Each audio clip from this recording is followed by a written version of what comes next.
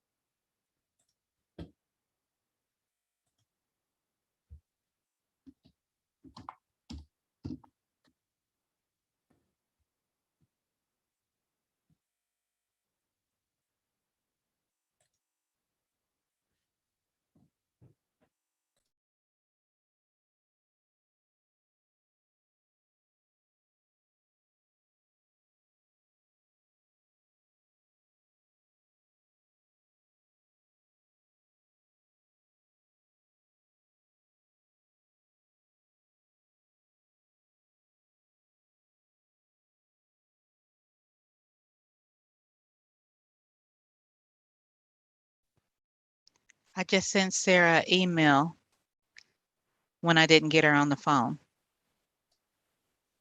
Okay, thank you. Mhm.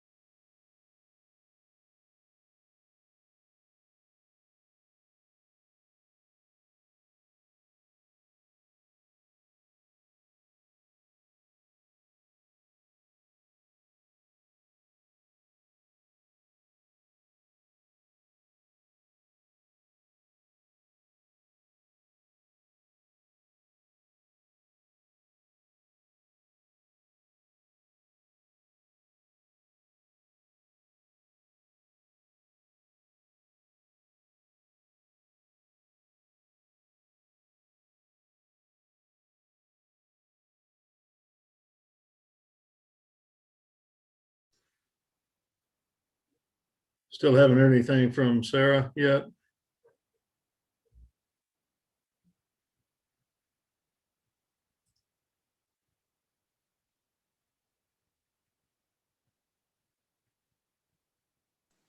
Not at this moment. Is there somebody else from the law department that can sit in for her until she's available?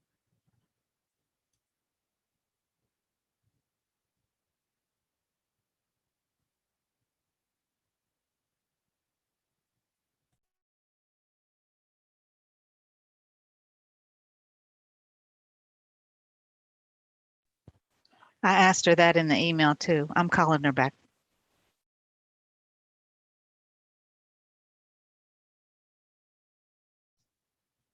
Thank you, Lisa.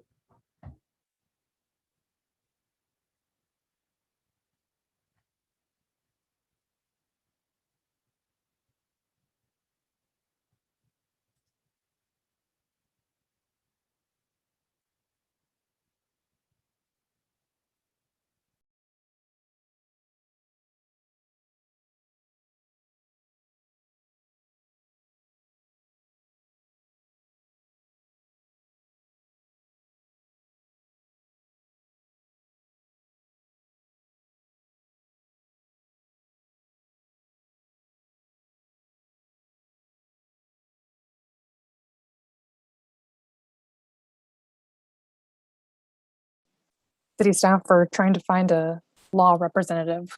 Bear with us.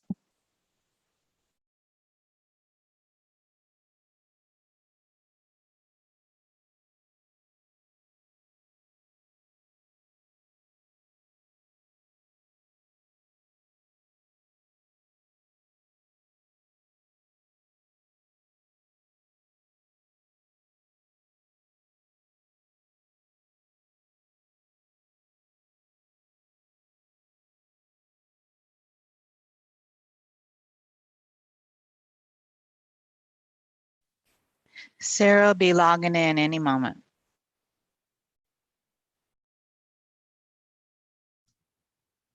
Okay, thank you.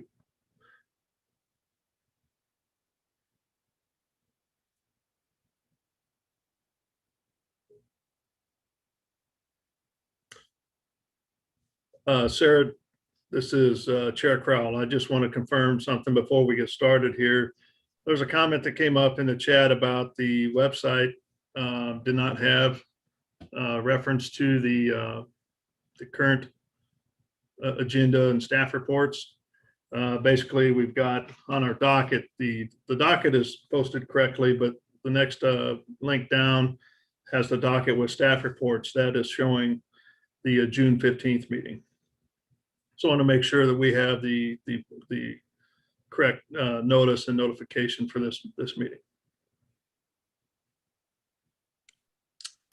Okay, I'm gonna have to check the website. Okay. I wasn't aware of that. I don't know, Lisa or Nicole, if you're, Yeah, I can answer that. We sent out the docket this time with the links, so it's not a combined report like that anymore. Okay. Yeah, This was the first time it went out that way. Yeah, the agenda is shown correctly on the website. It's just the next link down that has the agenda with the staff reports. That one is Yeah. still referring to an older meeting. Yeah, that'll be removed because we'll be using that just to docket with the links on it going forward. Okay. okay, but you're saying that the agenda that was posted was for the correct date and had the correct cases listed? What I'm saying is it's a new report. The way it's done now is there are links within the docket. If you just click on the report, just click on the case number, it takes you to the exact staff report for each case. So that combined report, the way it used to be, won't be on there anymore.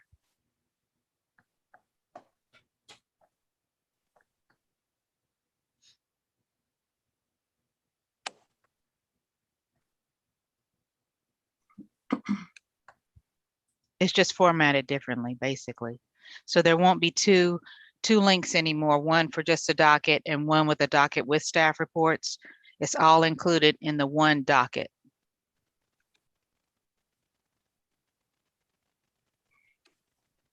I think I'm gonna have to look at it. I'm not following what you're saying.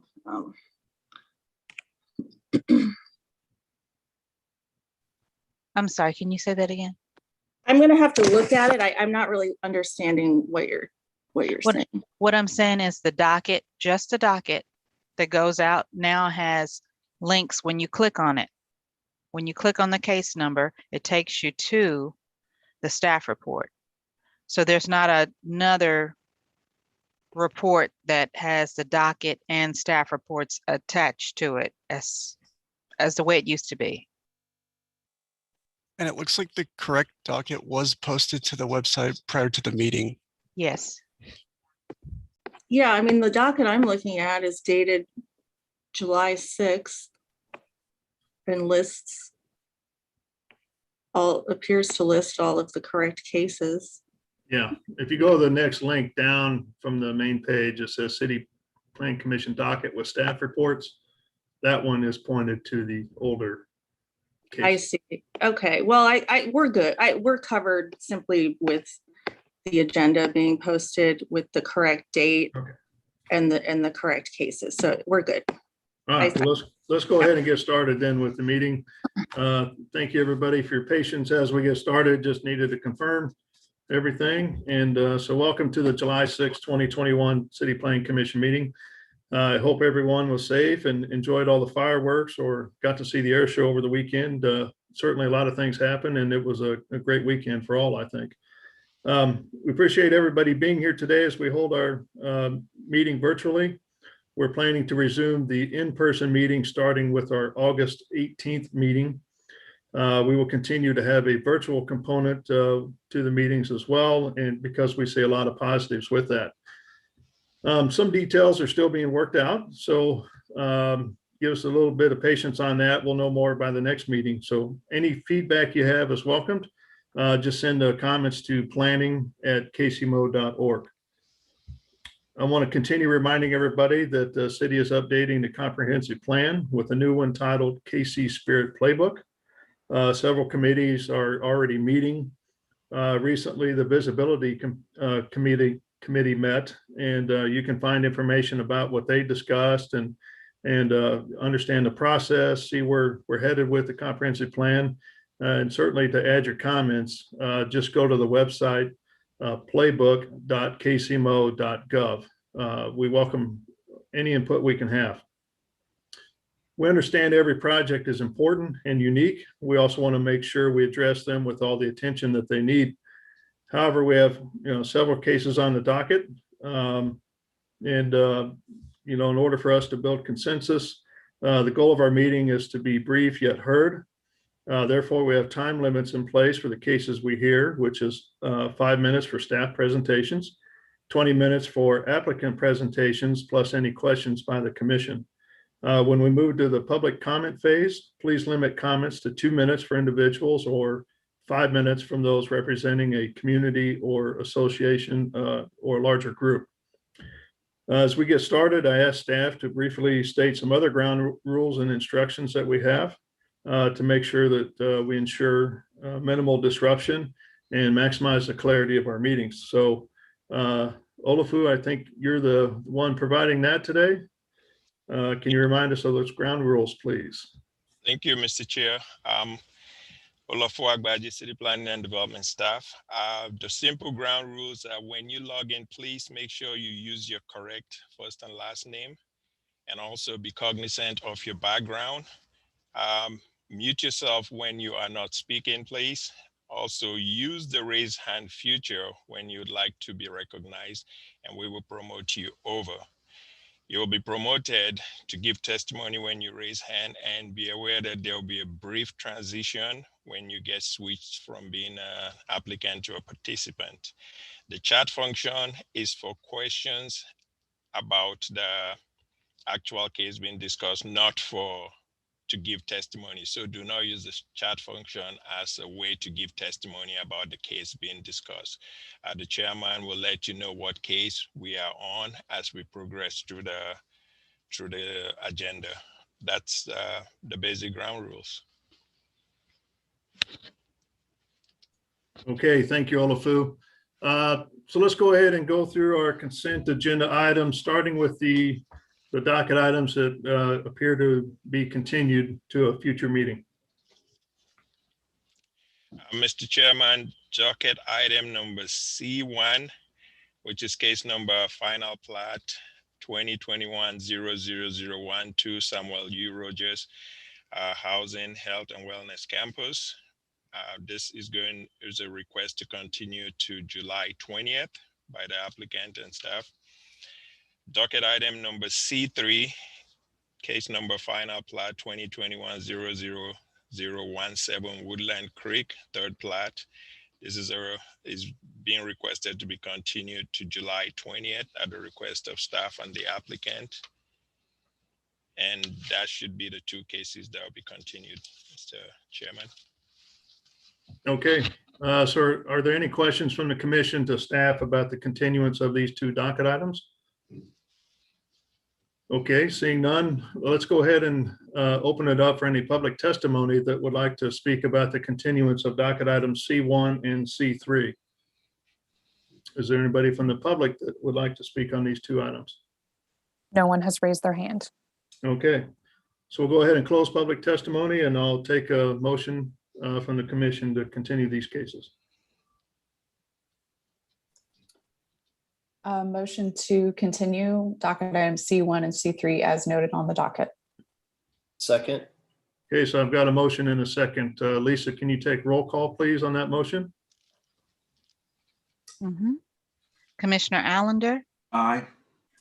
Baker, Aye. Beasley, Aye.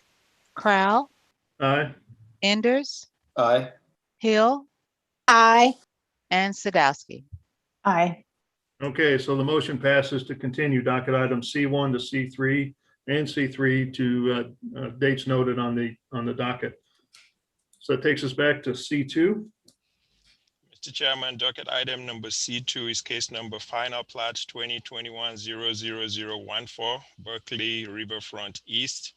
This is a request for approval of a final plat in District MPD, creating one lot to allow for the renovation of the existing casino to a mixed-use development, and that includes retail, hotel, amphitheater on about 30 acres, generally bounded by Missouri River on the north, Front Street on the south, I-2935 on the west. Staff's recommendation is for approval subject to conditions. Okay, thank you. Are there any questions from the commission to staff on docket item C2?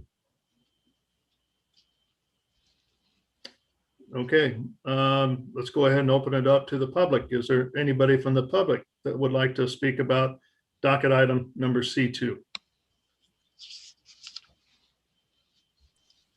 No one is raising their hands. Okay, so we'll go ahead and close public testimony. If there's nothing else to discuss, I'll take a motion from the commission.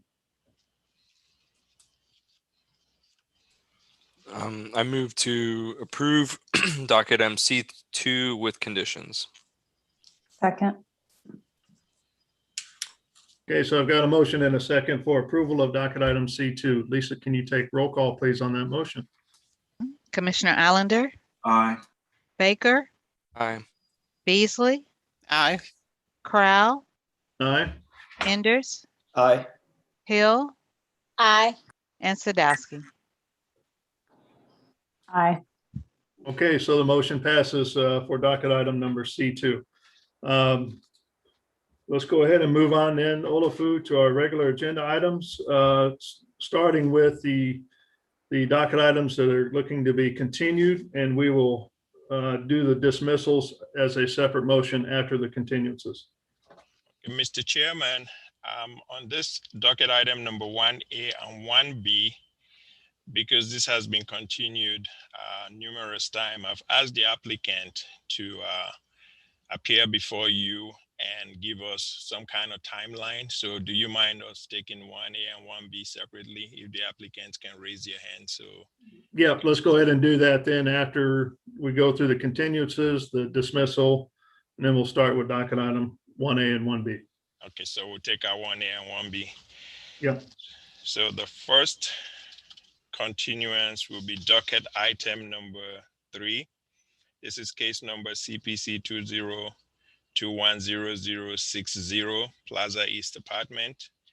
This is a request for approval of a development plan in District R1.5 to allow a major amendment to the existing CUP in order to add impervious amenity, and generally located at the on the south side of East 45th Street, in between Paseo on the west and Woodland to the east. This is requested to be continued to July 20th. Docket item number 5, case number CPC 2021000067. Nope, wrong number. Case number CPC SUP 2021000004. This Hey, is Olafu, let's Yeah. hold off on 5 and 6 because they're going to be dismissed. So go Okay. ahead to number 7, please. All right, docket item number 7, case number CPC 2021000061, 39th Street Live Work. This is a request to approve a rezoning from District B1-1 to UR to allow for a mixed-use development located at the northwest corner of East 39th Street and Agnes. Request is to continue this to July 20th without fee. Docket item number 9, CPC 2021000093, 5200 Raytown Road. This is a request to rezone from District R7.5 to District B1-1 on about 1.5 acre located at 5200 Raytown Road to allow for retail sales. Request is to continue to July 20th without fee. The next one is docket item number 10, case number SUP 2021. This is 2021000050. Quick Auto, a request for special use permit on about 1.2 acres in District B3-2, located at 8715 East 67th Street to allow for auto sales. This is requested to be continued to July 20th without fee also. Docket item number 15A and 15B. This is cases number SUP 2021000043 and 000444 Tomoshaki short-term rental. So a request to approve a special use permit for short-term rental located at 3929 Walnut Street. Staff's recommendation is for continuance to July 20th without fee. Docket item number 16A and 16B, SUP 2021000045 and 00046, the same Tomoshaki SDR. Request for short-term rental, and staff's recommendation is for continuance to the July 20th meeting without fee. And docket items number 17A and 17B, this is case number SUP 2021 00047 and 00048. The same request for special use permit to allow for SDR. This is located at 2745 Home Street. And the recommendation is for continuance to July 20th without fee. Those are the continuances, Mr. Chairman.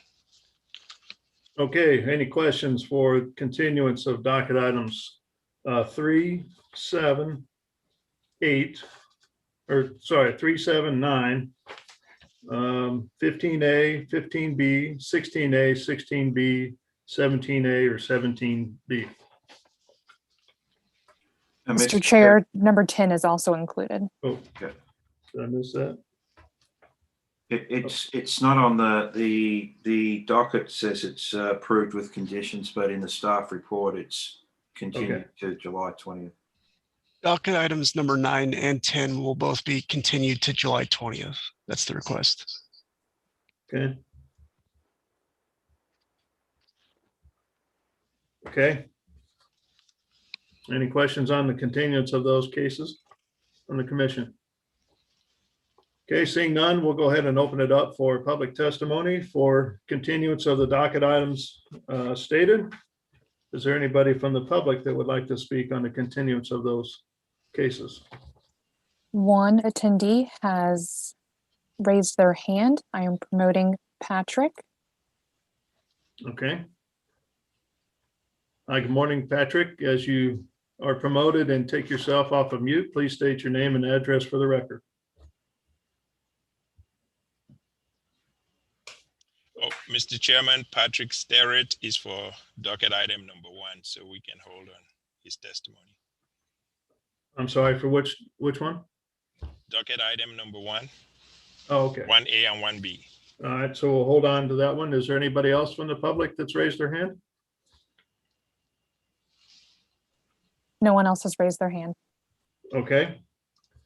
So we'll go ahead and close public testimony at this time, and then I'll take a motion on the continuance of these cases, please. It looks like there's a couple people that Yes. just raised their hand as we closed. All right. 1 second. So Elisa, I'm promoting you. Andrew, I'm promoting you. So I'm going to reopen public testimony then on the continuance of these docket items.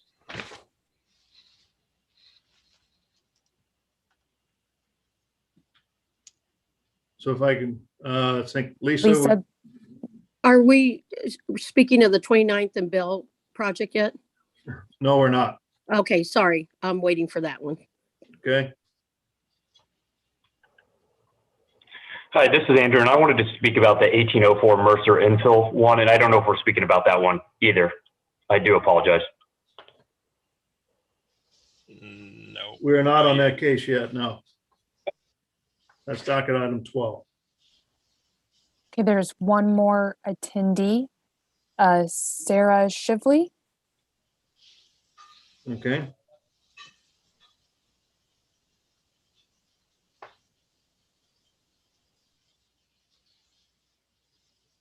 Has Sarah been promoted?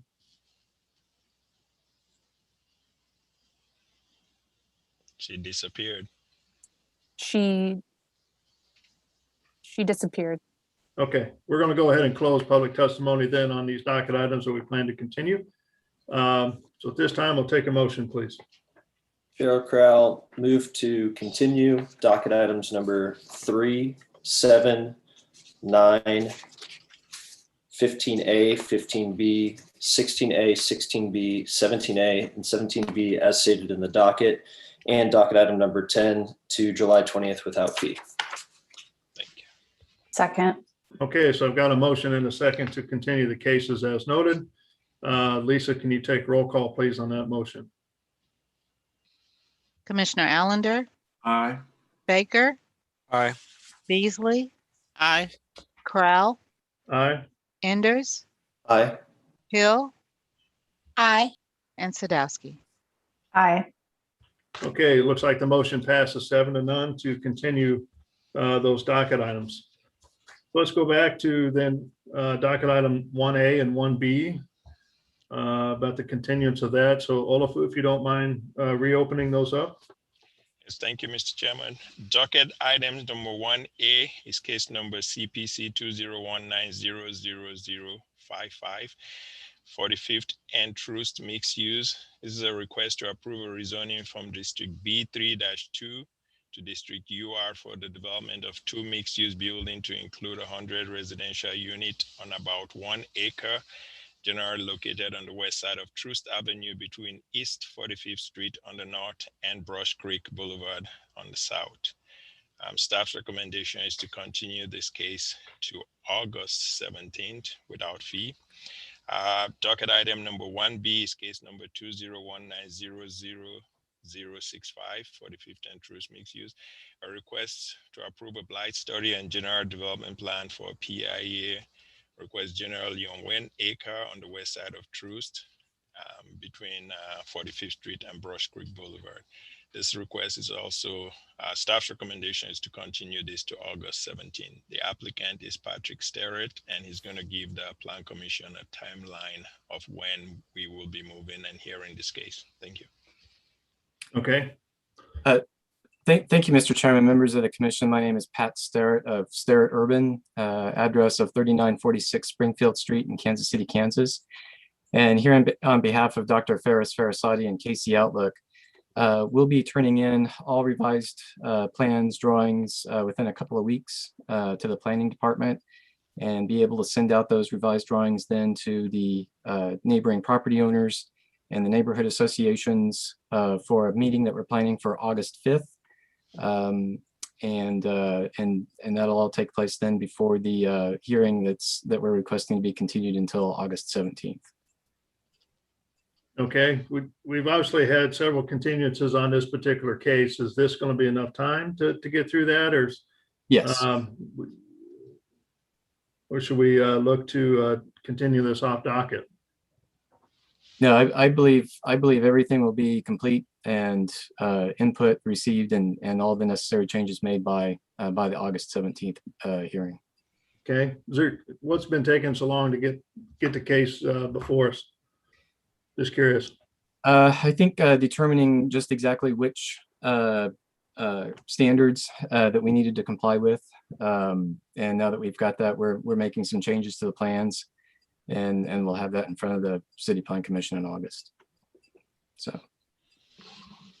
Okay, so asking staff, excuse me, if they turn in the plans within a couple of weeks, which I assume that would be, by the 23rd, is that sufficient time? That should be, because we only have the one meeting in August to actually review the case and have it before us. That should be enough time. The Okay. changes to the plan is just a reduction in the building height. So everything else remained the same. It's just the building height going from 60 to 50 feet, correct? Yes. Okay. Any other questions from the commission to the applicant? All right, seeing none, we'll go ahead and open it up for public testimony for continuance of docket item 1A and 1B. Is there anybody from the public that would like to speak about this continuance?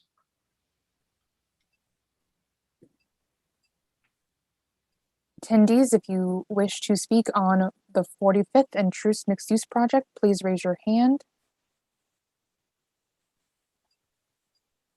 No one's raised their hand.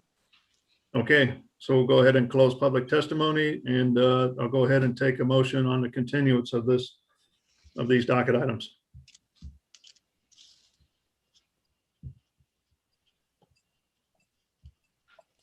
Chair Crow, move to continue docket items 1A and 1B to August 17th without fee. Second. Okay, so I've got a motion and a second to continue docket items 1A and 1B to the August 17th meeting. Lisa, can you take roll call on that, please? Commissioner Allender, Aye. Baker, Aye. Beasley, Aye. Crowell, Aye. Enders, Aye. Hill, Aye. and Sadowski. Aye. Okay, it looks like the motion passes then, Mr. Sterrett, to continue the case to the August 17th meeting. And just a reminder, we will be in person at that time. So we look forward to seeing you. Thank you. All right. So I think now we've got a couple of dismissals, Olufu. That's correct, Mr. Chairman. Docket item number 5 and 6 will be dismissed. Docket item number 5 is case number SUP 2021-00004, sharp STR. This is located at 2539 Cherry Street. A request to approve a type 2 short-term rental. The staff's recommendation is for dismissal at the request of the applicant. Docket item number 6 is case number SUP 2021-0005, the same sharp rental STR, located at 5937 Home Street. A request for special use permit for short-term rental. Staff's recommendation is for dismissal at the applicant's request, Mr. Chair. Okay, any questions from the commission to staff about the dismissal of these two cases? Okay, seeing none, let's go ahead and open it up for public testimony. If there's anybody from the public that would like to speak on the dismissal of docket items 5 and 6, please raise your hand. No one is raising their hand. Okay, we'll go ahead and close public testimony then on those two docket items. So with that, I'll take a motion from the commission. Chair Crowell, I move for dismissal of docket item 5 and docket item 6. Second. Okay, I've got a motion and a second to dismiss docket item 5 and 6. Lisa, can you take roll call, please, on that motion? Commissioner Allender, Aye. Baker, Aye. Beasley, Aye. Crowell, Aye. Enders, Aye. Hill, Aye. and Sadowski. Aye. Okay, it looks like the motion passes then to dismiss docket items number 5 and 6. So with that, I think that takes us through all the continuance items. We'll go ahead and move back to docket item number 2A and 2B.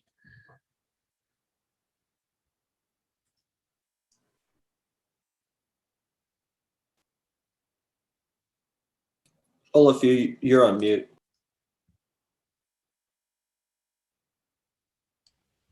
Sorry about that. 2A, 2B, and 2C are my cases, so I will proceed to share my screen. Mr. Chairman, this case these cases were continued from the June 15th CPC. Would you like staff to give a full presentation, or how would you like to proceed?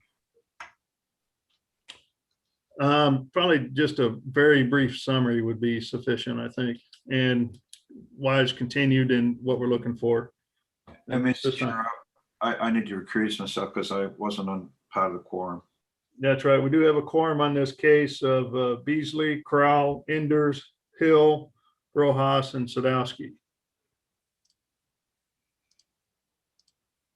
So, Mr. Chairman, this case was continued not for any site plan or architectural reason. It was continued to allow the applicant to have, I think, another neighborhood meeting with the neighborhood.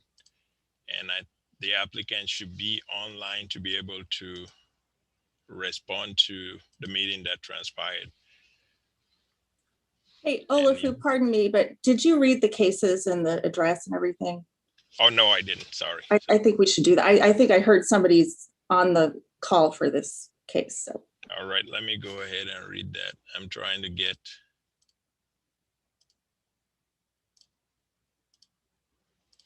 Okay, Mr. Chairman, docket item number 2A, case number CPC 2021-0003029 Bell. This is a request to approve an amendment to the Greater Downtown Area Plan by changing the recommended land use from residential urban low density to residential medium land use designation on about 0.65 acre, generally located at the southwest corner of West 29th Street and Bellevue Avenue.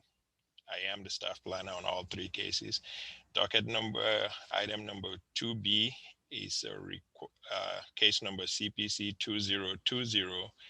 2020-0018629 Bell is a request to approve a rezoning from District R2.5 and R6 to District UR to approve a 9-unit residential townhouse development on about 0.65 acres at the same location.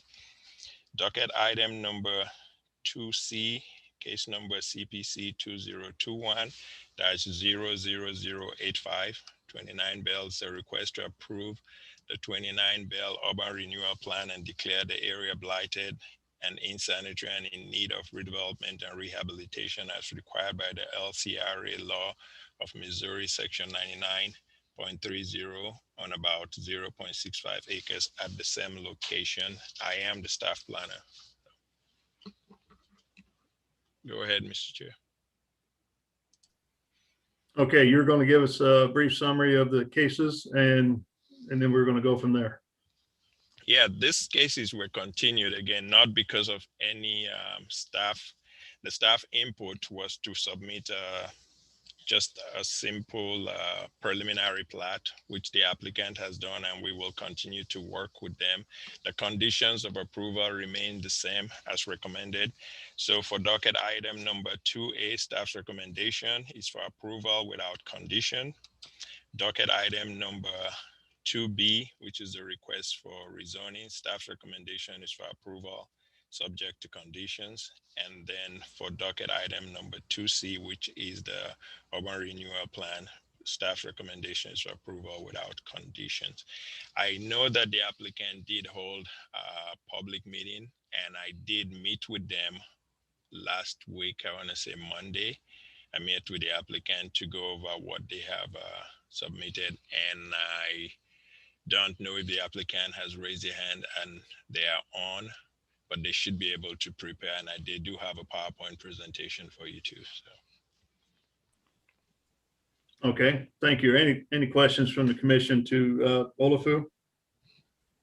Just had a question because I couldn't remember where we left it with the rent versus own. And I thought that there was some concern that if they moved to ownership on those properties that the platting needed to be revised. But is that just something that's put in the final platting and we don't need to address now? Is that where we landed on that? Yeah, they did submit revised plat, and we will rectify. No, they submitted revised preliminary plat that shows the potential 9 lots, and we will walk through that as we get between the CPC and going to council and then the final plat. Okay. Any other questions from the commission to city staff? Okay, seeing none, let's go ahead and welcome the applicant. Applicant, as you take yourself off of mute, please state your name and address for the record.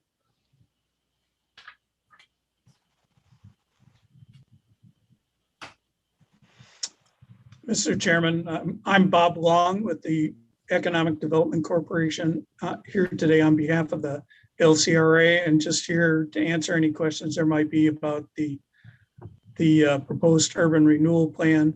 The LCRA has reviewed the plan and approved the finding of blight and approved the proposed urban renewal plan, and we're just ready to move through the process of getting approval at City Council. Okay. Is there anybody else from the applicant available to talk about the actual plan itself?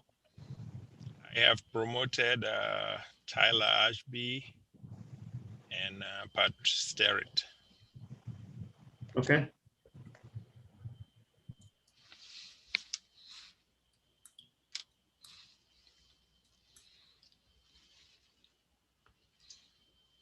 All right, good morning.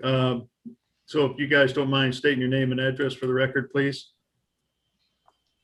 Yes, my name is Patrick Sterrett of Sterrett Urban LLC, address of 3946 Springfield Street in Kansas City, Kansas.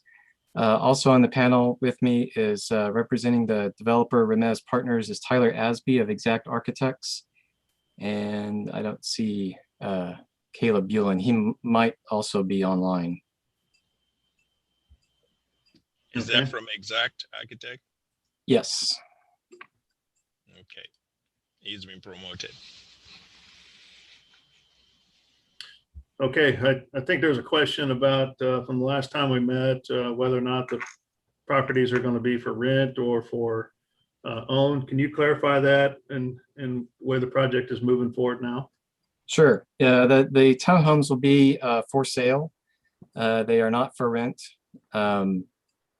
And will range somewhere between, at least as of right now, between 239 and 249, as long as the costs continue to keep coming in as they have. Okay. And you did resubmit a revised plan stating or showing that?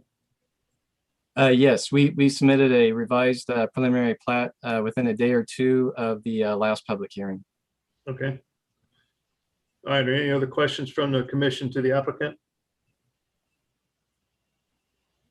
I just wanted to follow up on the community engagement. Was there any further conversations that you had after our last meeting? We did, and I've got a summary that I can go through if you'd like of all the public engagement that we've been through with the community. But we did meet with the community. We had the Sacred Heart Neighborhood Association had their first meeting since COVID in person at 28 Event Space. That was on not this immediate last Sunday, but the Sunday prior. And we had a discussion for about an hour. Their main concerns continue to be parking, continue to be for some density, and for others just the affordability of the townhomes and the desire to have a longer tax abatement period than the 10 years that we would be getting from LCRA. So. And this is Caleb Bulin with Exact Architects. My address is 3829 Main Street, Kansas City, Missouri. We've been working on the project for about a year, and Pat's one of the consulting teams that has brought it together. Not a lot of development, not a lot of comps in the area, but we're excited to bring an affordable for sale product. We've also worked with the Hispanic Economic Development Council for over a year and done 4 community engagement sessions. And Pat, I think it makes sense just to really high level share that presentation Olufu has that shows the dates we met with everybody. We've Sure. changed the design 4 times. We found out that the senior accessible main floor living is something that's missing in the community now for folks that are aging in place. We heard a lot about off-street parking. So we added garages and double car driveways.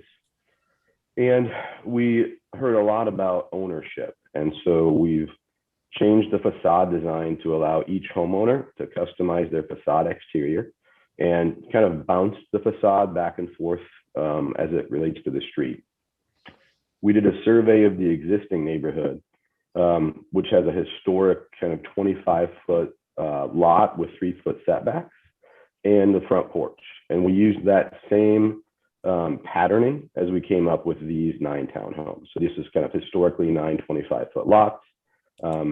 It had weird split zoning on this parcel. So that's kind of why we're here.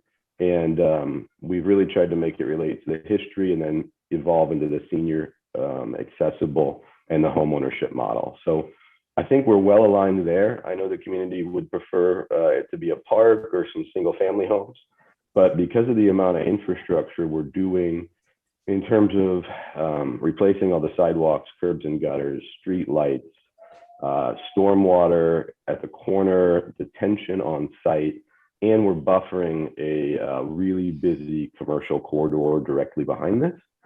We think that the townhome approach is the only really feasible plan, and it makes sense from an urban planning and buffering standpoint too. So I just wanted to make those few points, and I'll let Pat continue. Okay, thank you, Caleb.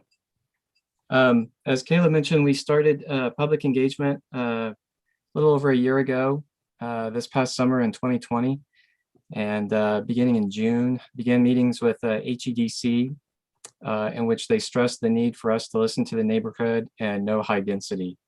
That same time frame, around June or July, we met with a handful of residents from the Sacred Heart neighborhood for some input. And all of these times, especially after the February 18th meeting, we began to really modify the plans. Exact did to really address the concerns of the surrounding property owners. On February 18th, we held a virtual Zoom meeting. Notice was mailed to property owners within 300 feet as required, and to the neighborhood associations. Flyers were hand delivered by HEDC staff, and we had approximately 24 participants take part in that Zoom call. Their primary concerns back then were parking, density, that the townhomes were for rent, and just neighborhood needs, snow plowing, trash pickup, a lack of those services. As a result of that meeting, the plan was changed from rental to for sale, increased the setback of the middle 3 units and lengthened the driveway for additional parking, so that each unit now has at least 2 and possibly 3 parking spaces. A 3rd bedroom added on the ground floor of the middle units with universal access. And city staff informed us at that time that we had satisfied the public engagement ordinance requirements and that no additional meetings were required. But we did continue with public engagement. On March 16th, the following month, we were invited to the HEDC board meeting to make a presentation and to receive some input. I think as noted at the last hearing, attendance was limited due to the city's emergency order. And so not everybody was able to be in the space at the time the meeting was held. Primary concerns were consistent with the February meeting a month prior: parking, density, and neighborhood needs. We announced the change from rental to for sale, which was favorably received. There was a lack of attendance at the meeting, as I noted, and so we agreed to hold an additional neighborhood meeting. That was in June 7th, another Zoom meeting. A bilingual notice was mailed and distributed to property owners and to the neighborhood associations. About 18 participants took part, and we also had someone there to provide interpretive services for anyone who didn't speak English then as well. Primary concerns, density, and the price of the townhomes, the affordability, which again, as I noted previously, are, we believe, somewhere in the range of $239 to $249. On June 27th, we were held on the, we were placed on the agenda of the Sacred Heart Neighborhood Association meeting. As I noted, it's their first meeting since COVID took place and still taking place. Held at 28 event space, about 40 participants. And the primary concerns voiced at that time were the length of the tax abatement, desire for a longer term, the pricing and affordability of the townhomes, parking, density of single family versus townhome, and the neighborhood needs and lack of services, which there's not very much that we can do with about that. We do believe that with the tax abatement, it's what we had initially applied for when we were thinking that this would be rental. The neighborhood is also taking a place, and I think Pedro Zamora of HEDC can talk a little bit more about what they're looking at in the way of Chapter 353 for the neighborhood. The pricing and affordability, townhomes actually for a number of folks at least will be affordable even with existing mortgage product that's available out there. But we are also looking with Mr. Zamora's help at securing some home funds to help with mortgage buy downs and help increase the affordability of those townhomes. Parking, as I noted, we've provided now 2 to 3 spaces per townhome unit. The 3rd bedroom that's on the ground floor is now optional. So it could have a 3rd bedroom, or it could have 2 bedroom, 2 bath like the other 6 units with a 1-car garage and 2 parking spaces then on the driveway. We think the townhome is obviously a needed for to provide that affordability and is a good buffer with a lot of the commercial and as yet unbuilt land that's there in the neighborhood to the east. I'd be happy to answer any questions, but we believe we've listened to all the neighbors, to all their concerns, and have addressed them as best we can without increasing the cost of the units to a point where they're just no longer affordable. But I'd be happy to answer any questions that you might have. Okay, thank you. Are there any questions from the commission regarding this presentation or even the project itself? Yes, I have 2 questions. The first question is, I know you mentioned that there were limited comps, but what are the comps in that area compared to what the price point is for these? So there are comps from probably 200,000 all the way to $1 million in the single family world. One of the issues in the neighborhood is that a lot of folks, their utility bill is, $300 to $500 a month because these homes are 100 years old and haven't been retrofit with insulation. So to be able to do a product here where the utility bills will be sub $100, where we'll be giving them what we've worked with the LCRA on the tax abatement, so their taxes are reasonable. We think it's a great product for that. But in terms of the comps, not a lot of new affordable comps in the neighborhood. The new houses have been that kind of, $700,000 world, and the existing houses turn over very slowly. So there does seem to be a lack of housing in Kansas City in general, but certainly in this neighborhood. My second question for you is, when we last met, the neighborhood mentioned that these lots were purchased from Land Trust in 2015. And then now I'm looking at, you guys have a blight study. So the question that I have for you is, A, when were they purchased and how long were they held by that owner before the blight study? Right, I think that's accurate. They were probably purchased in 2015. It was leased to an individual in the neighborhood to be a flower garden for cut for sale flowers while we developed a financing plan and worked with the city.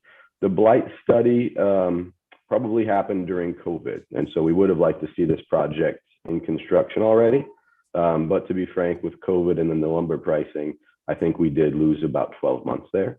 But now the drawings are complete. We've pre-vetted it all through LCRA and city planning. We've done all the pre-app meetings. So I feel like with your approval today, and then one more from city council, this can be in construction in the next 60 days or so. Final question, sorry. Were there any, during that time from 2015 to 2019 or 2020, on the blight study, were there any 311 calls, or was this property cited for not being maintained during that time? I'm told that it was. It was the tenant who was leasing it was responsible for the maintenance, and evidently the notices were going to an old address. But from 2018 on, we had Oots Lawn and Snow contracted to go out monthly and help that tenant do maintenance on it. And they're still under contract today. I can tell you that the amount of illegal dumping in that on that corner thousands and thousands of dollars, hauling off mattresses, hauling off brush. And so as soon as we found out about it, we contracted with Oots and got that taken care of. It did sell to an investor fund last year.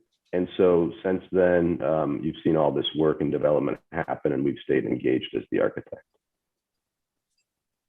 Thank you.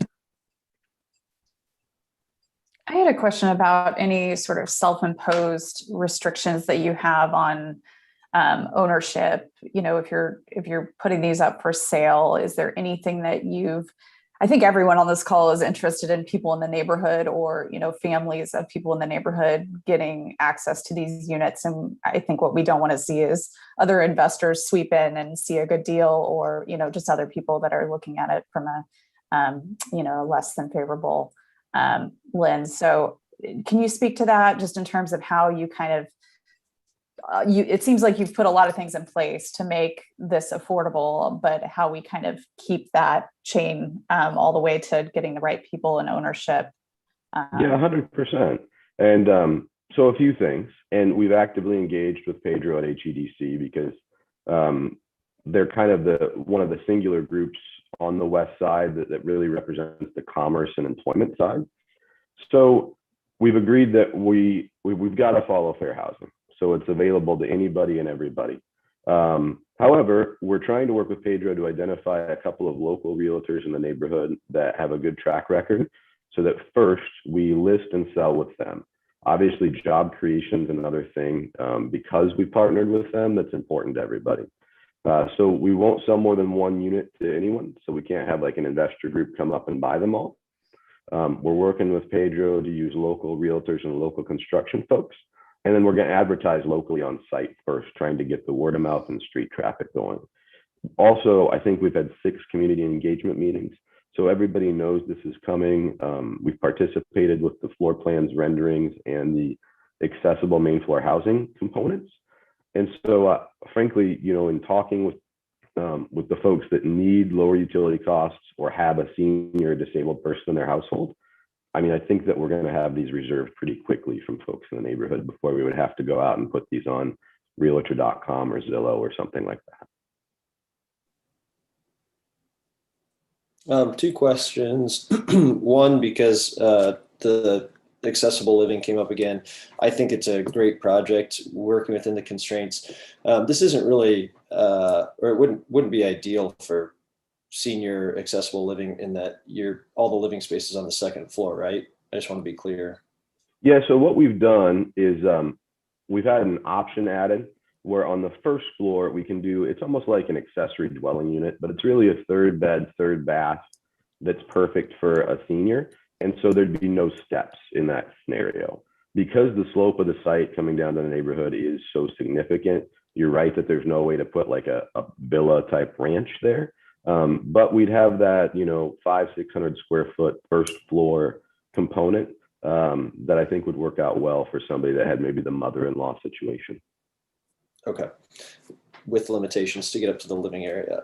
Again, I think it's great. Yeah, they have their own living area on that 1st floor in that scenario. So especially in like the Hispanic community, that idea of those blended families, I think it's important to give them their own living area. But you're right. The bulk family, the traditional family living area is at 2.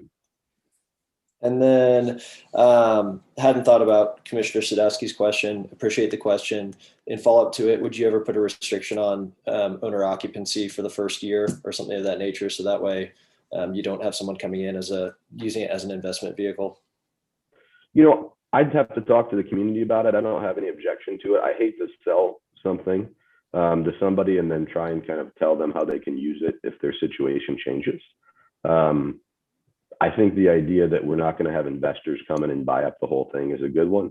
And absolutely, I mean, I think saying that it's got to, you know, working with HEDC, the idea of home funds and the idea of an owner occupied mortgage is exactly what you're talking about.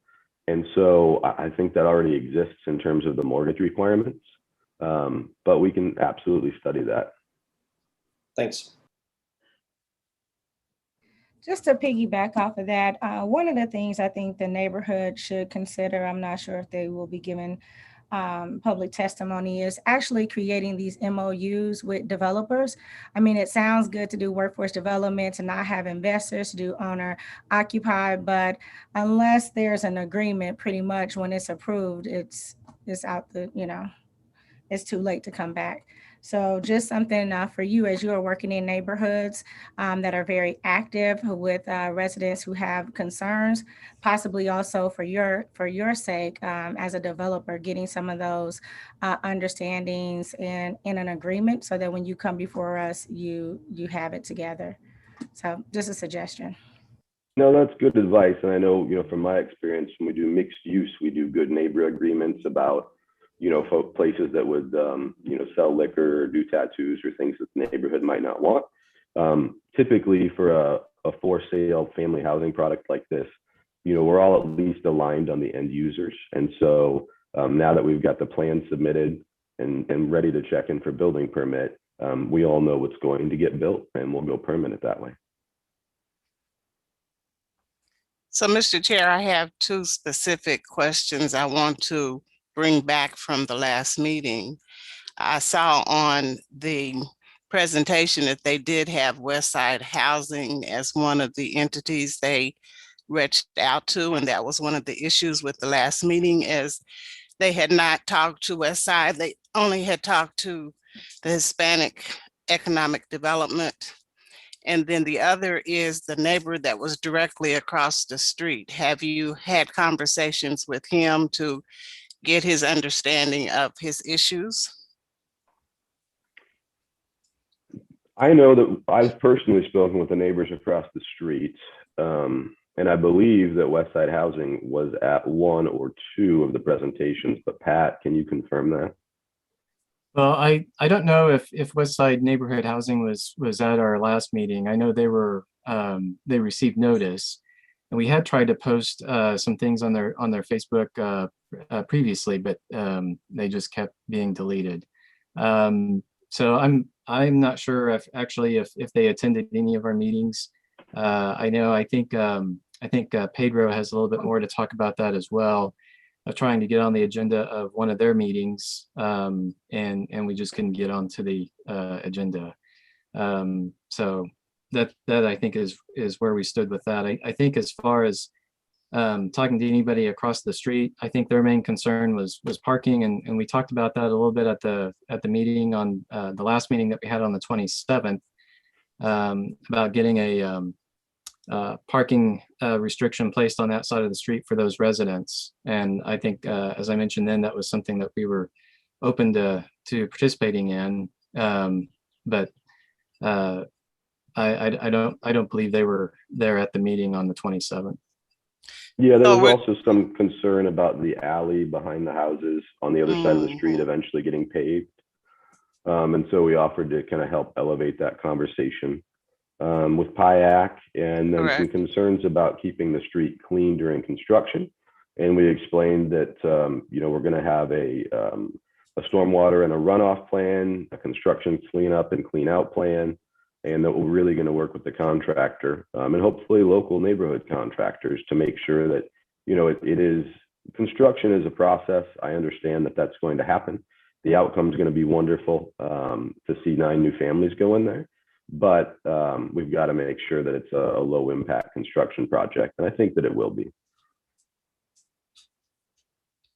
So I believe part of the issue that I heard from the resident across the street was not the long-term parking issue per se. It was more so about during the construction period, how that's going to impact those neighbors in having the equipment there and having the contractors there for them to be able to assess their homes. That I think was part of the conversation that was frustrating on his part, that he hadn't heard anything to know how he's going to be impacted and how he will have to manage his comings and goings to his own residence. So that's why I'm pushing, have you talked with the neighbor across the street specifically, since he was on the call? Yeah, I haven't talked with him for maybe 6-8 weeks, but we've heard those concerns. They're reasonable concerns, and we're going to, get these contractors hired and just make that part of our process. We'll introduce the contractors to the neighbors. We're going to work on alternate parking locations. You know, this project abuts a pretty blighted warehouse and parking lot. If you all haven't driven the street before, I mean, boarded up windows, trash and debris everywhere, tractor trailer trucks. So we're hoping, you know, that eventually that gets cleaned up, but in the short term, we're hoping to rent some parking from them for the construction equipment. But, you know, until we get your approval here today, I think a lot of those leases and plans are premature. We need to make sure we get through the process. And as soon as we sign a construction contract, that's all going to be in there. It's a standard AIA form, but we've also got those things added to it in the clarifications and exclusions, just because we certainly, you know, our neighbors are going to be our biggest referral partners on finding new families for these houses. So we want to treat them well. I appreciate hearing that. Thank you. Any other questions from the commission to the applicant? Okay, seeing none, let's go ahead and open it up for any public testimony. So those of you from the public that would like to speak about docket items 2A, 2B, and 2C, please raise your hand and you'll be promoted to a panelist and called upon in order. Lisa Guerra, I'm promoting you at the moment. Okay.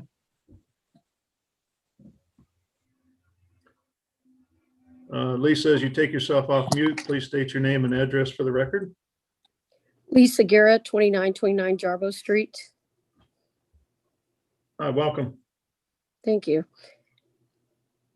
Before I speak, I had one question that I need answered too. With the existing zoning that is in place, what is allowed currently without upzoning or doing anything else? But also I have a bunch of things to hit on, but I did. Can you answer that question, Commissioner? Yeah, go ahead with some of your other stuff while I look that up, please. Okay, thank you. Thanks. The main point is that the neighbors directly across the street and all around the whole neighborhood are totally against the project to begin with. The first part is the planning and zoning, your website and everything that's set up is not user-friendly for residents to have any questions. It's all favorable for the developers and people that are making projects, not for a resident that goes in there and wants to be against something. It doesn't give information for that. You have to do a lot of research to get into that, to be against a project. One main point is the neighbors were not pulled in. Why can't anybody be pulled in when the idea comes up? Why wait until after you've had your plan and somebody's coming off, like if they're helping the neighbors and the neighbors are behind it? The neighbors are not behind it. No one was asked what they thought. What do they think?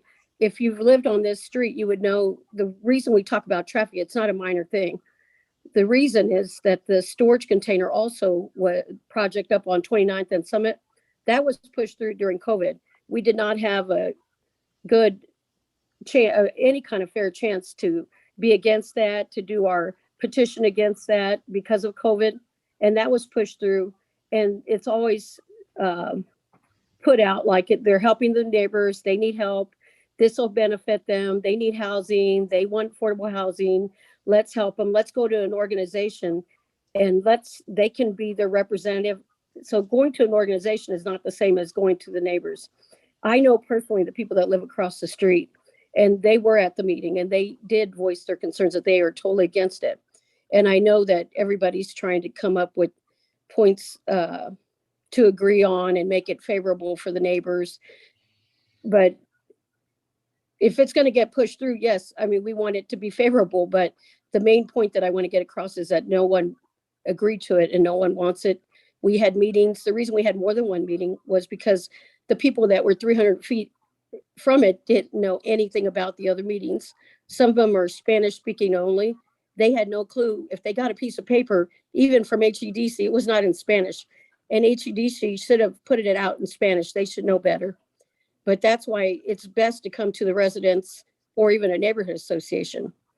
And I did speak to Pedro personally. We know each other. We're friends, but we do not agree on this at all. he told me a while back about this, and I told him that the neighbors totally do not want this. And we really resent the developer. I think it's Tyler that bought this property a long time ago. He sat on it and it needed the grass cut, and responsibility falls on the owner. It doesn't matter if you're leasing or whatever. When the 311 calls kept coming in and we kept calling, they have to contact the owner. And I know that his name was on that for a long time. He's been sitting on it. They didn't cut the grass. The neighbors would try and clean up. They had some hobos trying to stay there. But normally in our neighborhood, we don't have a lot of homeless people living in our neighborhood. And nobody was really dumping in there. I don't know what happened with that, because we go through it all the time, and the neighbors across the street would use that as a play area for their family because there's no green space. And so, and they would clean it.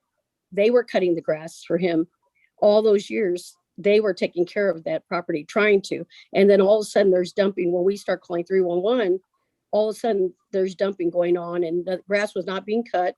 And we've addressed it, I bet, in 10 meetings, that property. And we encouraged all the neighbors, call 311, call 311. And now it seems that that works against the neighbors, because that's used to prove that it's a blight area. Let's help these people out. Let's clean it up and give them somewhere to live. And no one asked for that. If we were asked, we certainly would not have picked that land. And I would really hope that in the future, before you look at a property that's in dispute with the neighbors so much, that the zoning and planning would get in a van, come down and talk to the neighbors yourselves before you make a decision, to see exactly what you're dealing with. This street, I live on 29th and Jarbo. That street needs speed bumps. And when you slide down in the wintertime, you hit like bumper cars, all the cars going down. 29th Street is the same. It's a very dangerous street as far as traffic. We can barely walk as it is now. We have the container project coming up. That's going to make, I think they have 50 residents coming into that project. And you have a small little street. There's only a few ways in and out. So when they do the construction, I can understand why the residents are very upset about it even happening.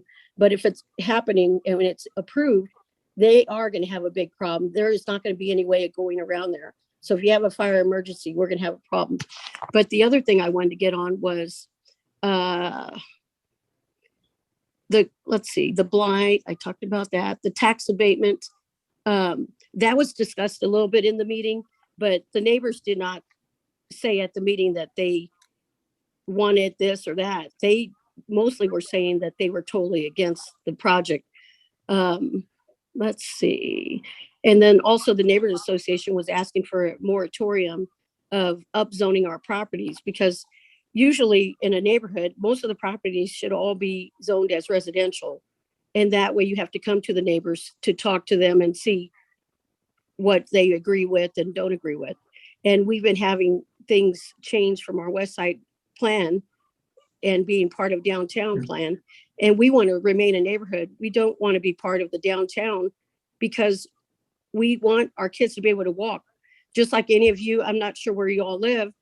You wouldn't want a bunch of cars running back and forth where you can't walk. Your seniors can't even walk around because they have to dodge cars that are going, our street's 25 miles an hour. We have semis every day, at least 25 of them coming down my main street and going up this street. They're flying at 50, 60 miles an hour down the street right now. That's right now. So imagine when you add even 9 cars, usually people have 2 cars, that's 18 cars, plus the 50 or 70 more cars that are going to be up the street that got pushed through, and the neighbors were not for that. And basically, Ms. Gary, you're going over a lot of things. Can you please just stick to the merits of this exact project? I mean, there's a lot of other issues you're trying to bring up that we have no control but about. it has to do, right, but it has to do with this project and why we're The only thing against I've it. heard so far is the neighbors are not for it, and that's all I've heard really about this And project. the parking also, that was an issue.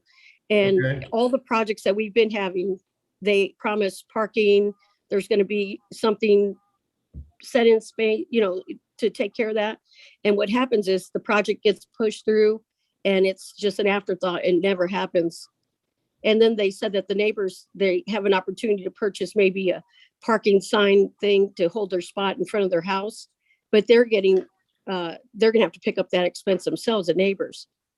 And also when a project comes up, it would be nice to, as a group, let's talk to the neighbors and walk around the neighborhood and see what is and what isn't needed, not go to an organization and say that, oh, they represent the neighbors, they have their voice, they know what they want, when that's not the case. I'm trying to see if I forgot anything. I'm Yeah, sorry. anything else? We're running out of time here. And then you were going to answer my question on the current zoning, what was allowed. Currently, it's zoned 2.5 and R6. And so what is allowed with that? Single family residential. Okay, and so they're wanting to upgrade it from single family residential to allow condos or townhouses or what have Well, you. it's moving to a UR because, and it has to go to a UR because they're looking to have tax abatements on it. So that's And something if- that they have to do. And if it's not approved, it will remain single family residential, correct? It'll likely stay the same zoning it is today Okay, until the and next that's- project comes forward. That's what all the neighbors agreed to at the neighborhood association meeting. So, Mr. thank you. Chairman, I can, Mr. Chair. Mr. Chairman, I go can ahead. give you a Yeah, we quick can, analysis. let's answer that after we get through public testimony, please. If you don't mind, Olafu. Okay, I'll Okay, give you an thank you. analysis of the zoning after that, so. Okay. And we'd like to invite the planning and zoning and also the staff to come to our next Sacred Heart Neighborhood Association meeting to explain the ins and outs to the neighbors. And Okay. usually next month, we'll get in contact with you guys. Thank you.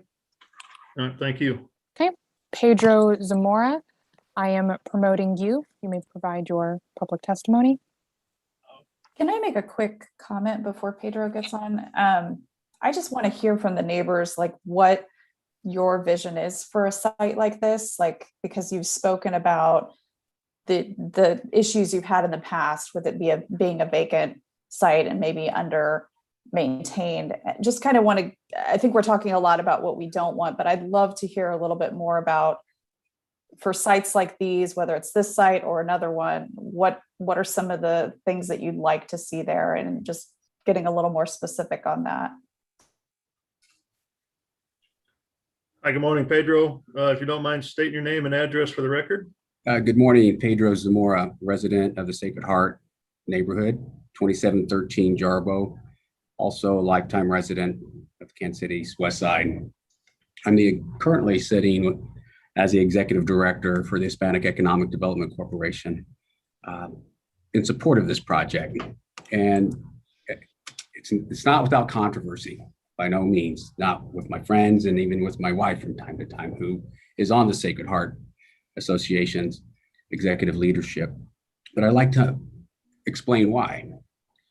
As I met with Bob Mayer, who's on the financial structure team for the exact architect for this project, when we first met almost a year and a half ago, after we published our design, the vision of the West Side, that was supported by a lot of interaction by the Sacred Heart Neighborhood Association and West Side, other folks within the West Side, was to talk about preservation density and address the absence of certain housing stock that was needed for us to maintain family cohesion in this community. So we're following a plan that we put in that had participation. We're following plans that we see that follow across the nation, but we knew affordability was the big challenge. As a tribute to those who have came before me in this community, I had to leverage what they were asking for: preservation. We do know, and as Ms. Guerra mentioned, the challenges, we're always reacting to projects coming into our neighborhood, and a very bad one like the container homes that you all didn't have anything to do with. But what we did engage with is an open door policy to talk to developers that want to come in, that want to talk about strategic impact, community-based sustainability design. And that's what Exact came in. When I spoke with Bob Mayer, their financial representative, I told him, no, I'm not for this. It's too high of a density. I'll get murdered by my friends and relatives in the community. At the end of the day, they had came back and forth with us to redesign and listen, accessible dwellings. There's a lot of conversations about how are we going to ensure that these properties will not get in the hands of developers and turned into Airbnbs. HEDC's goal is, as a community development corporation, Our sister agency is a community development financial institution called the Impacto Fund. It gives us access to go out and bring in capital, impact dollars, similar to what Exact is doing through the Opportunity Zone investment funds. That's why they're able to bring the price down. There's a lot of financial components that our community hasn't really looked at the need for redesigning homes that are affordable. I don't forget my roots about this, but I also want to enforce that last meeting, I heard a lot of conversations about high density and conforming to the greater downtown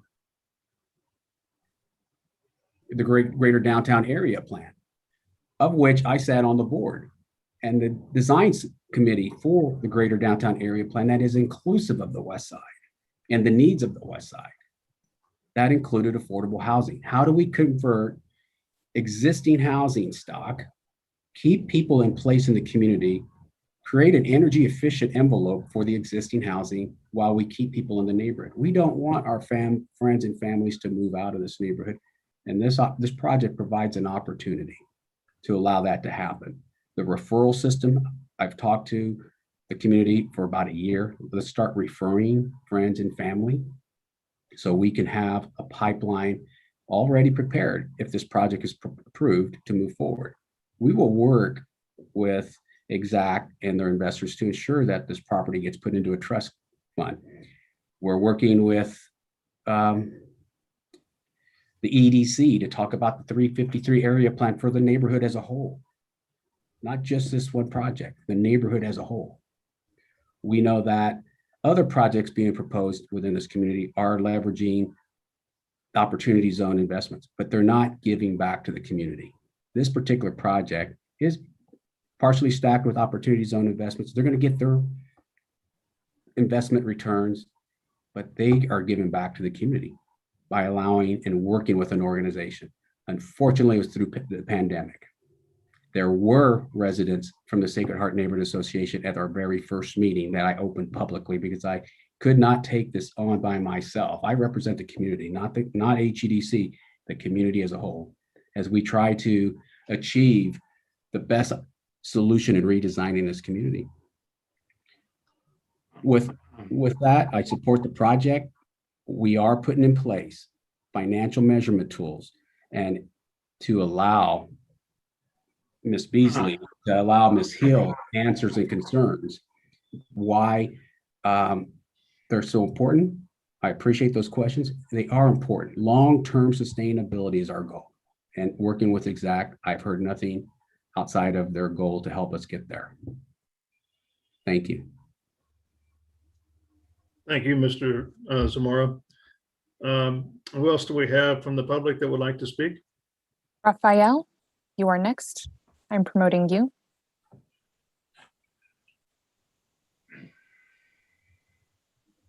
Hi, good morning, Raphael. If you can state your name and address for the record, please.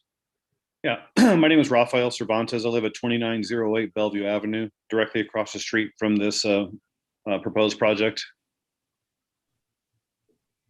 Can you guys hear me? Yes, we can hear you fine. Go ahead. All right, just a few things I just want to touch on real quick. First things first, this most recent meeting that was held on the 27th, letters did go out. It was postmarked for June 23rd. For an arrival date of June 25th when it hit my mailbox for a meeting on June 27th. I couldn't make it to the meeting because I had to work. So as you see there, they didn't really mail out the letter to give people any time whatsoever to plan on attending this to discuss this project. I mean, that's my first issue. Second thing also, I just want to state this, Pedro Zamora does not represent the West Side.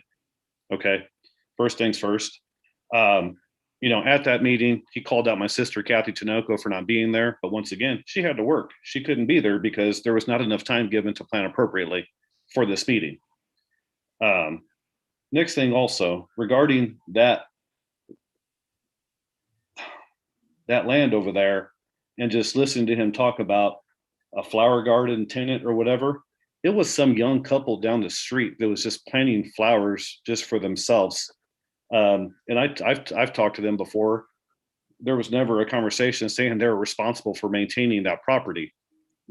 as Lisa stated, I myself would go out there monthly and pick up trash just because people drive by and they dump stuff out or whatever, whether it be a cup from Quick Trip or this or that or whatever, because it's directly across the street from my house. I'm not going to let it just sit there and just, be that way. So and I'm not the only neighbor that's done that, for them. And then another thing also, the blight study. He stated it probably happened. Did it probably happen or did it happen? That's a whole other separate issue there.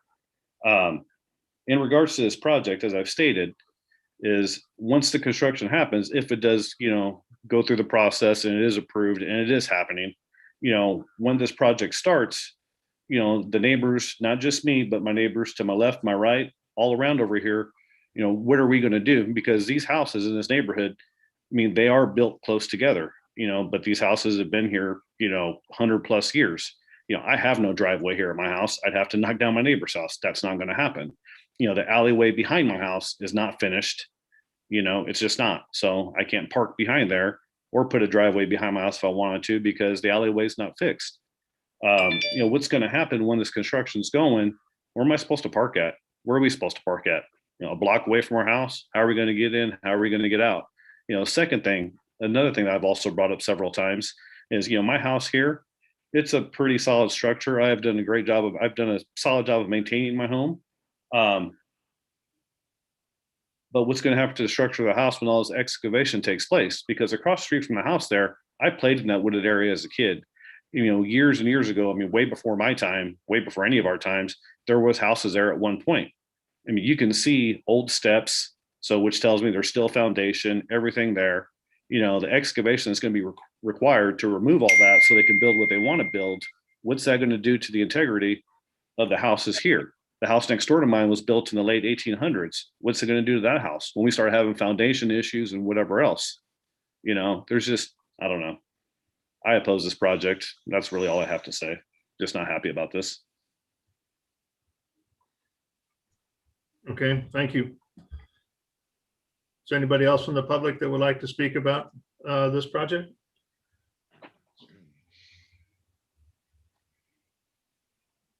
No one else is raising their hand about 40 or 29 Bell.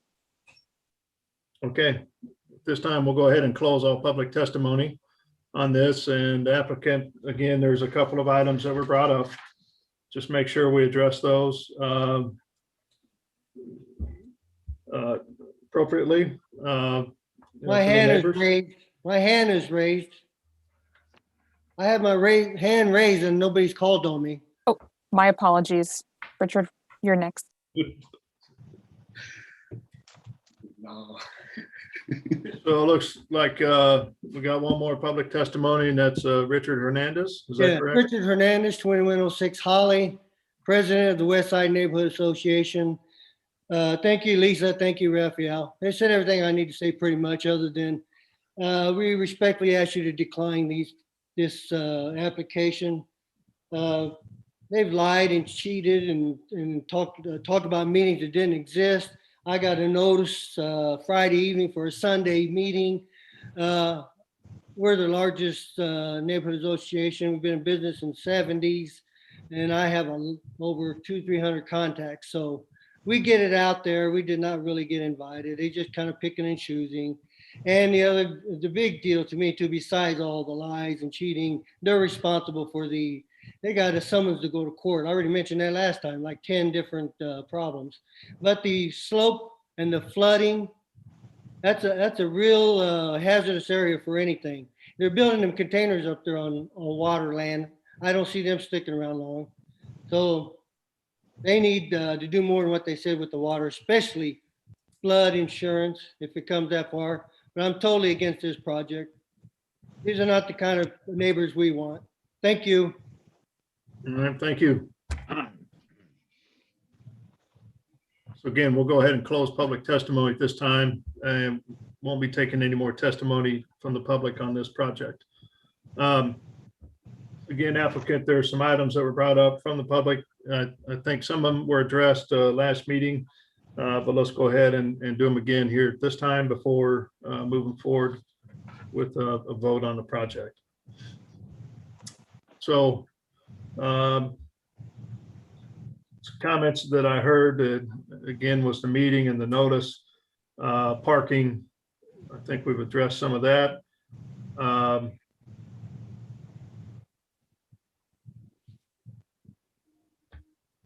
Let's see. Mr. Chairman, I can go ahead and I'd give you an analysis on the zoning. Yes, please do. The overall acreage on the property right now is about 2,900 square feet. It has a zoning of R6 and R2.5. The R6 portion is about 9,000 square feet. And the R2.5 portion is about 20,000 square feet. So in the R6 district, you can have one lot per 6,000 square feet. So that is 9,000 square feet. So they can have one single family residential lot for the R6. And in the R2.5, because it's about 20,000 square feet, they can have 2,500 square feet per unit, which is a yield of 8 units. So in terms of the density, this can be done on that. They can have 8 units on that R2.5, and they can have 1 unit within the R6. So they can have up to 9 units for the parcel as is, which is what the proposal is. Okay, thank you. All right, so back, I think parking, meeting notice, stormwater management came up. And then, of course, just a real quick on the during construction where Mr. Cervantes can park and then the foundations of the homes.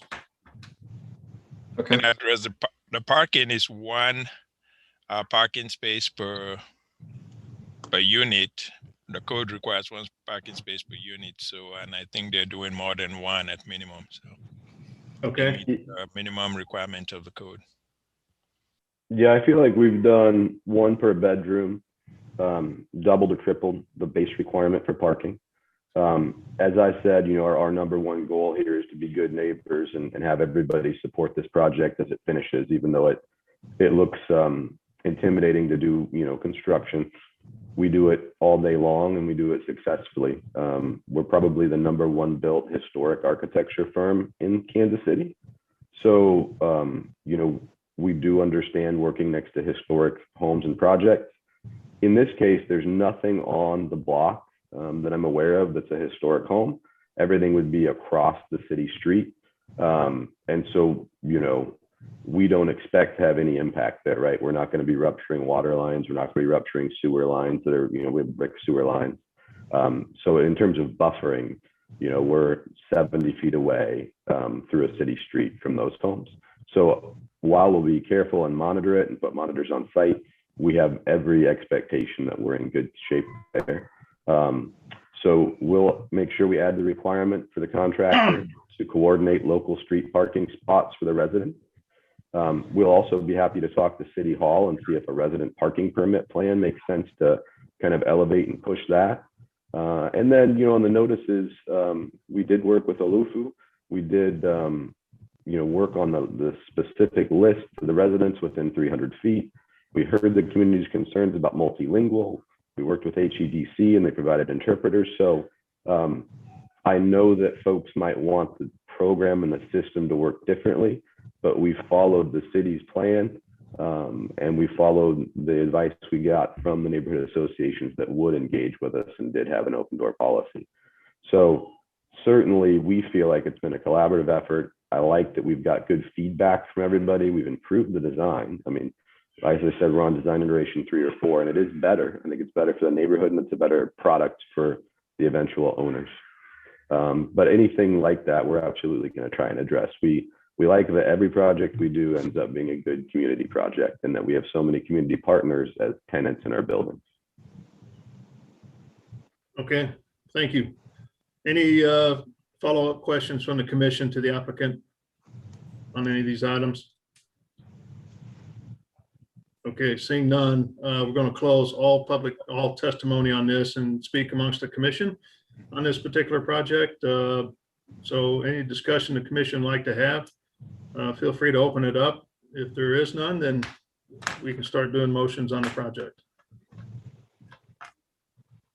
If there's not any comments from the rest of the commission, I will just note two things of interest here. One is that Mr. Zamora, HDDC is not a representative of the community. The city ordinance tells us that. The neighborhood association together does represent the community. HDDC historically, originally was formed to come about some kind of participation with a roundhouse from the railroad. Some of you may be aware of that. That was there. It was a one-time project that spun off to do other things, and they are not representative of the community. The comments by Mr. Zamora, I personally found them to be paternalistic. My son, I know what's best for you. That is not what it should be, has never been blessed by the community at all. It is, and we should adhere to the comments from the neighborhood association.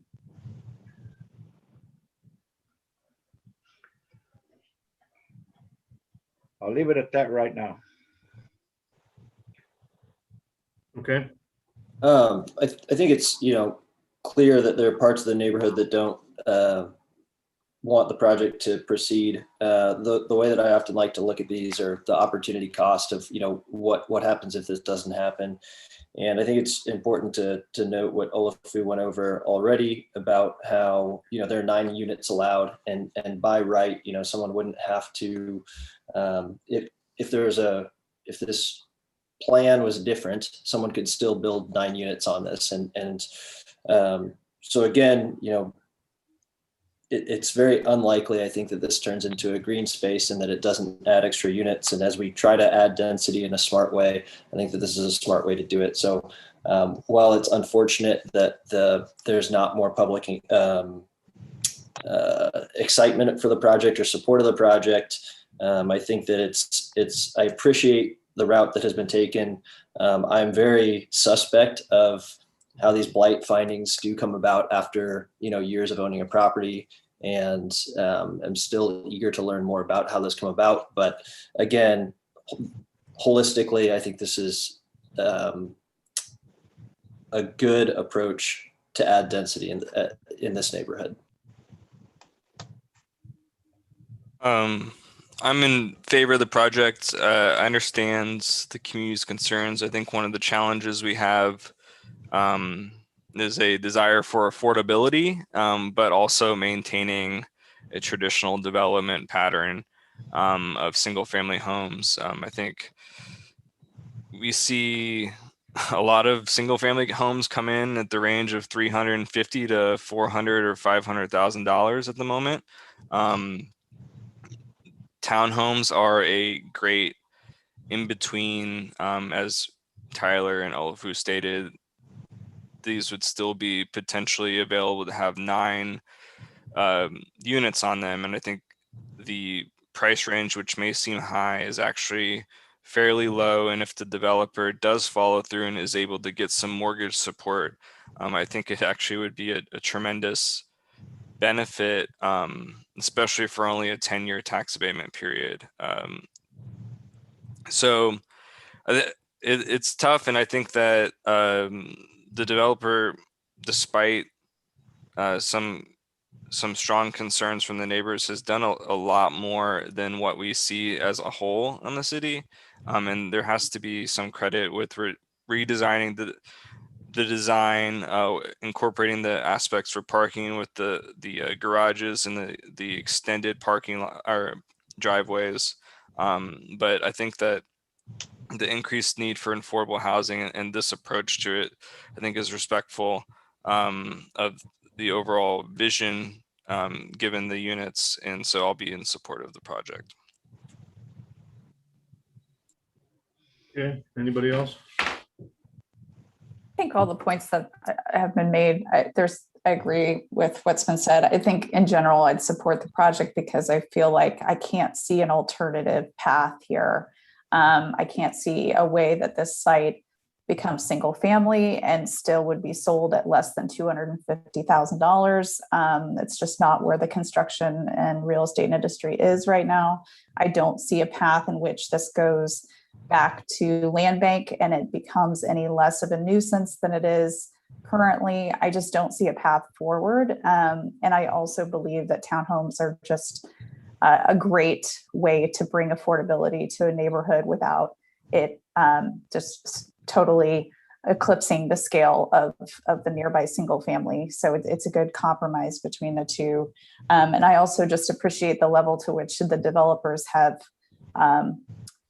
manipulated their design, their pro forma, everything to accommodate what some of the needs of the neighborhood are. So I'm going to go ahead and say that I support it. I do encourage, to Commissioner Hill's point, I do encourage more of a legal framework for these conversations, because I think it builds trust if you can establish an MOU or a community benefits agreement. So I encourage you still to pursue that if you can, particularly on the ownership piece. Okay. Commissioner Hill, any thoughts? Yes, I do. First of all, I just wanted to say that I appreciate that this developer has worked tirelessly with the neighborhood to try to address the concerns that they have. I do believe in affordability. I have two concerns. One is not directly with this developer, but we do continuously see projects that are held for a couple of years that are allowed to be in disrepair, and then there's a blight study, and then there's a tax. So I would like to see us look for a policy recommendation that if there are citations or there's some kind of like landscape study that's done when something comes out of land trust, and so that there are not tax incentives given and incentivizing people to just hold something for years and years. And that's not you guys. I'm not putting any blame. I'm just saying that's something that keeps coming before us. And I think that we need to leverage our policy muscle. Secondly, overall, I think it's a good project, but I also believe that this is a space where neighborhoods and neighbors, people who have already invested their dollars in purchasing property, they're homeowners, they've been in this neighborhood. We don't live there. The developers don't live there. And I do believe that they ought to have a voice to say what they want and what vision they want for their community. And if that by chance means that they miss a development, then they need to be thinking through what that looks like for the future. So this is nothing directly about this developer. I will be voting no, because I do believe that there has been consistent pushback from neighborhoods from the very beginning of this project. And I don't believe that all of their concerns have been addressed. And I do believe that they have been there and are the experts in that space. So thank you. Okay, thank you. As far as my thoughts on this, I think everybody's already addressed them. There's, from a land use standpoint, it seems like this is a good project to me. It's a good fit. It does provide that medium for affordability while also having a nice home which people can purchase. I do see some issues with the west side. There tends to be sometimes the projects don't get discussed with them as much as they should. I'd like to see that improved for any other project that we have coming forward. And that's to get with the Sacred Heart community so they can have their voice heard. Other than that, I think again, I am in support of the project and would like to see it move forward. Before we take a vote, I was just looking at we do have a quorum on these cases, 2A, 2B, and 2C. However, the quorum that's listed, I don't see it being consistent because on one, we've got Beasley, Crowell, Enders, Hill, Rojas, Sadowski. Where the next one, we've got Baker, Beasley, Crowell, Enders, Hill, Rojas, Sadowski. And then the last one is Baker, Beasley, Crowell, Enders, Rojas, Sadowski. So we're kind of mixing Baker on one, Beasley on another, and I think Hill on the third. So I just want to confirm what is the actual quorum that we need to have on these three cases. If we can do that by chance, Lisa. Wouldn't that be a typo? Because I mean, we took them all at once. Yeah, I think maybe unless I only Alan did. disappeared during one of the votes. Well, true, but I still just want Yeah. to make sure we got the thing right, so we don't have to redo it down Right. the road. Okay, sounds I'm good. I'm Yeah. checking Intergov right now. Okay. And I also show that we have Hill on A and B, and we don't have Hill on C. So Correct.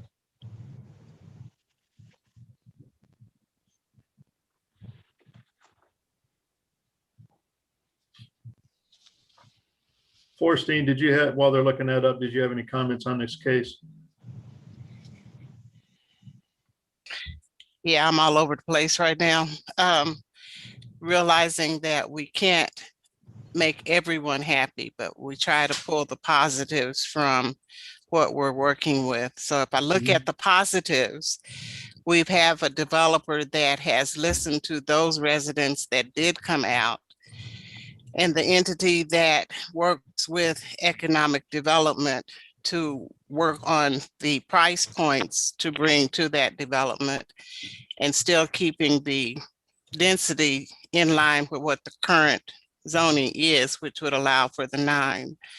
I'm torn with the neighborhood side for those that were not involved, that are more directly impacted. But from the discussion that have heard today, I need to hear that both sides are willing to work together going forward if this is passed. I heard that from the development side. I'm not clear that I heard it on the neighborhood side. But looking at the information that was also brought up about comps in the area,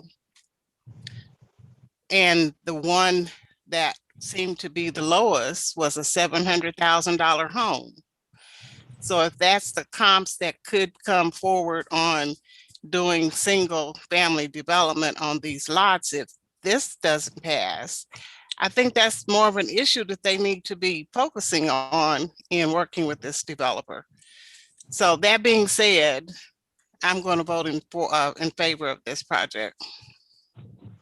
Okay, thank you. Lisa, did you find out the quorum? Yes, I'm checking all 3 cases. I just saw one. I'm checking the other one. So far, it looks like all but Allender and Hill. Well.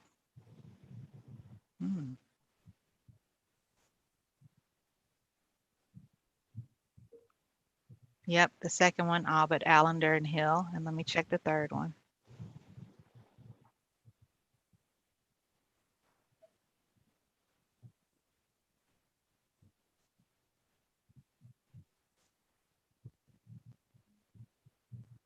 Goodness. 650.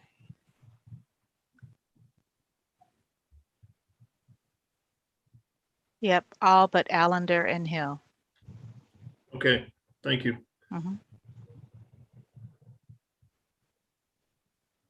So at this time, if there's no more discussion, I'll take a motion. And I would like to do this starting with docket item 2C first with the finding of blight, and then take docket items 2A and 2B separately from 2C. And again, we have Allender and Hill being recused from this because they were not part of the original quorum. Motion to approve docket item 2C. Second. And that is for the finding of blight. For the finding of blight, yeah, approve the Okay. finding of blight. So I've got a motion and a second for docket item 2C for the finding of blight. Lisa, can you take roll call on that motion, please? Commissioner Baker, Aye. Beasley, Aye. Crowell, Aye. Enders, Aye. Rojas, Aye. and Sadowski. Aye. Okay, so that motion passes 6-0. Now I'll take a motion for docket items 2A and 2B. I move to approve docket items 2A and 2B as with conditions noted in the docket. Okay, Second. so I've got a motion and a second for approval of docket item 2A and 2B with conditions stated. Can you take roll call on that motion, please, Lisa?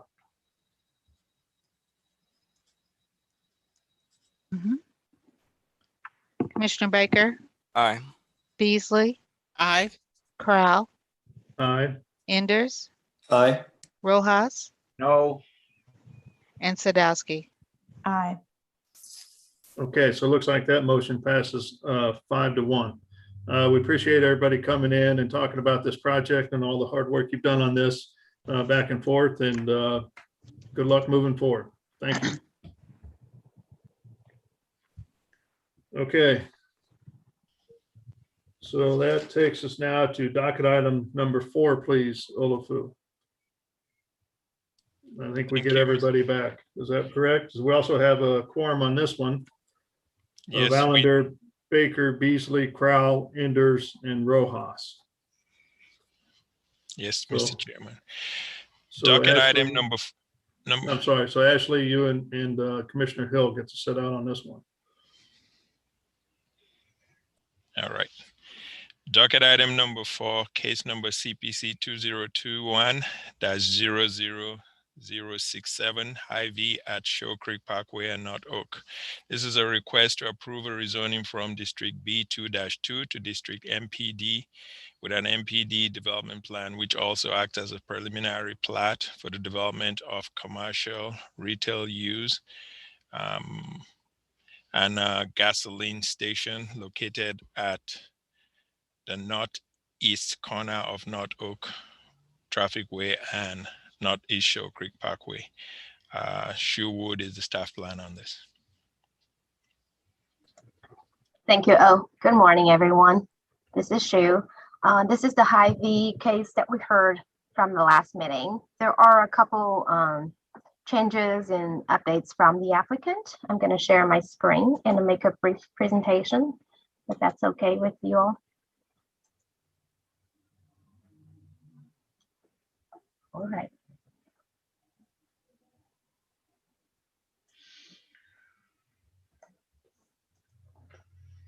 So right in front of you, can you guys see the screen, by the way? Can you guys hear me? Yeah, we can Can see them hear and hear you. you. Yep. Mhm.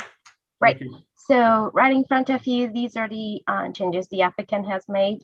The applicant had added a crosswalk from the Hy-Vee Fresh and Go gas station grocery store to the retail that's located on the south side and all the way to the south corner of the Hy-Vee grocery store. And the applicant has also worked with staff to change the spandrel glass on the south elevation of this Fresh and Go or Fresh and Fast building to frosted glass. So staff is in an agreement with these changes to the elevations and would count that as a transparency. And staff still kept recommending a few items that we discussed last time. One thing was the berm that we insist the applicant to add a berm along the Show Creek Parkway to add more screening and landscaping along the parkway. And then the second part was the required short-term bike parking. Staff still recommending the applicant to meet with the code requirement. Another item is staff recommended the applicant to move the pedestrian crossing that was showing on this landscaping plan that's located to the north of the Hy-Vee entrance to the west side. Staff is recommending this pedestrian aisle to be moved 1 or 2 aisles down through the parking lot to provide a more direct access to the entrance of the Hy-Vee grocery store and widening the pedestrian crossing in front of the grocery store, maybe with elevated materials for traffic calming and pedestrian safety. So these will be the items staff insist.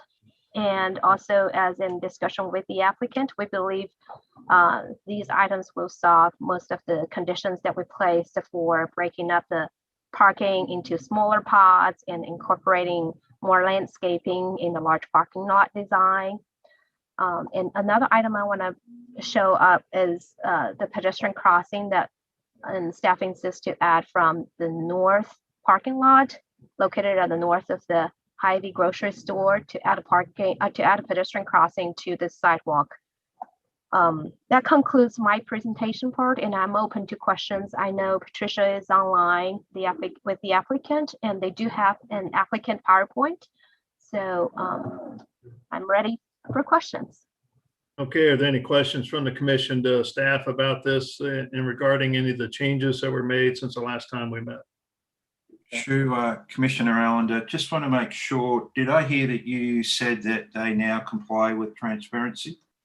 They don't comply with the transparency requirement for the percentage, but the frosted glass, we would count them as a transparent glass for the transparency requirement. They still don't, because last time when they used the spandrel glass, that just doesn't provide any transparency. We count it as a 0. And this time they did provided the frosted glass. So we would count that as the for the transparent, but they don't meet the requirement, I believe. So there's still going to be a deviation. Okay. Thank you. Mm-hmm. Any other questions? Okay, let's go ahead and welcome the applicant back regarding this project.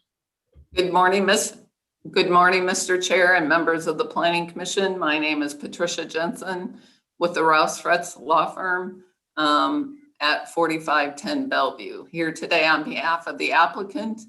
And Mr. Chair, we've got John Brem and Pete Hosch with Hy-Vee online, if you could promote them so they can add comments at the end of my presentation. Okay, And is Shu going to share your presentation, or are you going to share? we will. We're ready Okay. to If she can stop present it. sharing her screen, Right. that'd be great. Okay, I'll stop sharing here. One Thank moment. you. So have you been able to find Pete and John on there? Okay, stop sharing. John has been promoted. How about Pete? Pete Hosch. Uh-huh.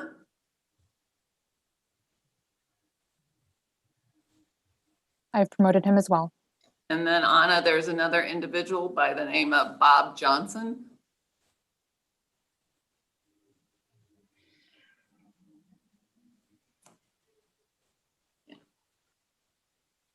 Mr. Chairman, I know you've had a long morning already, so I'm going to begin my presentation in the middle of our PowerPoint to really target the items that we talked about last time and to highlight the changes that we have made since the initial submittal.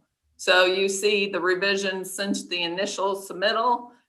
Those revisions that are listed as 1 through 6 are all items that we revised on our site plan pursuant to discussions with the city staff through the Development Review Committee. We tried to accommodate their requests that way. The items number 7 and 8 are the items that we have changed, as Shu has highlighted, since our last Planning Commission meeting. We replaced that spandrel glass on the south elevation of the gas station with frosted glass. Hy-Vee was able to accommodate that request, although it still expresses concerns about the fact that that is the backside where all of the mechanical equipment and other types of equipment go up the backside. And then the 8th is to add the additional crosswalk at the southwest entrance. Next slide. This is the email I sent to Shu on June 28th with the revisions that we have made. And I highlighted in red each of those changes. One item I've highlighted, or I didn't highlight, but this is Hy-Vee's new prototype building. Hy-Vee spent over 1.5 years designing this building with its architects. And we are in disagreement with staff that this building is not a good looking building and that it does not provide the material changes that are needed throughout all 4 elevations.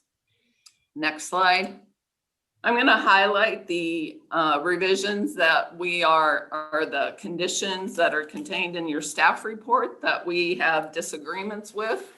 There are fewer than last time, so that's a good thing. And then also what I haven't highlighted is number 8. SHU has said that they will delete that condition. 8 talks about this type of application requires a pre-application meeting or a development assistance team meeting with staff prior to application. We held that meeting. This just seems to be a holdover condition that hasn't gotten deleted through the submissions. So first I'm going to highlight the conditions relating to the site plan itself, not the architecture. So 1 says revised plans to show a berm along the Shoal Creek Parkway frontage south of the grocery store drive-through. We feel like the increased evergreen shrubs and deciduous trees that we provided provides the buffering that is necessary while it maintains visibility of the building. So we have an issue with accommodating that request. Number 2 says revised plans to show the minimum number of required short-term bicycle parking spaces. Just as a reminder, we meet the short-term bicycle parking spaces for all of the stores except for the larger Hy-Vee store. That gets calculated according to the number of parking spaces you have in your parking lot. And with that calculation, it requires us to have 34. We've provided 12 bicycle parking spaces, and we believe that that is more than sufficient based upon Hy-Vee's experience with its existing stores and demand for bicycle parking spaces at those stores. One of the things I did on both a weekend and a weekday is to drive by Hy-Vee's existing stores at Berry and St. Clair. That is actually the store I shop at, as well as driving around the 64th Street Hy-Vee in the Northland. I never saw any bicycles parked in any of the bicycle parking spaces. So we believe, and Hy-Vee is certainly cognizant of its customers' demands and will put in another bike rack if it needs it. Next slide. Number 3 says remove the parking aisle 1 or 2 parking rows south to separate the large parking lot and to provide a more direct access to the main entrance of Hy-Vee grocery store. Expand the pedestrian crosswalk in front of the entrance and pave it with a different material to provide traffic calming and encourage pedestrian safety. We accommodated the staff's request before with the large pedestrian walkway through the parking lot. And what I would highlight is it provides the most direct access to the street in the location it is. And we believe that it's in the appropriate location. I've put up in front of you a comparison between the parking lots for the Hy-Vee 64th Street, which was probably the most recently constructed Hy-Vee in the Northland, along with the Costco. And we believe what we're doing is similar to those existing parking lots. Number 4 says add a note that all crosswalks wherever pedestrian routes cross vehicular use areas will comply with 88-450. We don't have an issue with that. SHU added a second sentence at the end of this that says all pedestrian crosswalks shall be constructed with elevated materials that provide proper functioning of traffic calming. That code provision does not require elevated materials. And it would be very awkward to provide all of those areas as elevated materials, including the ability to maintain things. Number 5 says the trash enclosure in the parking lot close to the retail office site should be moved closer to the proposed building and shall be screened with landscape from the public view. This is a new condition compared to what you saw previously. Previously, the staff asked us to add landscaping around that trash enclosure that is highlighted in blue below. And we did that, and that resulted in the loss of 2 parking spaces, but we accommodated it with landscaping around it. I'm not sure of why the need is to change the location. We believe it's more appropriate there than being placed adjacent to the Shoal Creek Parkway itself. And then number 6 says the south, north, and east elevations of the Hy-Vee store are insufficient. They do not meet the city's expectation for 4-sided architecture. Please add elements of the design and architecture found on the west and south elevations to these elevations, such as the wood look, fiber cement panels, and gray ephes elements to the east, north, and south. We submitted revised elevations on May 28th. We added painted accents in addition to the brick texture precast, and we provided photographs of the store that's under construction in Eau Claire, Wisconsin.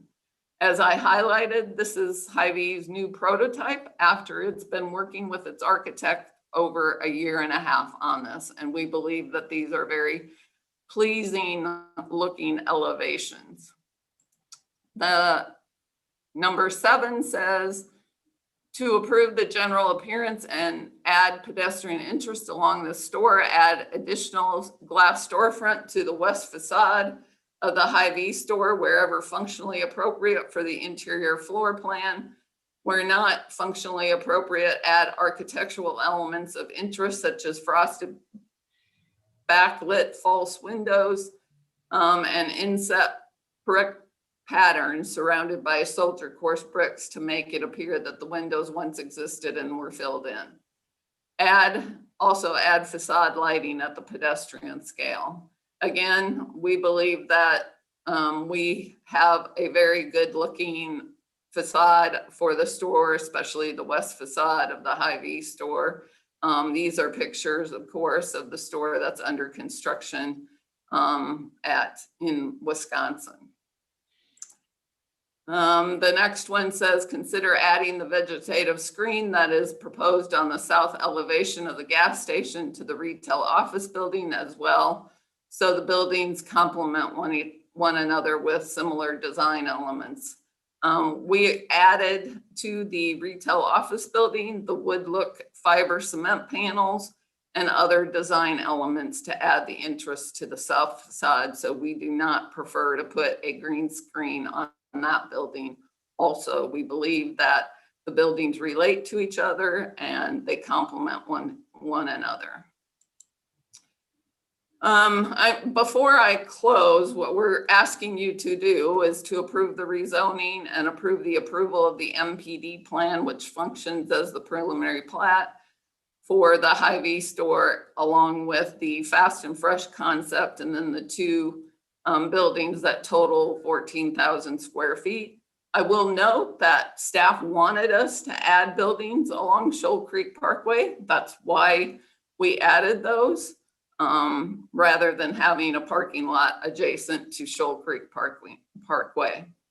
We would request that you recommend approval subject to the staff recommended conditions, except for deleting conditions 1 through 9.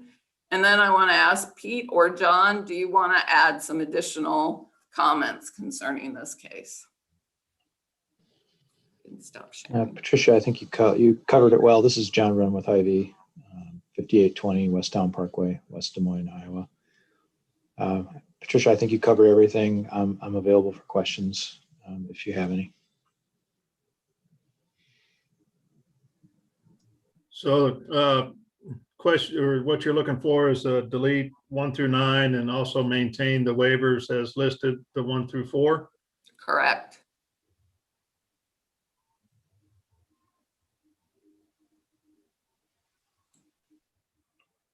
Okay, any questions from the commission to the applicant?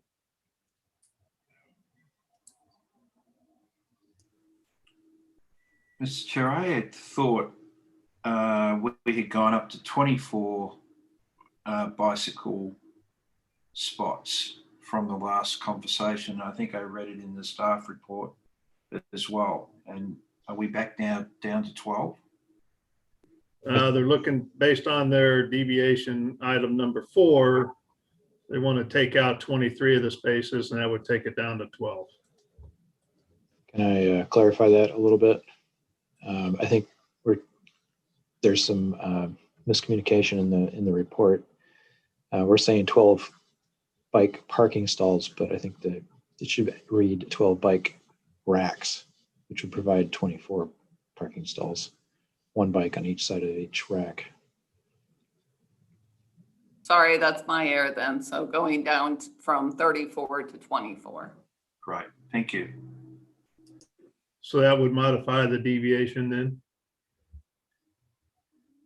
Yes.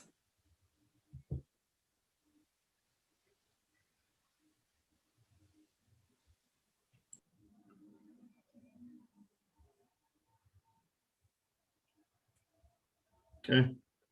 Any other questions from the commission?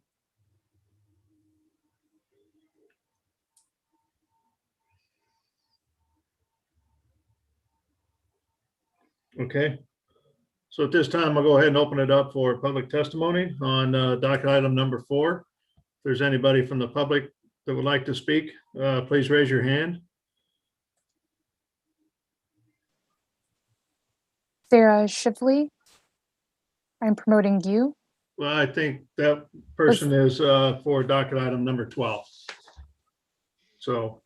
My 13. apologies. If anyone else who is in attendance wishes to speak, raise their hand and I will promote you. Seeing none. Looks like I got my hand raised. Okay. This time we'll go ahead and close public testimony. And so with that, kind of like to work through with staff on these staff conditions, removing items 1 through 9.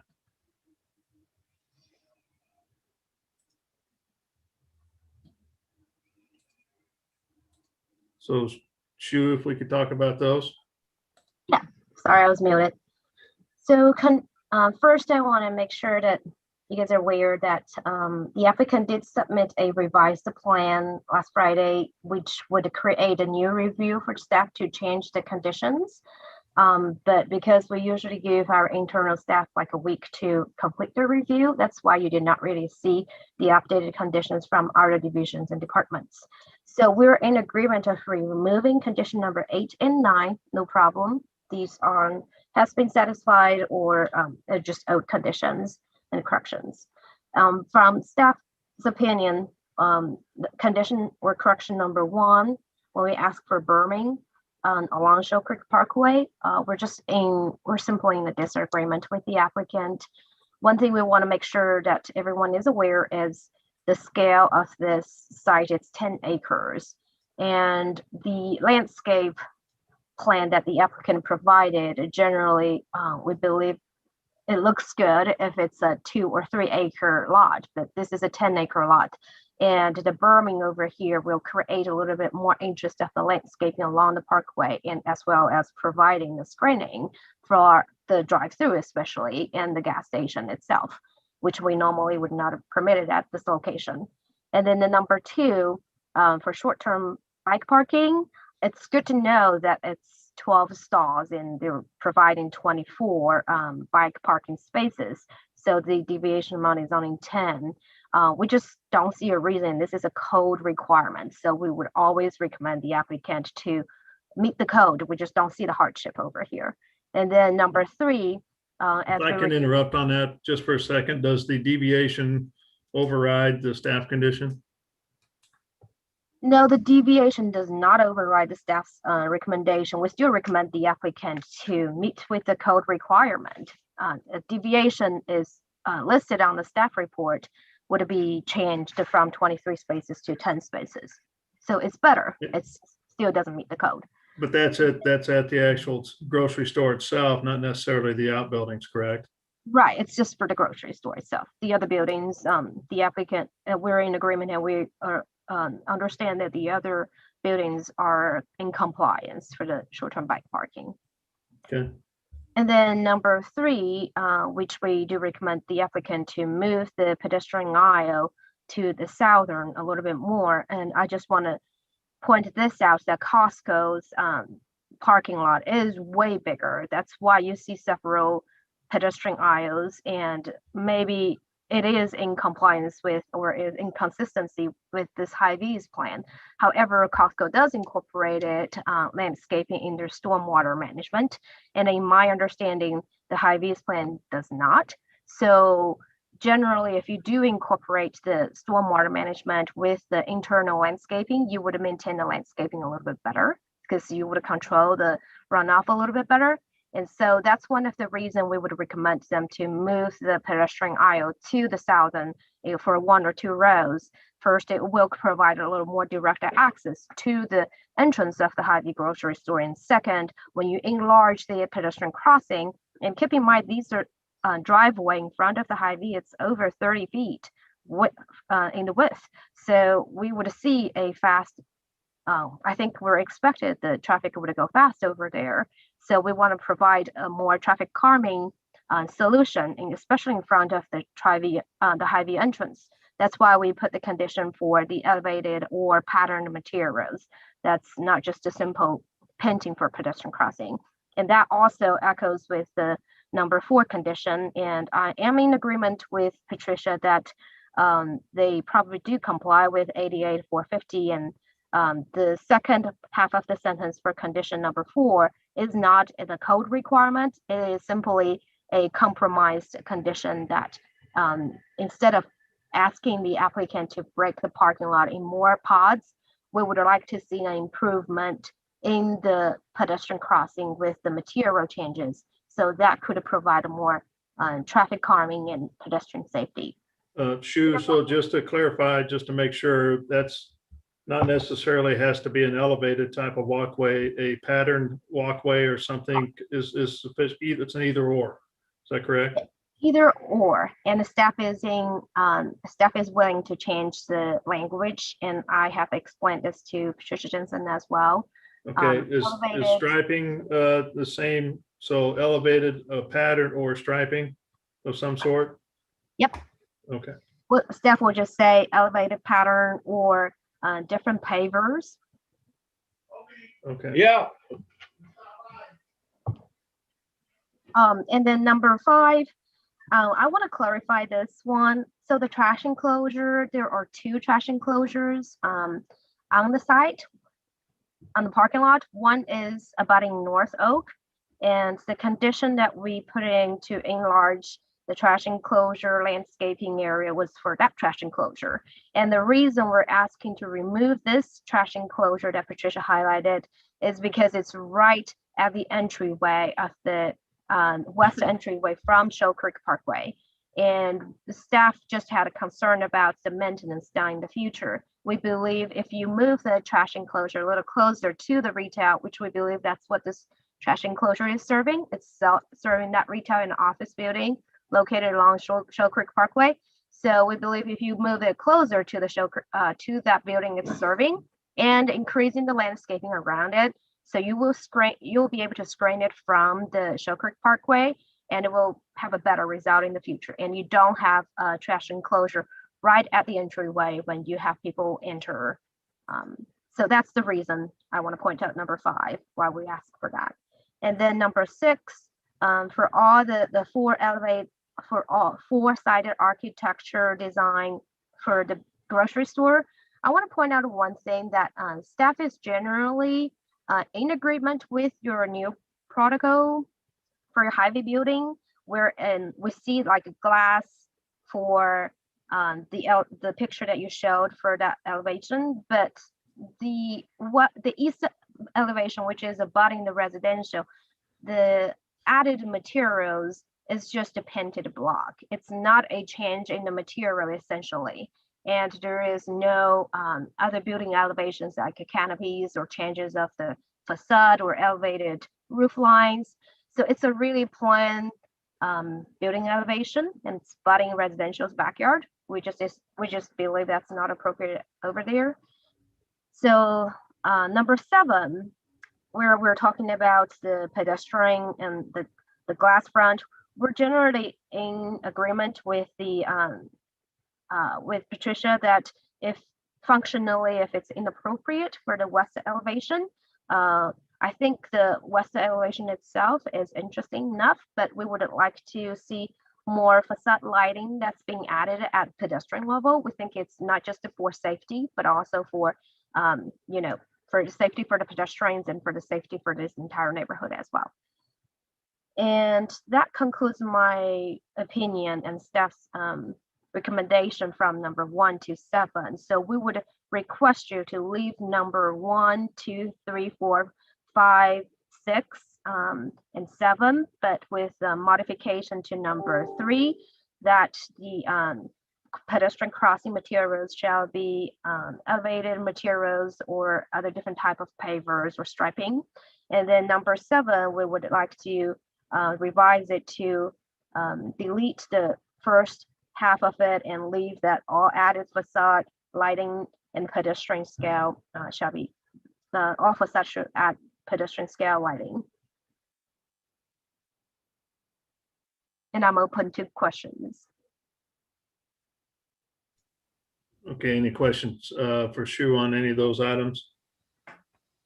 So they also requested 8 and 9. Are you okay with deleting those? We're in agreement to remove number 8 and 9. The reason number 8 and 9 is still here is because, like I mentioned earlier, when the applicant resubmit the plan, it takes 1 week for staff to finish the review, and this is not a review as placed by me. And I'm sure there's no problem of removing 8 and 9. Okay. Mr. Chair, are we talking about the exceptions or deviations, sorry, as well? Or are we just staying on the points 1 to 9 at this point? Yeah, we can certainly talk about the deviations if we want to go through those as well. So it looks like there's 4. This is on page 4 of the staff report. Yeah, I believe the deviation items will stay the same, except that the amount of deviations would be changed.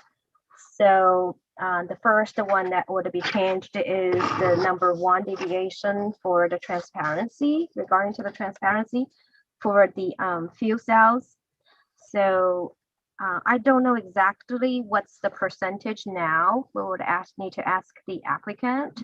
For the fuel cells, what's the percentage of the transparency that you're providing now with the frosted glass?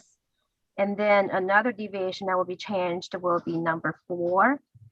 It will still stay, they still need a deviation for the short-term bike parking for the Hy-Vee grocery store, but the amount will be changed from 23 spaces to 10 spaces.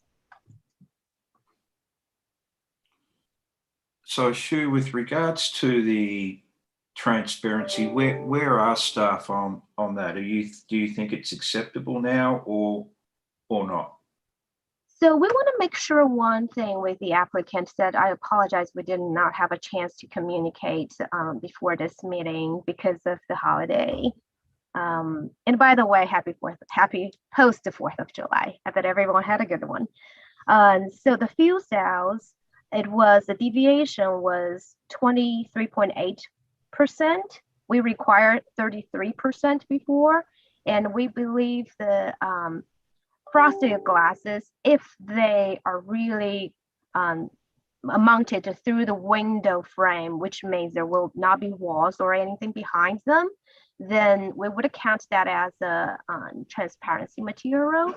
So I would like to ask Ms. Jensen that if the frosted glasses are mounted, if they're not mounted on the wall, if there will be cut openings, like being installed as true window or not. John or Pete, can you confirm? But I believe that is correct, that there's nothing behind there. Yeah, those are true windows. Those are cut through. They're frosted, so the refrigeration equipment, all the stuff that sticks up won't be seen, but you'll still see light. So do you know the percentage of the frosted glasses? Sue, I believe that percentage is the same. I believe we were counting the spandrel glass as counting towards that deviation request. And what's the number? The deviation is in the amount of 23.8% to the required 33%. Okay, I got it. John, do you have any other Yeah, information?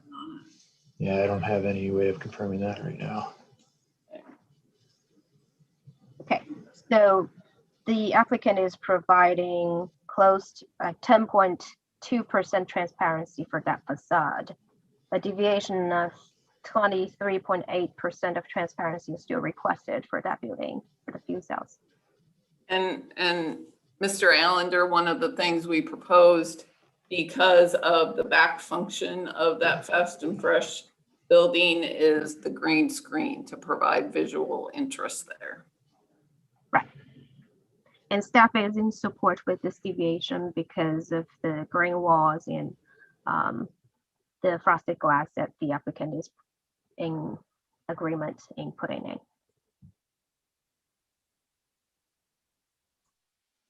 So you're in support of deviation for 1? That's correct. Staff is in support for deviation number 1 for the transparency for deviation for grocery store, retail, office, and fuel cells. Staff is in support for deviation number 2 for the square footage of the gas and fuel cells building.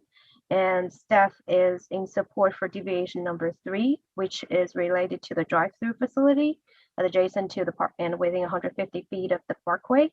And staff is not in support for deviation number 4 for the short-term bike parking for Hy-Vee grocery store in the amount of 10 spaces.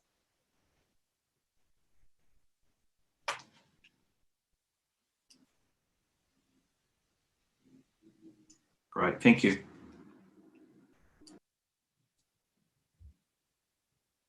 Any other questions from the commission regarding these conditions and deviations?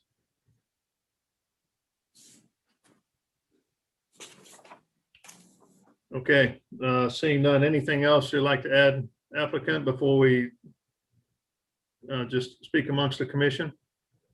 No, Mr. Chair, I think our deviation requests and our condition removal requests have been fully explained.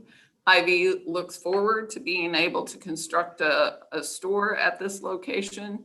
It is a much growing area of the Northland, and we believe that the city will realize a great benefit if this store is developed here.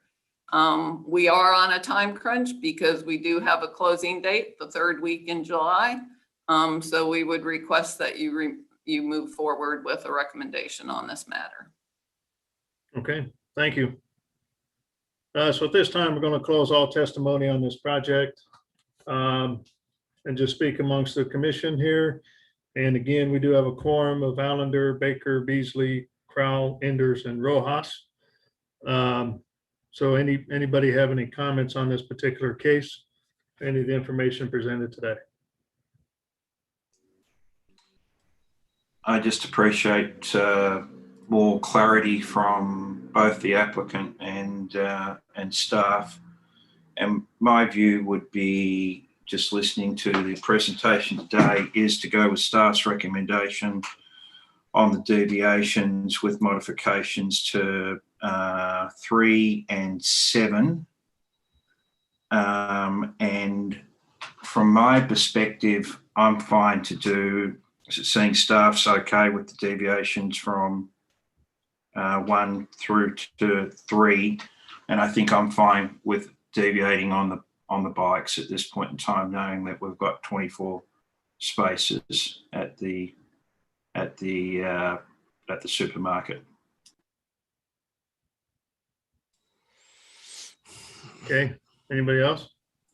I would agree with Commissioner Allender. I'm a big stickler for the bike parking, but I was more worried last time about the bike parking being at the different spots, but I think they adequately explained that each building has adequate parking except for the main building, and that has still a decent amount of bike parking. So I'm okay with approving that deviation as well.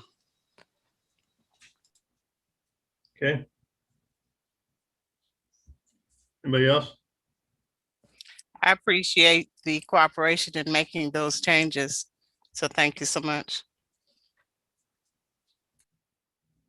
All right. Just general comments from me. I'm all for the project itself. I'm all for Hy-Vee. What I don't like about this particular project is it is sitting right on the parkway and giving deviations and conditions to remove transparency and go away from the standards along the boulevards and parkways that we just approved not that long ago. That's something I have some heartburn over, and also I feel like this would actually set the precedence for future projects that are looking to do the same thing along our parkways and boulevards. So that's the only reason I'm not in favor of the project, is because of that. Otherwise, Hy-Vee is a great store. They've got a great product. They've got a great, everything that they offer is well done. I just think in this particular area, there should be some modifications to honor and respect the boulevard and parkway standards we have that have been recently approved.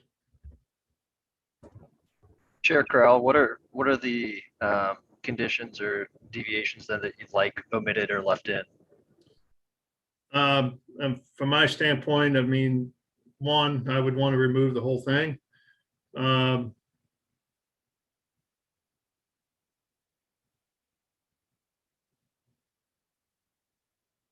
Probably 3, and I mean 2 and 4. I'm fine with those. I think, from my standpoint, the whole layout of the site, my preference would be that the west end be flipped, that the fuel cell building, the fuel sales building, be on the north side, and then the other building be on the south side. That way, you have the two similar buildings next to each other. They could be worked with from an architectural standpoint to meet the requirements of a boulevard and parkway. Plus, they could hide the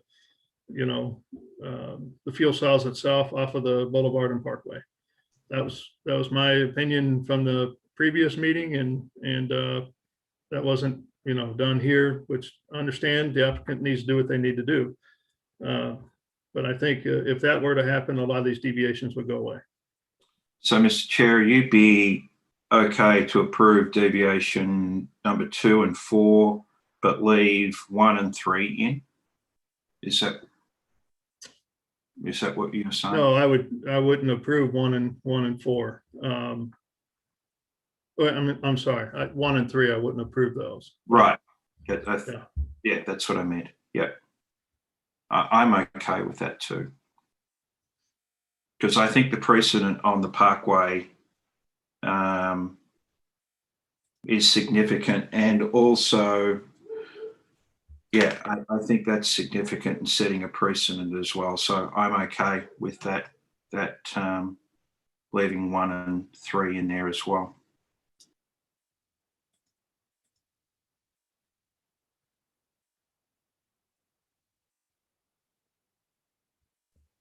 Yeah, in general, on this particular project, they don't bother me at all, but I also appreciate the idea of setting precedent and would be happy to support that.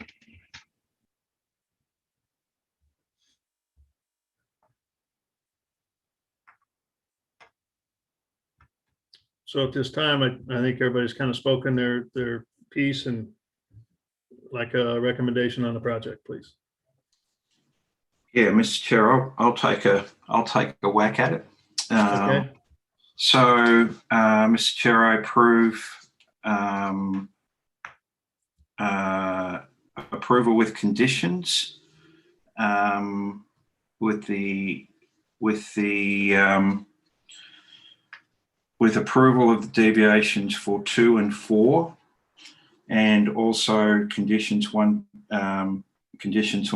leaving number 1, 2, 3 with modifications as discussed by staff, 4, 5, 6, 7, and 7 with modifications with the first half of the condition removed and the second half left, and removal of condition 8 and 9. Okay, just to make sure that you are approving docket item number 4. Sorry, docket item number 4. Okay. Yes. Second. Okay, so I've got a motion and a second. Any further discussion from any of the commissioners? Okay, seeing none. Lisa, can you take roll call, please, on that particular motion? Commissioner Allender, Aye. Baker, Aye. Beasley, Aye. Crowell, Aye. Enders, Aye. and Rojas.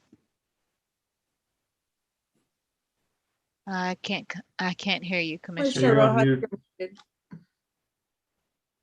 Just press your space bar and hold it in while you talk. Okay. Okay. All right, so it looks like the motion passes 6-0 with the comments stated in the motion itself. We appreciate you bringing it in. We know it's going to be a great project in the end. So good luck with it. Thank you. Yep, thank you. Thank you.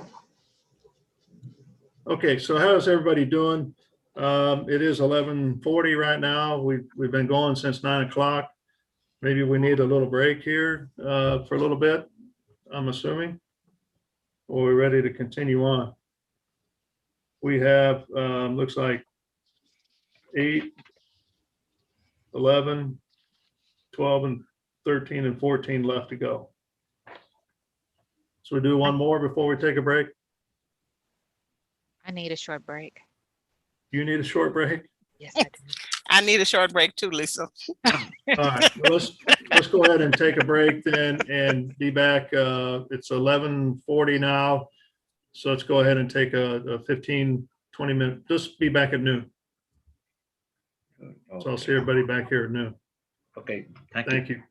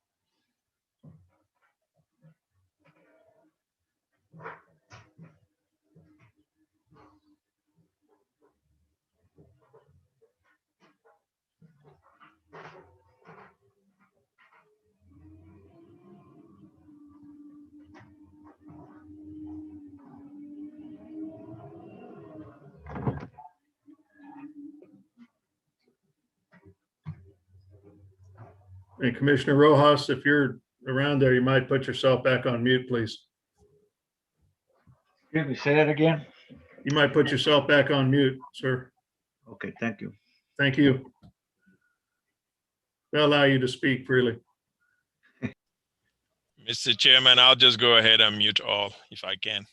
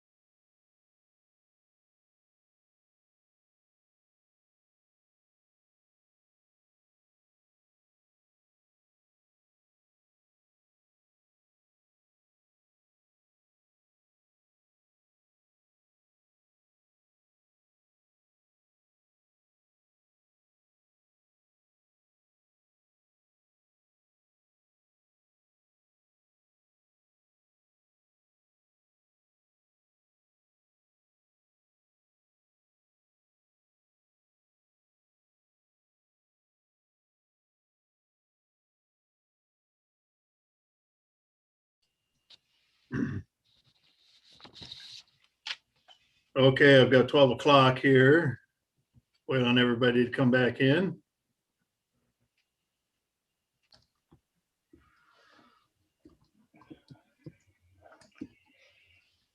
Boom, boom, boom.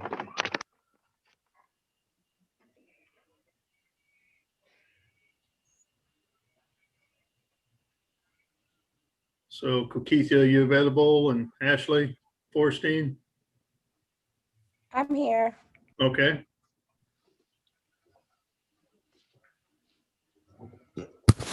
Yes, I'm back. All right. Sarah, you back as well? Yes, I'm here. Okay, great.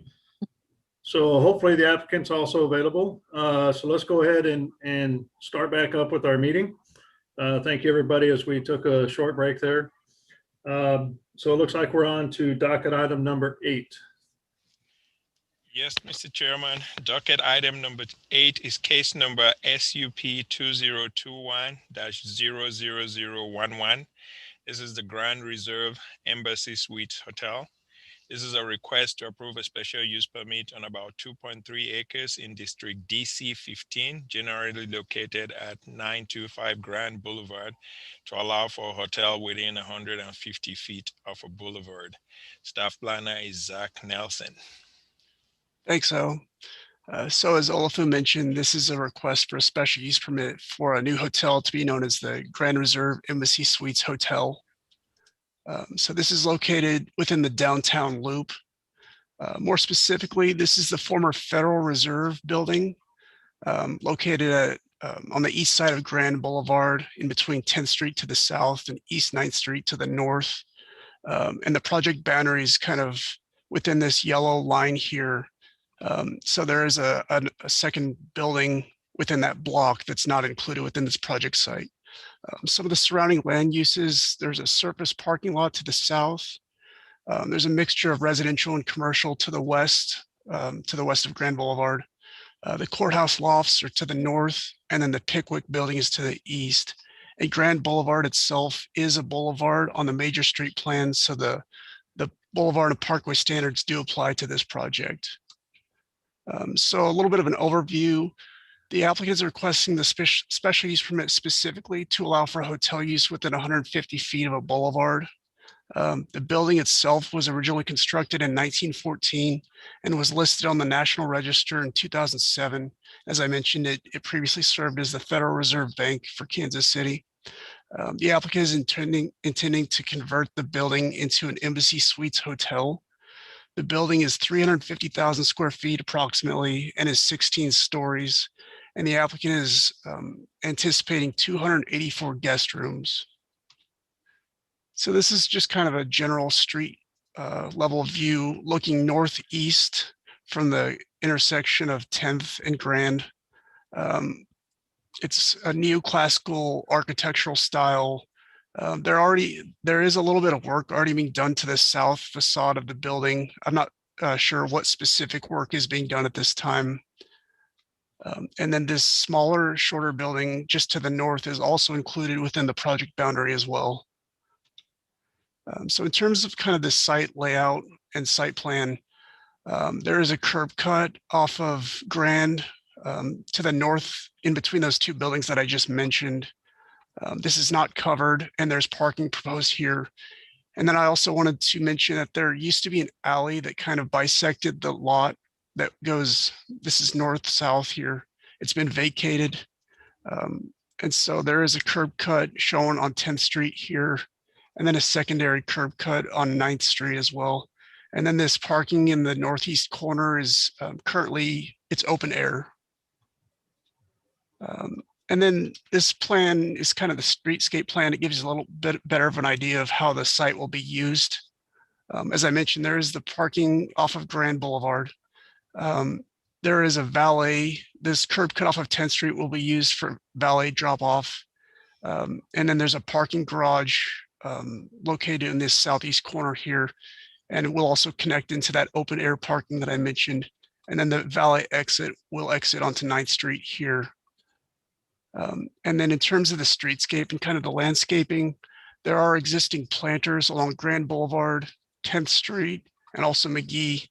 A few of those, to the best of my knowledge, are being removed, but the majority of them are being retained, and they'll be used for alternative landscaping.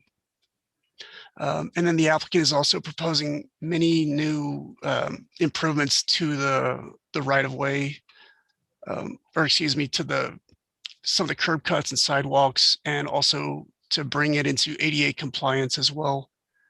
There's several sidewalk cracks and a lot of sort of general infrastructure issues currently surrounding the site. And then I also wanted to mention, kind of in the center of the site plan, this keynote number 6 here. This will be a new entrance that is being proposed to allow for guests that are parking in this parking area to use that to access, so they don't have to enter off of Grand Boulevard.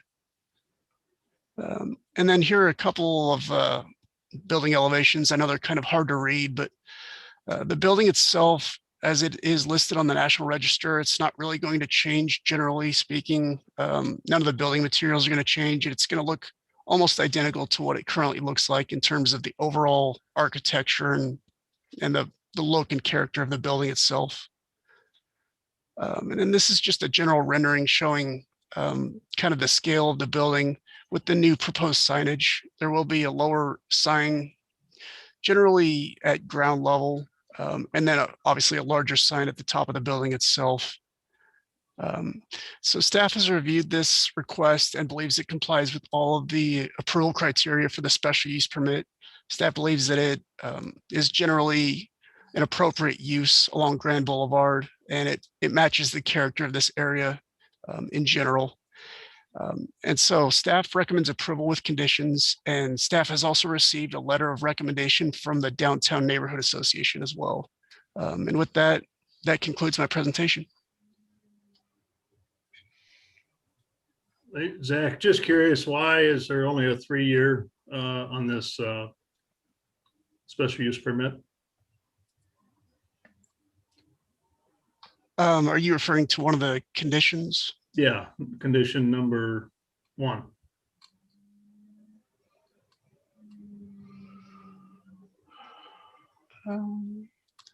My apologies. I have the conditions pull up. I don't see that condition listed. Okay, I'm looking at staff report and I downloaded from, maybe I got the wrong one.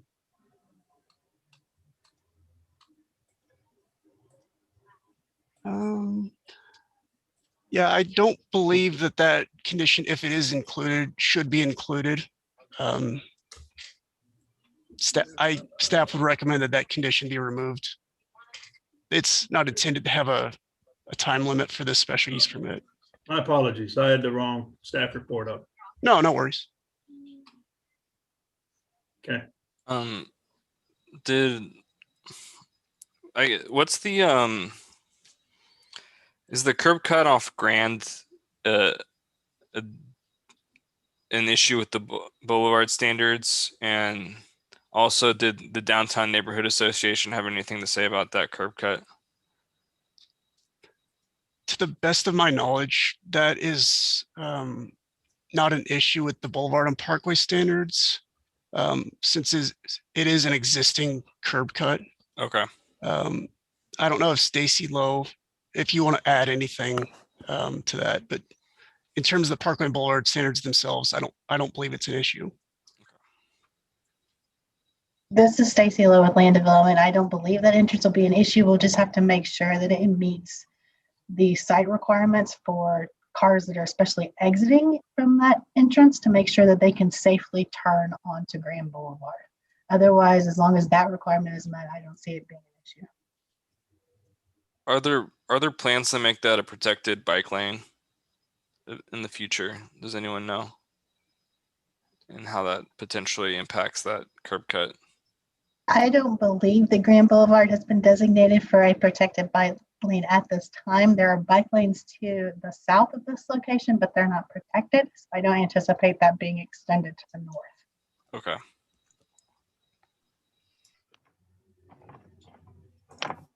Okay, any other questions from the commission to staff?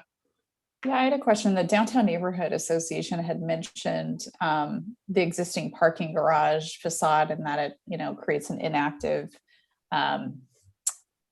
facade across that street frontage, and cited the city's TOD policy. Is there anything, Zach, that we should be examining relative to that? Or, because it's an existing structure, it seems like it's limited on what we can enforce. Can you just give any clarification to that? Yeah, well, that's also included within the National Register listing. So you probably are somewhat limited in what you can require.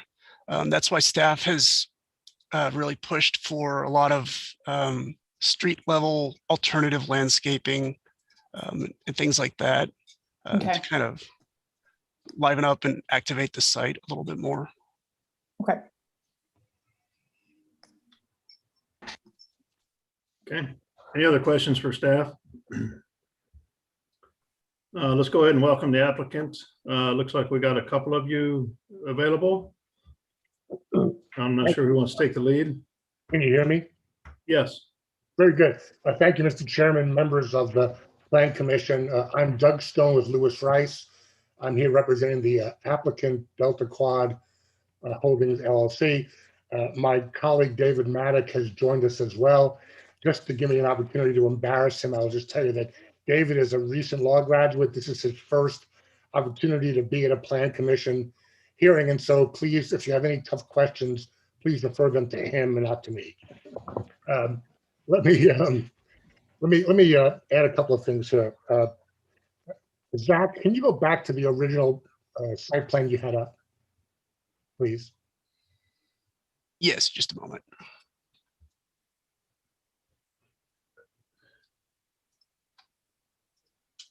Thank you. Yeah, that's good. Thank you.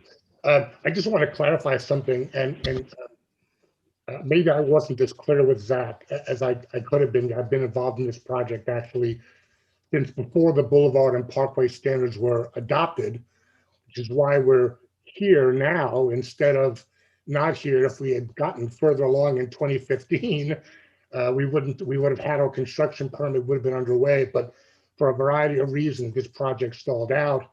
It's now ready to move forward, but of course, the Boulevard and Parkway standards were adopted, and so when we submitted for our construction permit, we were flagged for not having an SUP, and so we're happy to be here, and don't mean to be rude in any way. That this has wound up being a bit of the tail instead of the dog, and we're sorry about that. We thought we might have been grandfathered in, but we weren't.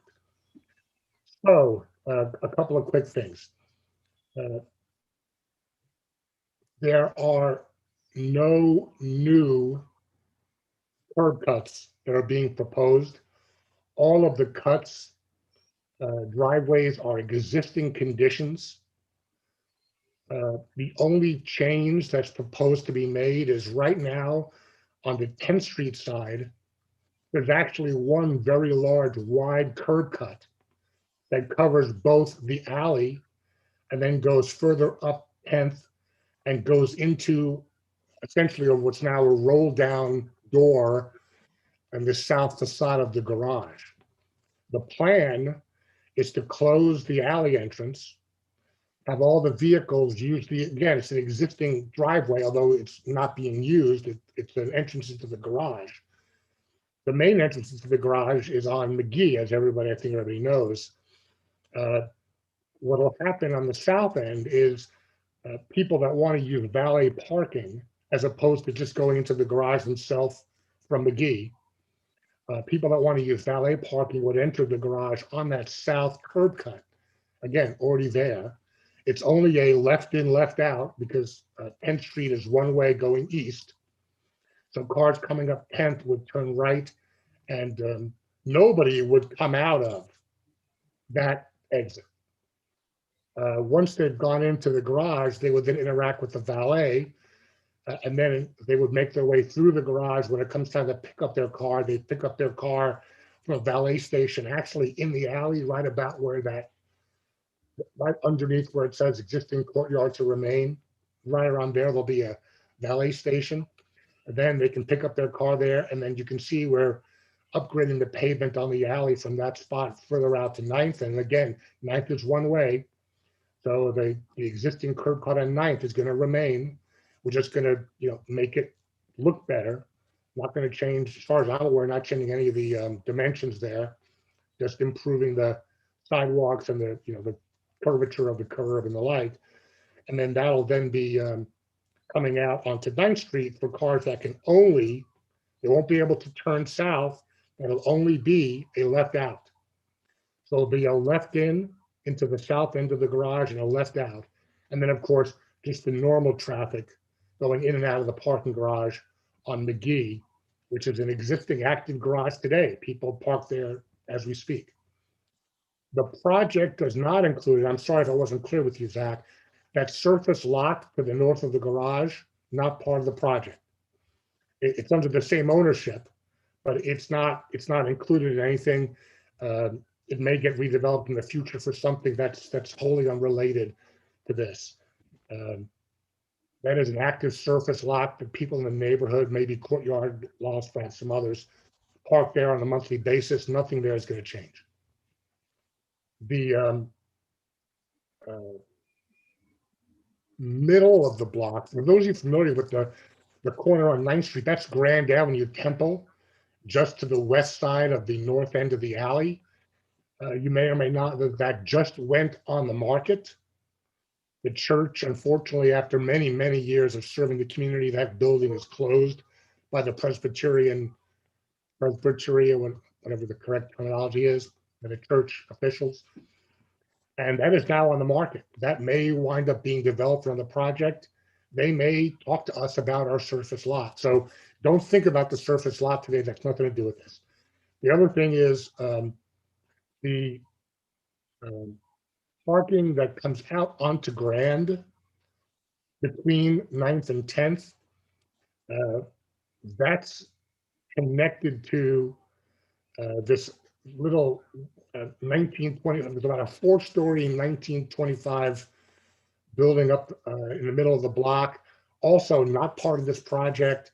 That little parking area that Zach was talking about that comes out onto Grand, that's parking that goes along with that little building from 1925, not being redeveloped, maybe a project in the future, unrelated to this request. There was some discussion earlier about the garage and whether we could do something to the screening that's there now. We actually told the neighborhood association that we would look into that, and we did look into that. It turns out that it's not just the Federal Reserve Tower that's on the register, it's also the garage. It's on there as one piece of property as an example of maybe not the prettiest, brutalist, neoclassical and, brutalist garage, I guess. But they're on the register. And so there really isn't much that we can do there. This is a historic renovation project. And so I think we're going to have to maintain that. But I don't want you to think we didn't give attention to that. We did, but the word came back that we couldn't do it. If there's something that we can do, we're not adverse to doing it, but we've been told we can't mess around with that. There were a couple of I just want to clarify a couple of things. I said earlier that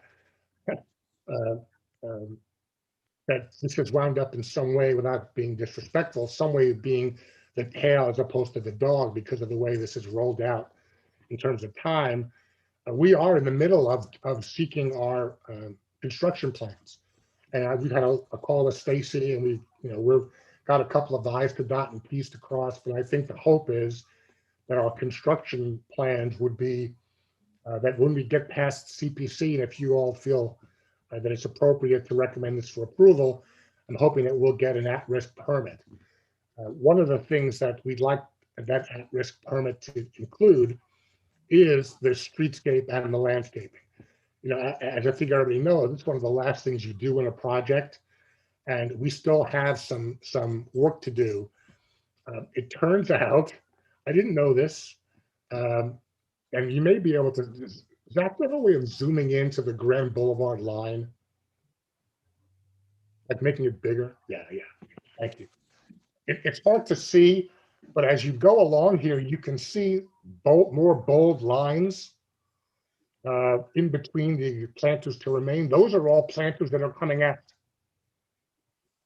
So this is, it turns out that most of the planters and the ones that are being retained are actually not just planters. You know, they were constructed after 9/11 as a security device.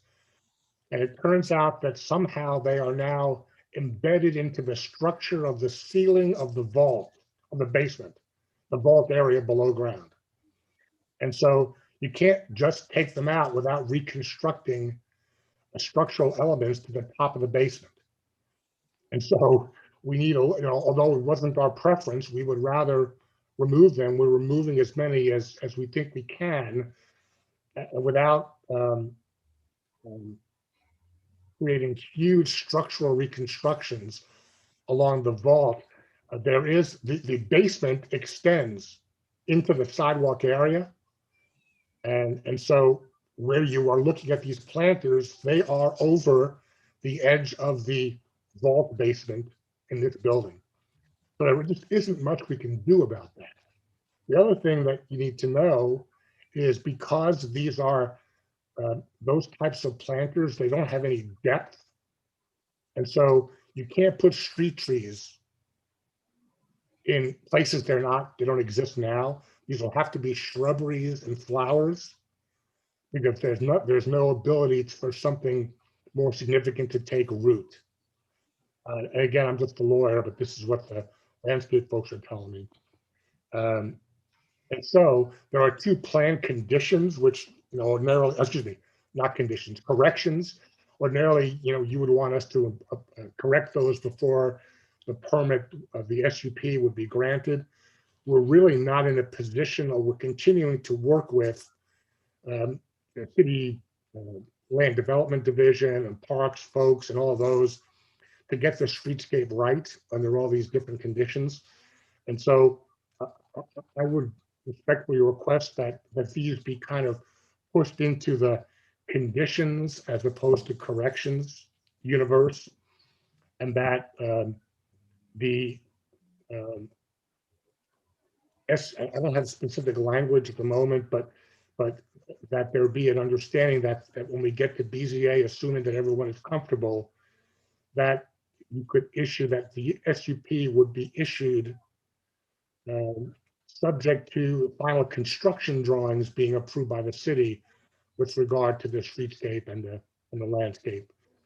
And so we would ask for that accommodation. We apologize. We didn't realize we needed an SUP until we started the construction drawing process. So we've got a little bit of a dual track going on here. And honestly, I think the construction drawings are going to be more specific, obviously. And so, we would ask for the ability to just, keep on track, get the SUP issued so that the construction permit can be issued at risk on the, which is what we've been talking about with LDD and Ms. Bickley and the staff over there. So that's my spiel. I'll be glad to answer questions if anyone has any. Yeah, I've got a couple of questions. One more thing, sorry. One of the conditions is that we install a pigeon. Number 7. Device. So number 7, there actually is already a spiked pigeon device on the roof. Our sense is that the reason why in the past we've seen a buildup of guano is because the building is not being occupied. And so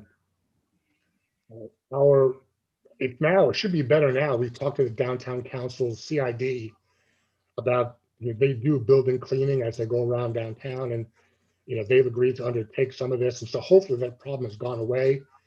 But we've already installed a device, and the pigeon just got smarter. I don't know what else to say.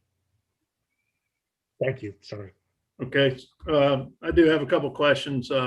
So the first one you talked about, well, I think was plan correction 2, and that's just a landscape plan be signed and sealed by a landscape architect is all that is, not necessarily a change to that. I frankly don't have an issue putting it down into the plan conditions, but see if the rest of the commission wants to do. Second item is, as you're talking about what's in and what's out of the SUP, does the legal description and actual site plan reflect exactly what's in the SUP and what is not? So if we go back to that site plan that you had, Zach, so I take it it's just the items that are kind of hatched that are within the SUP? Yes, I think that's correct. And my apologies for that. I think it's just the areas that are hatched that you mentioned.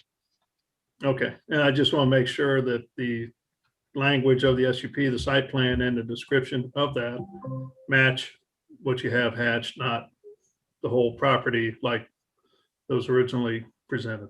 Yeah, and I don't think it creates any issues with the legal ad or the legal description that were provided. Okay. Again, just want to make sure we got that right. Our application used lot numbers. And so I know our application had the correct legal ad. Okay. Okay, those are questions that I had. I had a question, Mr. Stone, just wanted some clarity out of curiosity. So with the parking garage, as you had mentioned, it looks like it's in its own historic designation and doesn't have a lot of flexibility. Did you talk specifically with the folks that be whether that's SHPO or whatnot around the infill pieces where the metal panel is, like potentially putting some retail on there or something that would activate the street without disturbing the rest of the stone facade, or was that just not even on the table either? It's not that it wasn't on the table. I didn't speak to SHPO, but I know the architect did. And they were told that it is an integrated structure. Mm-hmm. and that you wouldn't be able to put a storefront. Also, keep in mind, Barbara, not to dismiss different issue, but the grand at that, 9th at that point, 10th is going up as you go. So there really isn't a street level facade that you could put there. Mm. Because if you were to walk in now, you'll see it kind of diagonals against the garage floor. So it's just not that kind of environment. We want to do what's right. I mean, we clearly want to create an experience because it's it's an Embassy Suites. We don't want it to look like junk, and so we are. We're gonna clean up the garage and do all those sorts of things. But in terms of the structural components, we can't do anything. Okay. I don't necessarily have an issue with any of the points you raised. I just feel like that's sort of a shame because the Pickwick project has such a nice, activated street frontage, and it just sort of faces a blank facade. And the more that you can bring people east to the park, I think that's just another barrier to getting them down there. We'll continue to look into it. We'll obviously, like I said, we want to create. We would have removed more of those bollards if we could. We're kind of constrained by prior choices, shall we say. Mm-hmm, mm-hmm. Okay, that's all I had. That was just my commentary. Thank you.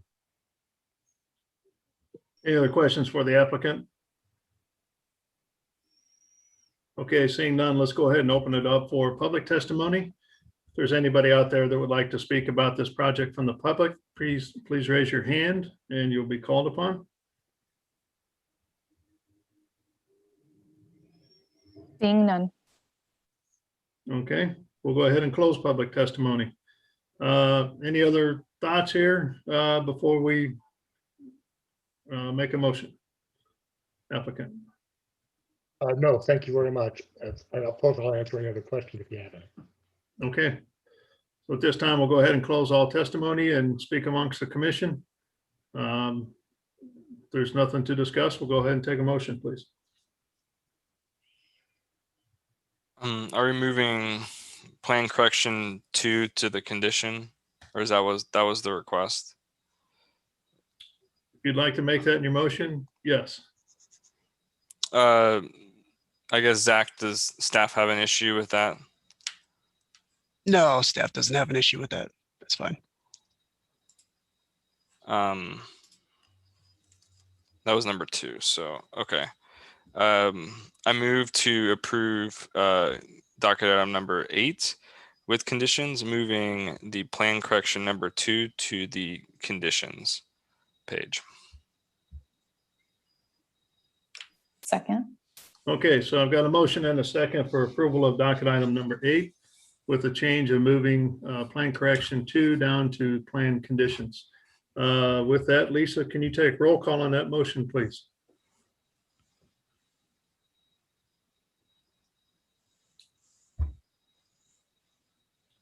Lisa? Yes, yes, Okay. I was taking the note. Sorry. All right.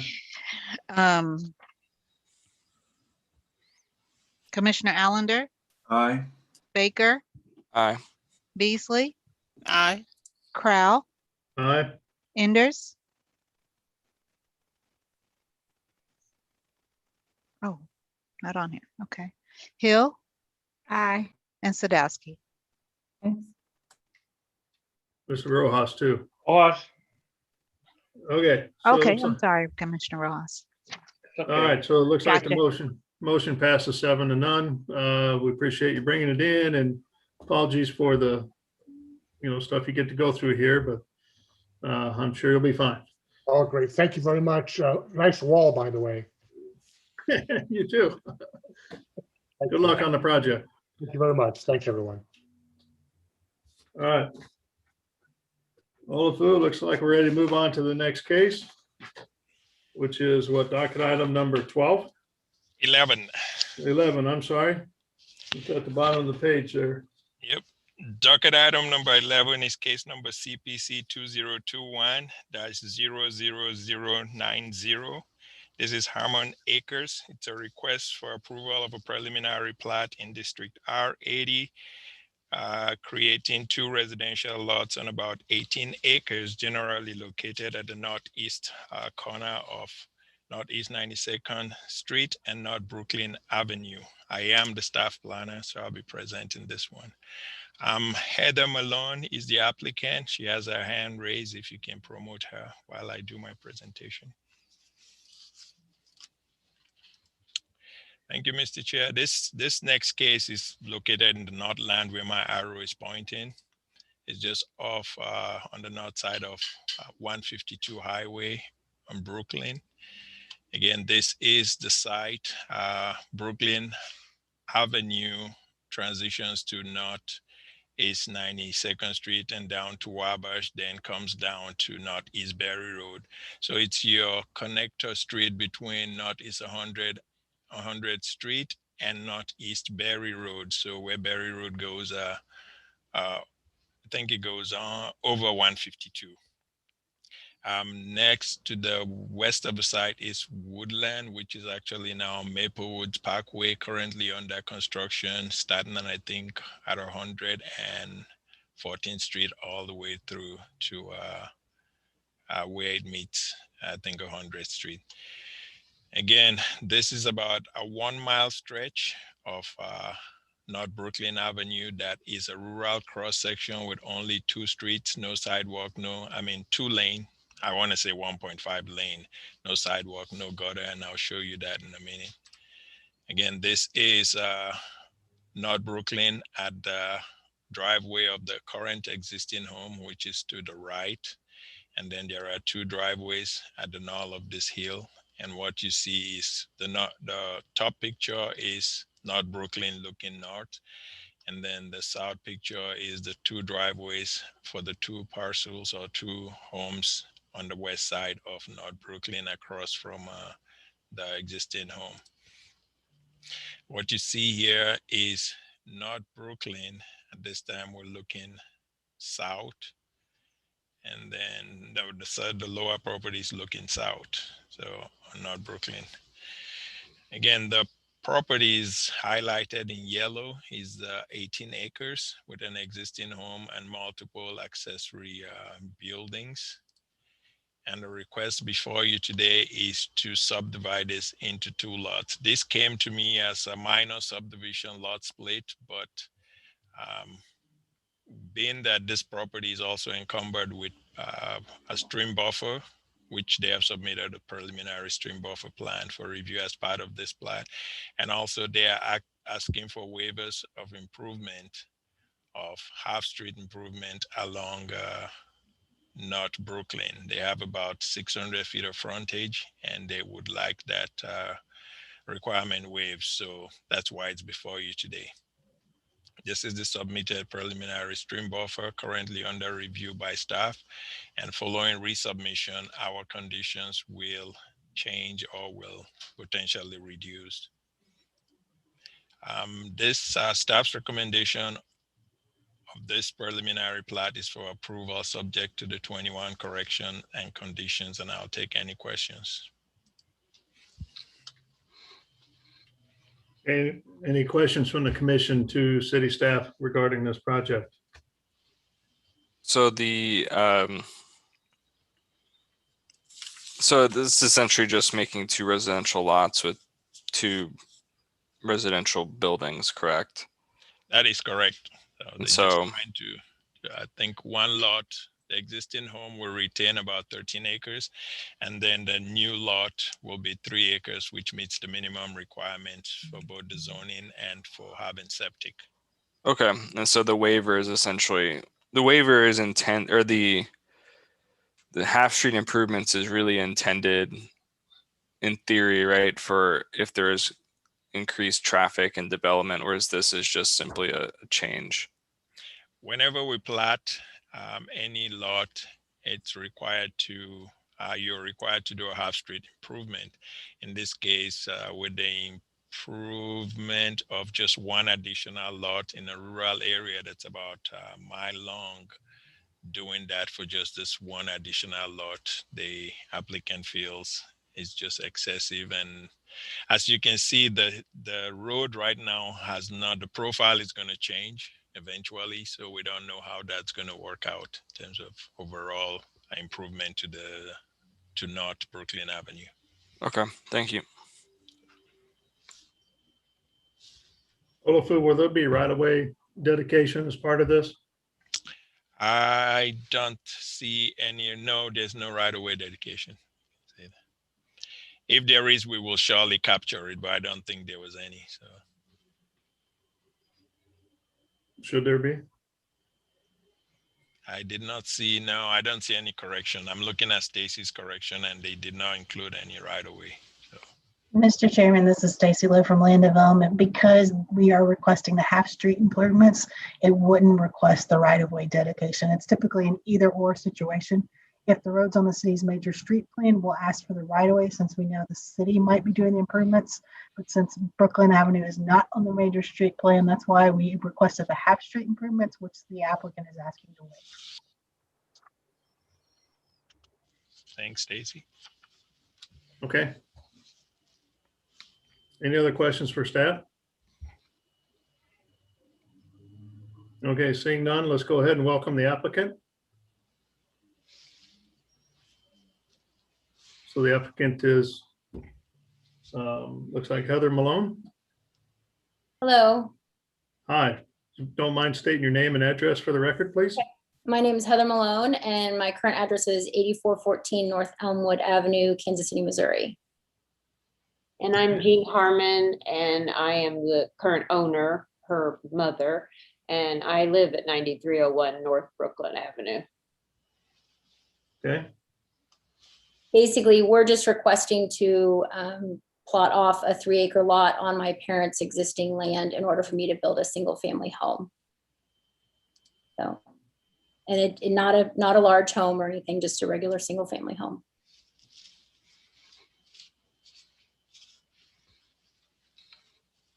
Okay. And you'll have public water. What about sanitary sewer? Is that close or is that septic? There is water, but sewers are across the street behind homes, so it will have to be septic. Okay. all the houses along Brooklyn on the east side are all septic. Okay. Any questions from the commission to the applicant?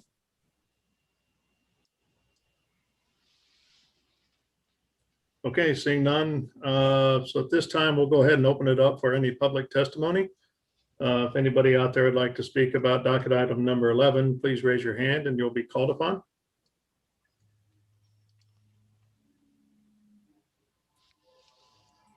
Seeing none. Okay, so we'll go ahead and close public testimony then. Anything else, applicant, you'd like to add about this project? Not really, just the main concern was just trying to waive the half street improvements. Obviously, that's not something I can do as just a single person. Okay. All right, so at this time, we'll go ahead and close any testimony and speak amongst the commission. If there's nothing to discuss, I will take a motion. Would we recommend the waiver since we can't, is that a city council approved? So we would approve with conditions and then recommend the waiver be granted? Yes, if you want to, you can make that recommendation to city council for the waivers also. Okay, I'll go ahead and make a motion.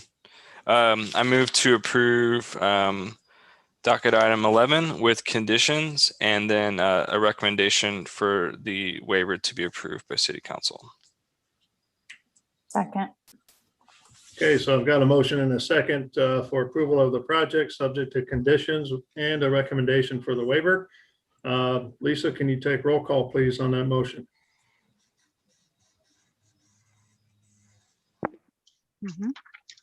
Commissioner Allender, Aye. Baker, Aye. Beasley, Aye. Crowell, Aye. Hill, Aye. Rojas, Aye. and Sadowski. Sorry, couldn't get off mute. Aye. Gotcha. Okay, so it looks like the motion passes 8-0 for approval of the project. Good luck with it and good luck with your new home. Thank you very much. All right. All right, Olafu, let's move on. It looks like we're now to docket item number 12. Docket item number 12 has a companion case, 12A and 12B. Case number CP 12A is case number CPC 2021 00092, 1804 Mercier infill. This is a request to approve a preliminary plat creating 5 residential lots with deviations from required lot and building standard in District R6 on about 0.28 acres, generally located on the west side of Mercier Street between West 18th Street on the north and West 20th Street on the south. The second item, 12B, is case number CPC 2021-00101, same address, same location. This is a request for approval of a development plan that allows also for the 5 residential lot. Shu Wood is the staff planner. Oh, there is a 12C, which is also a companion case for the final plat. Sorry. Can you read it? Thanks. 12C also, same location, same address. This is case number final plat -2021-00015. This is a request for approval of a final plat creating 5 residential lots at the same location and the same zoning district. Thanks, you. Thanks. So, good afternoon, everyone. This project in front of you is an 1804 Mercier infill. It's for a non-residential lot. Originally, that was platted for 6 lots, and they're reestablishing the lots. As I read earlier, there are 3 companion cases: a preliminary plat, a final plat, and a development plan. The general location of this project is located in the west side. More specifically, it's on the west side of Mercier, in between 18th to the north and 20th to the south. It is currently zoned R6. This neighborhood has been downzoned a while ago, and the intention for the downzoning was to keep the residential lots to be single-family houses. And the surrounding neighborhood, including the surrounding landscape land use, including single-family houses and undeveloped lots to the north and to the south. And there is a KCPL utility station located to the west side, which was buffered by a heavily wooded area. There's a view looking east from Mercer. This is a view looking west from Mercer at the subject site. Like I mentioned earlier, the applicant is requesting to reestablish 5 lots, which was originally platted for 6 lots before. And each of the lots will ranging from 2,000 to 3,000 square feet in the lot area. And the lot width will not satisfy with the code, which requires 50 feet. And all these lots would have front yard setback as 10 feet and rear yard setback as 15 feet. The side yard setback will be platted according to the lot width that they're proposing. There is existing utilities in this area, including water, sewer, and one second. And this is the proposed elevation that the applicant has submitted. The colors are subject to change, but the building materials largely include metal panels and stucco and concrete boards. And these houses will be 3 stories with garage loading from the front yard, which is from Mercer. These are some details of the building elevations. The building will be roughly 35 feet tall. And these are some, this is another building option. Staff recommends approval to all these 3 cases as the with conditions as stated in the plan correction in conditions report. I'm open to questions.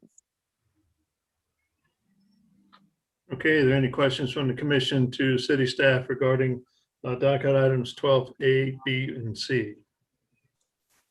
Shu, maybe I misread this, but I thought I saw somewhere that it exceeded the 35-foot height. Did that change at some point? Yeah, I think that has been, the applicant has worked with staff and that has been revised. So there would not be any deviation to the height requirement. There will only be deviations that's requested for the lot area, lot width, and front and rear yard setbacks. It will not exceed 35 feet. Okay, and I assume that's like counting from the first level, not from the garage level, correct? As being your. That's the average ground level. That's stated Okay. in our code, how we count the building height. Got it.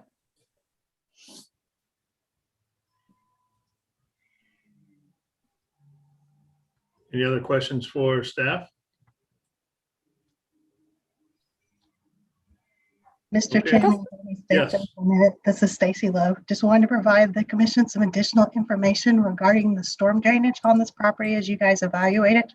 This one is coming to you because it is part of the non-conforming lots, which Shu has already done a great job describing. Because of the process, it's required to comply with all the city's stormwater requirements under the current code. At this point, the developer is proposing to do that on a lot-by-lot basis, placing the responsibility for doing that on the homeowner when they construct the home. The city staff has concerns about this approach. We have asked for engineering proof of concept, design, and feasibility prior to the approval of this plan by City Council.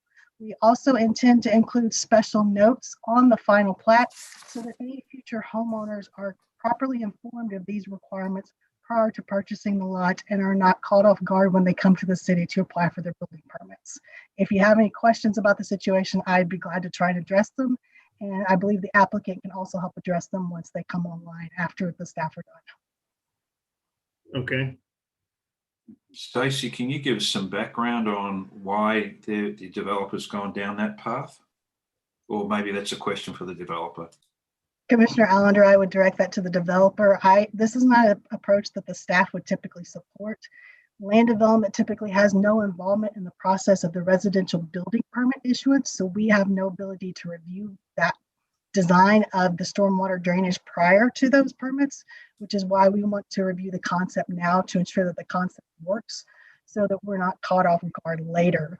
There's some concern that the cost of this could be higher, and that we want to make sure these homeowners are aware before they purchase these lots, since this is not a typical expectation that you would run into in other parts of the city.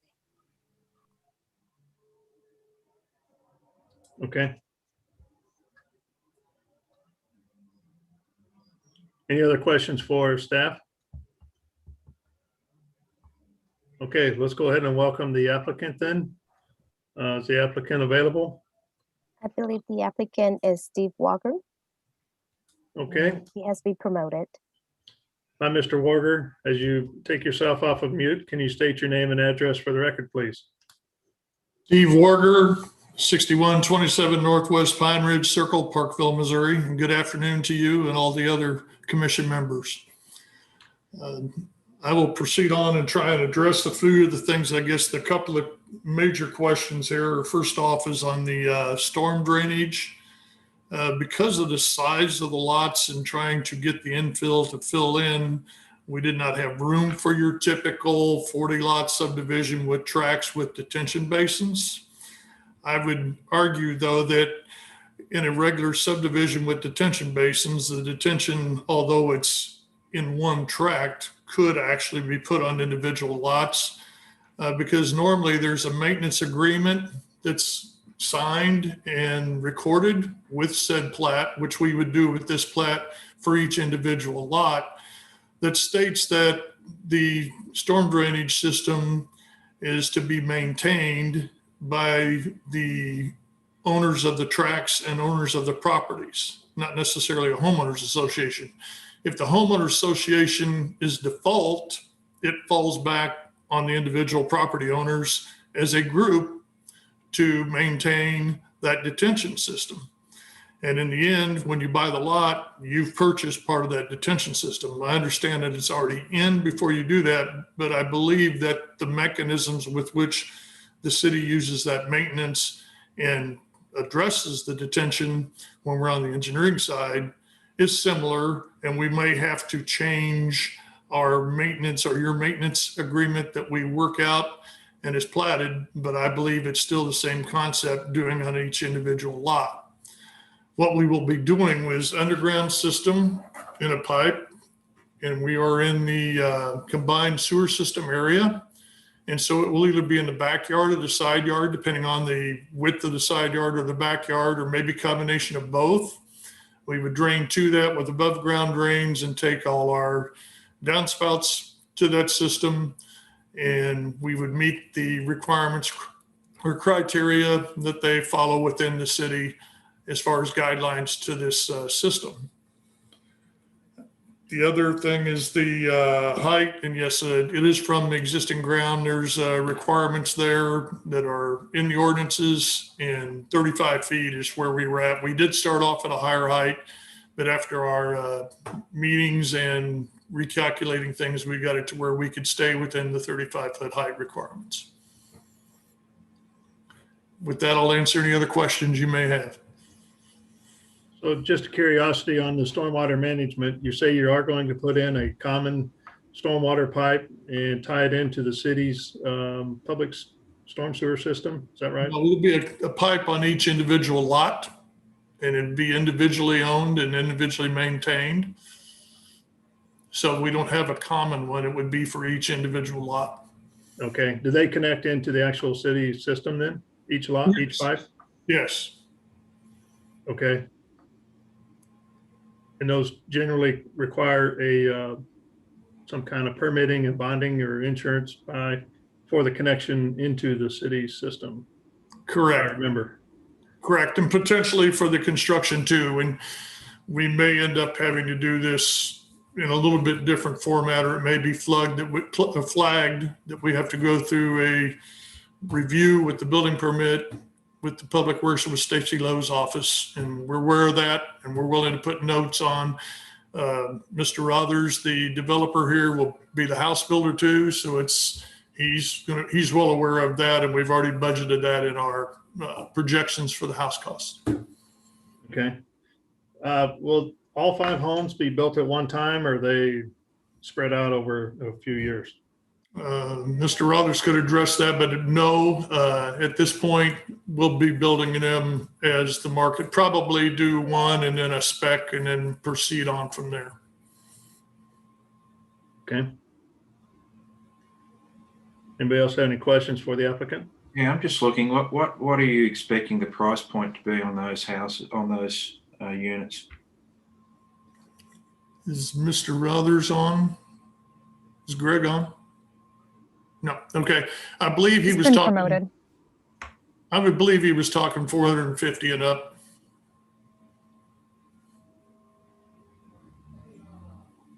Mr. Rothers, you're muted. 400 to 450,000 is our projected cost. And that includes the stormwater you just discussed. Yes. Stormwater management. Yes.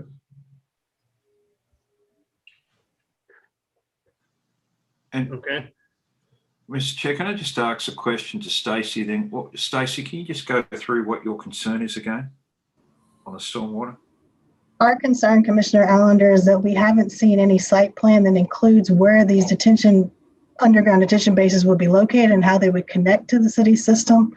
We also really need to confirm the sizing is accurate, and then once the sizing is accurate, it will fit on the remaining portion of those lots. That's part of the reason we're concerned about the feasibility. The concept in nature is acceptable to the city, but we need to prove it's feasible. I don't want to get a residential homeowner to the point of permit and then realize that the underground system that was originally proposed won't fit and won't work. And then we're stuck and we have no recourse. So we need to verify that before we move forward. And this has been in coordination with Greg Franzine, who's the city's building official, as well, to make sure that the residential side of the house who reviews these building permits is also on board with how we want to handle this plan.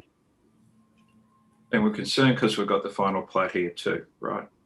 That's correct. We need to make sure so that we know the lots can handle it. And if we need to change the lot configuration in some way to do a different alternative, we handle that now before we move the final plat forward.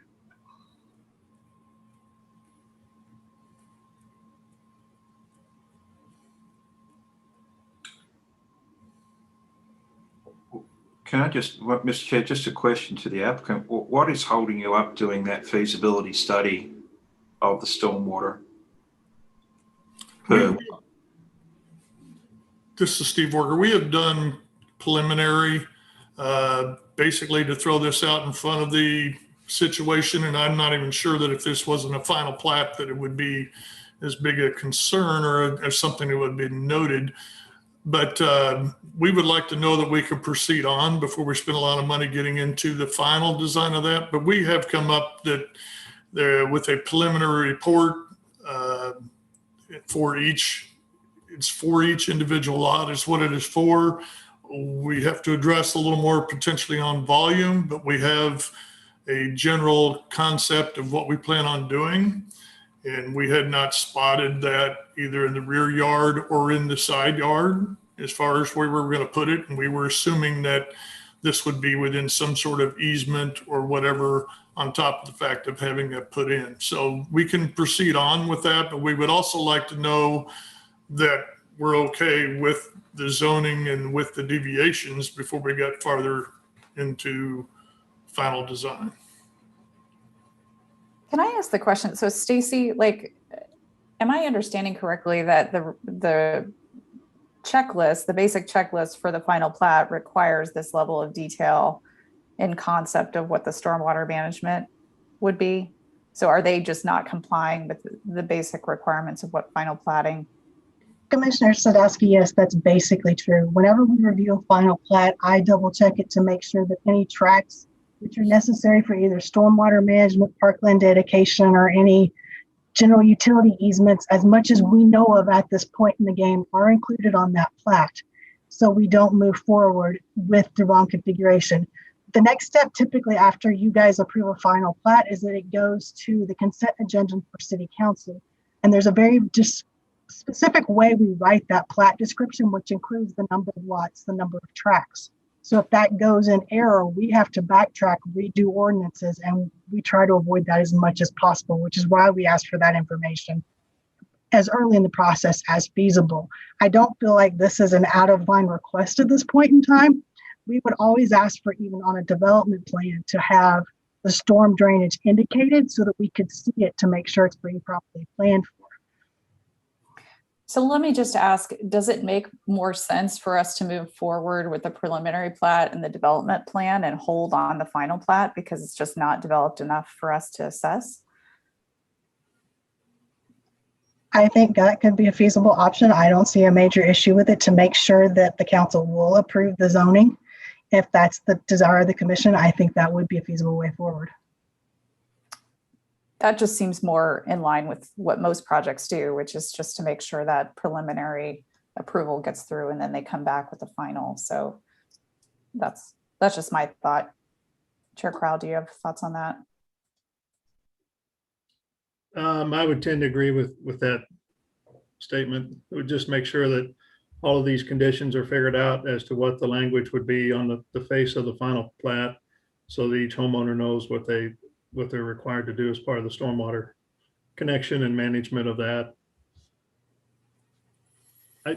It's just personal. I mean, I totally understand. I think it's a great way to do the stormwater management on this particular project, because you can have each homeowner kind of do their own thing, how they propose to do the stormwater management, where they do a surface and or a underground type of system, that best fits their needs and how they can maintain it.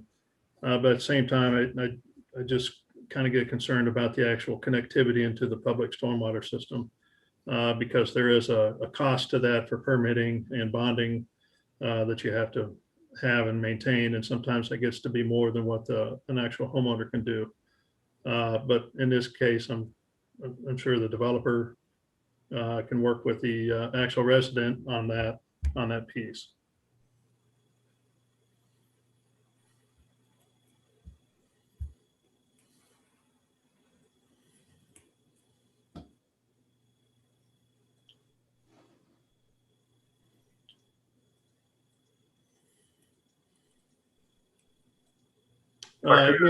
Any other questions? It seems like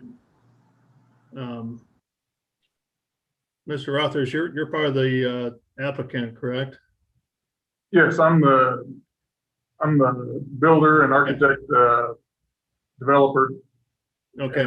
And I would say that I do plan to build each of these homes and sell that home. So I don't intend to sell a lot to a homeowner and have the homeowner take on design and that kind of responsibility. So.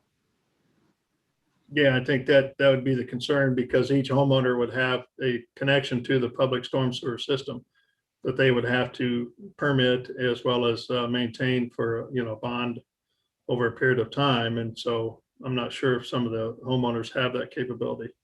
I mean, I'm wrong on a lot of things, but I just know sometimes that's a challenge. Right. No, our intention is to build the homes and sell the completed homes, not to sell the lots. Sure. Any other questions from the commission to the applicant? Just wondered if the applicant could speak to the design of the project. I mean, there's a lot of deviations in the lot widths and just the way that the building massing was formed. If you could just speak to what your intentions were with the development and why you think this is the right type of product for this area. Okay, we started, the project itself is actually part of 6 25-foot wide lots and 10 foot of an additional lot on the south end. And in looking at the design, instead of sticking with the 25-foot wide, which I believe a lot of the lots there were built with the 25, and there may be some other proposals to stay with the 25-foot width, we came back and said, okay, we'll reduce that to the 5 foot or to 5 lots. And then initially in talking with the city, there was actually a suggestion that we go to a lesser, or to R.3 zoning, which nobody really felt that would be the smartest way to do it, which the 0.3 would then make us, compatible with that. But then that's not what the neighborhood really wants. And so then we went to the deviations, and the reason for the varying deviations is we tried to keep the areas of the lot approximately the same. And because it gets a varying width, varying depth, then the widths were revised to make some of them wider and then some of them narrower as you went through, to kind of divide that up evenly and kind of give it a nice, clean type look from that standpoint. I just want to add something real quick, commissioners.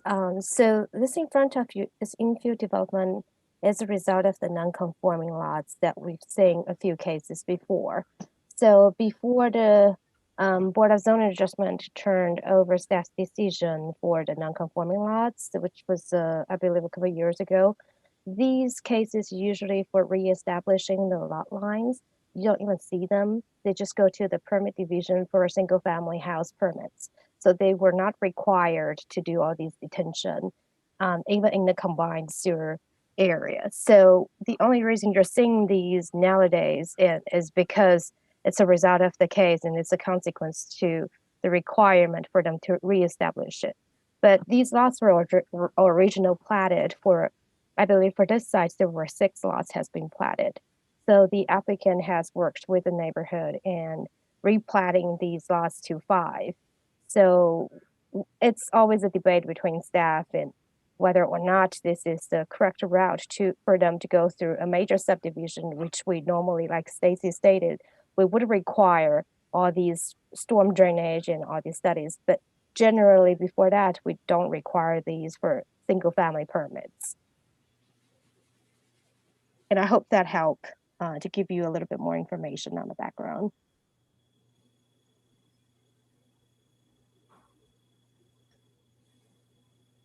So I'm a little bit confused as to there's no neighborhood involvement in this development.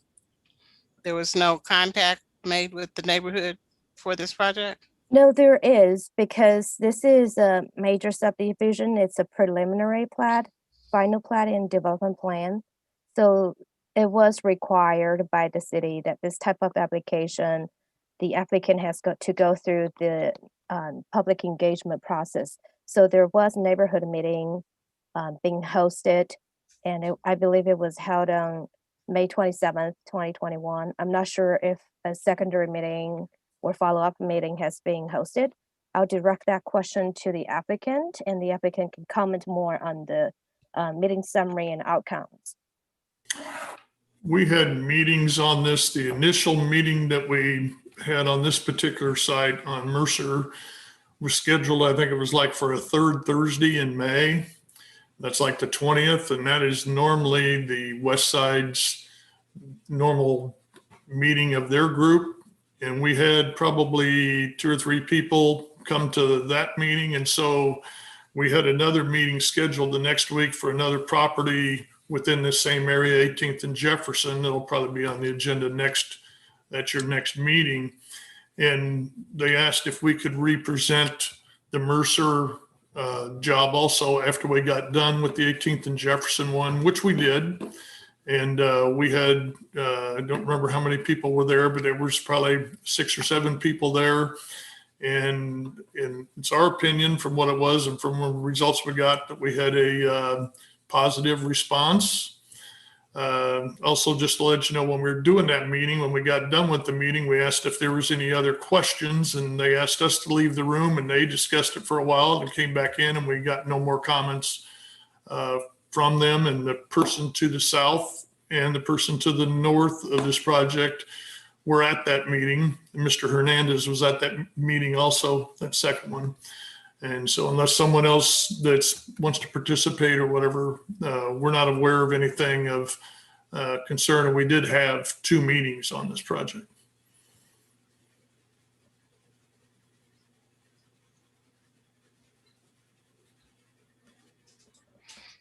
Okay. Thank you for that information. Sure. Any other questions for the applicant? All right, well, let's go ahead and open it up for public testimony then. Is there anybody out there that would like to speak regarding docket items number 12A, B, and C? If so, please raise your hand and you'll be called upon. And we won't call on Mr. Rothers. Still got his hand raised.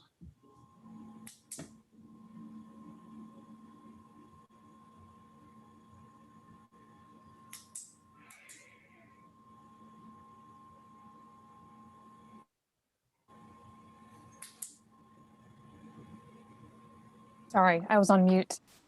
Don Hunter was just promoted. Okay.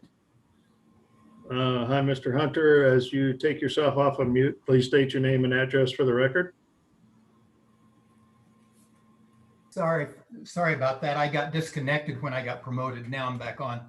My name is Don Hunter, and I am I reside at 1800 Mercer, so I'm the lots just to the north of their project.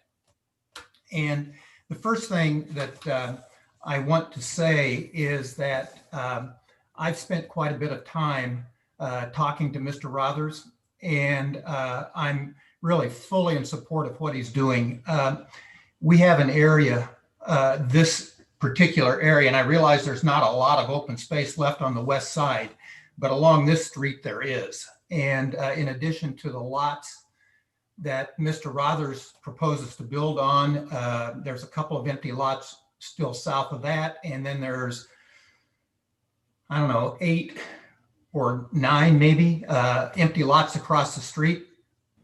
And they have not been well maintained up to this point. The empty lots, when Mr. Rothers got involved, he talked to the, I believe and he can correct me if I'm wrong here, but I believe he has a contingency to purchase these lots from an out-of-state owner pending approval of his project. And since he's gotten involved, he has been very adamant about keeping these lots maintained because there was dumping on them. They weren't mowed. There was a lot of brush. And the lots across the street, even though there's now a proposal, they've not been well maintained either. The other thing I would like to say is that unlike the proposal across the street from Mr. Rothers' proposed development, these houses are pretty much keeping within what's going on the west side.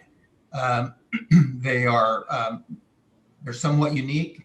They're modern, and they fit within the character of the neighborhood. And I will confirm what they also said. I did go to one of those public hearings, and I was one of only 2 people there, though I have discussed with my neighbors. I'm not going to say all of my neighbors because that would not be correct, but with a number of my neighbors. And they're all very much in favor of what Mr. Rothers is doing, as opposed to perhaps maybe not in favor of what's proposed to take place across the street. So if this stormwater thing can be worked out, and it certainly was in my case, because my house has only had an occupancy permit for 1.5 years, it'll work.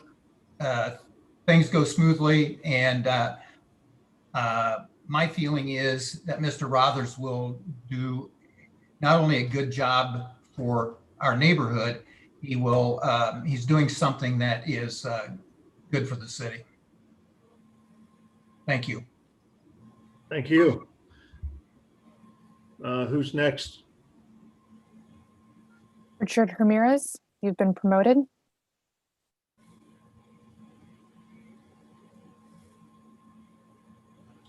Hi, Richard. As you come off of mute, please state your name and address for the record. Richard Hernandez, 2106 Holly, president of the West Side Neighborhood Association. We did meet and we talked, but we never got an answer about the water. We asked about that runoff. This is the first time I've heard that about the basins. I don't see, you can throw that on the homeowner. I don't see that at all. And the 450,000, I didn't think it was that high. I thought they told me 300,000. That's a little high for our area.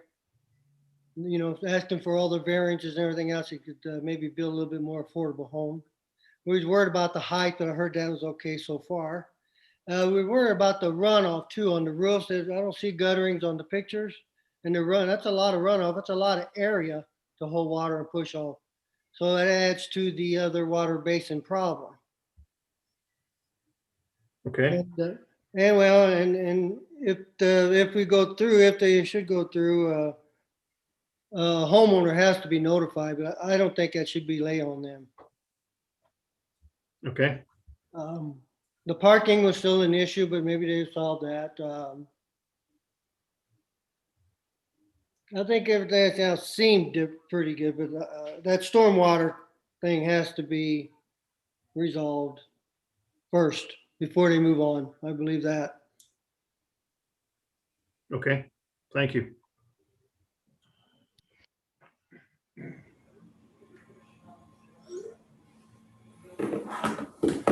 Anna, who's next? Pedro Zamora. Hi, Mr. Zamora. Welcome back. Please state your name and address again for the record as you come off mute. Still muted. Good afternoon, Pedro Zamora, Executive Director for the Hispanic Economic Development Corporation, located at 1722 Holly. I'm a resident of the West Side neighborhood, 2713 Jarbo. We have a lot of challenges with this project in the sense that it doesn't fit the planning and the structural continuity of the community. As I mentioned in a previous call, that we have done a Planning Sustainable Places comprehensive plan on what it means to sustain a community. And what does it mean to work together to institute place-based investments, modeling sustainable neighborhoods that are affordable? This project does not present that. 1800 Mercer is a great example of one person's opinion of does it conform to the neighborhood or not. If you saw the pictures, these are single family houses, one story, couple of 2 stories scattered, over 100 years old, clad siding. I did attend the May meeting via video conferencing, and I was pretty upset about the pitch. When we start talking about the lots, people's houses, cars, and on the street, we're coming out of a pandemic. The developer presented, I want to bring good people into this neighborhood because you got the bad people next to my vacant lot. That racial comments does not have a place in community place-based development. Was the outreach in bilingual support? Because there are a lot of bilingual residents who I've spoke to over the last several weeks who are concerned about being priced out, who are concerned about family transfer of their home, who are concerned about the scale of this project. It becomes more complicated because we talked about how do we get the message out and get participation from the community. The West Side Neighborhood Association is made up of 4 entrenched, distinct neighborhood associations. Sacred Heart, who you've heard from earlier today, the Central, the Hill, and the North End. Representatives from each one of these neighborhood associations build up and are elected to be placed on the West Side Neighborhood Association. So we have a comprehensive group of leaders that study and take place-based challenges. That was not done throughout this process. And I, as a nonprofit executive director who has comprehensive planning experience to want to see sustainability for this neighborhood, have been supporting Sacred Heart, have been supporting the Central and even the North End to try to put these plans in place. So we're proactively engaging with developers earlier. It's not a one-person show. I respect the West Side Neighborhood Association structure, but this project does not conform with the mass. And as you heard earlier today, that Affordability is a key component to sustain this neighborhood. And as affordability is a key component for our city to recover. This project does not provide that. I am against it. Thank you. Thank you. Andrew Charlton, you are next. Hi, can you hear me all right? Yes. Hi, my name is Andrew Charlton, and I'm a resident of 1816 Holly Street. So Holly, again, kind of buttresses up against Mercer Road. And overall, I'm an advocate for the project. As mentioned, there's kind of some blighted lots back there that I actually will go around and pick up trash here and there, whatnot. So to me, over the past year living here, I mean, those lots have gone undeveloped. There's been trash, some loitering on them. So any sort of type of development to me that's going to be beneficial to just clean up the lots in general. I'm going to be an advocate for it again. I think my only question pertained, and I do apologize, I kind of jumped on this late, was related to just the kind of the back alley itself. If part of this development would help with the erosion, I'm guessing that kind of pertains back to the stormwater issue that was kind of brought up as well too. But again, I just kind of want to express my support for this project overall. Okay, thank you. There's one more, or wait. Don Hunter. Okay.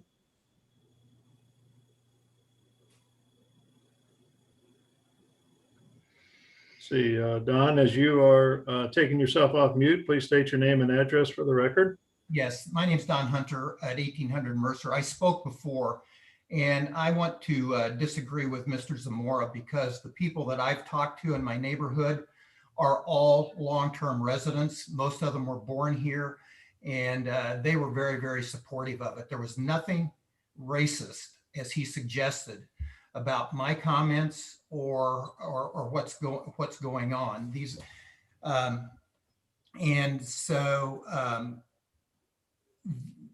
he also mentioned that it's not in keeping with the neighborhood. All you have to do is go 2 blocks east, and every one of the houses that's been built is contemporary. So what he said is really not inaccurate is really not accurate in this sense. Thank you. All right, thank you. Is anybody else willing to speak on? Lisa, you're Okay. next.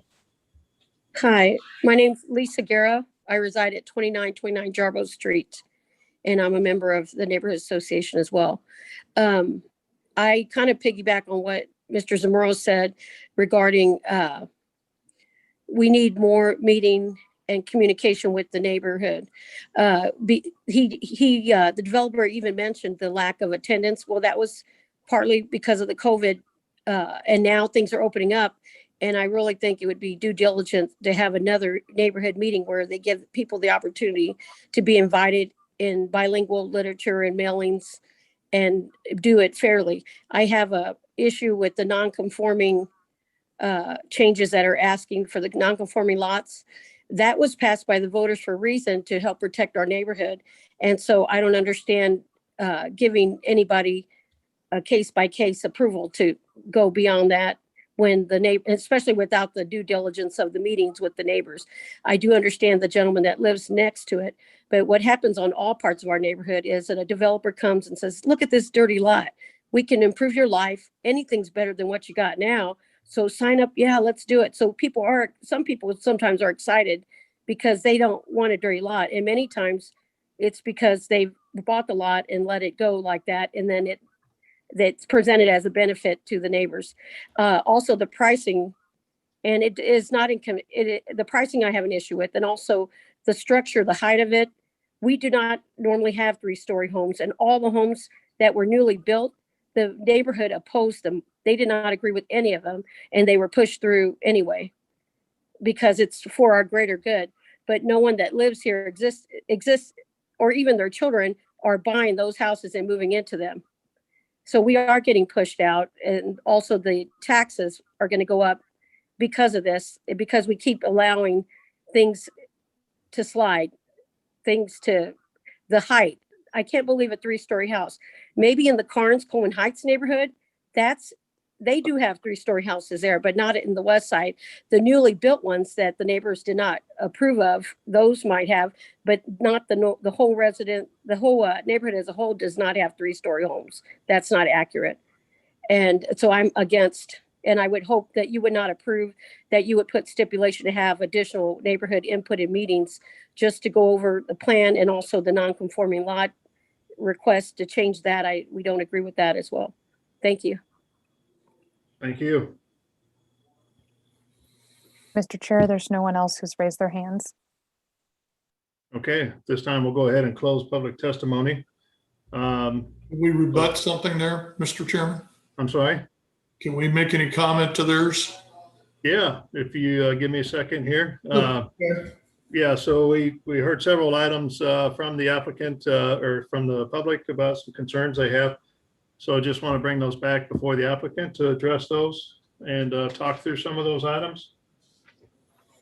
So yes, please go ahead, Mr. Warger. Yes, sir. First off, sorry, we apologize if anybody thought anything was racist in what was said, but I don't believe anything was said in that manner. And that was not obviously any of the intent. That one kind of threw me a little bit. And then also as far as the meetings themselves, they were held at the community center right there. So as far as COVID related stuff, yes, there was COVID going on, but the community center was open and was open to the people. So it was not as if it was at somebody's house or a Zoom meeting. They had the right and they had an opportunity to go to that meeting. And other than that, I think we've beat the stormwater around a little bit and we can figure that out later on. And to be able to get some of these houses to try and fit within the lots or within the infill, there's going to have to be some deviations. And I think it was expressed that single family houses were built that way using BZA instead of coming through Planning and Zoning Commission. With a lot of those houses, if you actually look at it, there was probably a lot of those deviations. And then in today's world, it doesn't take long to get to $400,000 or $450,000 for a house. And these new ones, I believe, if you probably talk to some of these people in the subdivisions, they're getting into some pretty expensive houses just for starter homes. But other than that, unless Mr. Rothers has something else to say, that's all we've got. Okay. Mr. Rothers? Well, I would just add to what Steve said, and Mr. Zamora did not attend either of our meetings. So I wonder if he's confusing us with the developer across the street when he says that something that he was offended by was said.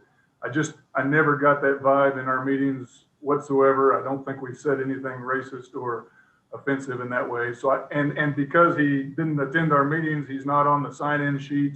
I don't recognize him. He doesn't look familiar. I think he's confusing us with the other developer. So I would just like to make that clear.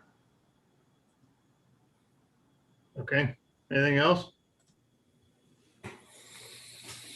So as we, I guess at this time, we'll go ahead and close all testimony and speak amongst the commission.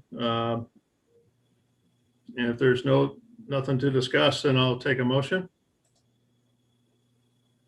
I just wanted to point out, I think it's challenging for us as a planning commission, because we are, as people have said, we are a land use commission.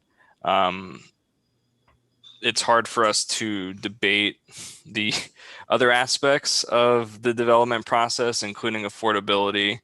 I think we can debate the strategies that go into that level of affordability, which I think is confusing given the neighborhood, just general opposition to other types of development that have made it affordable. And now there's an opposition to the development that was desired that is actually less affordable. And so I think it puts us in an interesting, challenging position, navigating those two worlds and desires, and then also the reality of the economics of development. I'm generally in favor of the project. I think we do need more infill lots, and I think even if you go down the street a little bit, There is a kind of 2.5-story building right next to this lot, so I don't think it's too out of the ordinary. But those are just some general thoughts on weighing things that aren't necessarily land use, but also are impacted by land use as well. Yeah, thank you for that. Anybody else like to comment? I have one. Mr. Rojas, let's go. Go ahead, Mr. Rojas. I have a comment, maybe a question, in that one of the attractive points of the West Side is, and has been, is a crime rate. If it is not the lowest crime rate in the city, it's very well close to it. For someone to have said, I hear that somebody didn't say anything racist, but I wasn't there, but I really need a strong answer to the comment that supposedly was made that we are going to bring good people in here. I find that very offensive, if in fact it was said.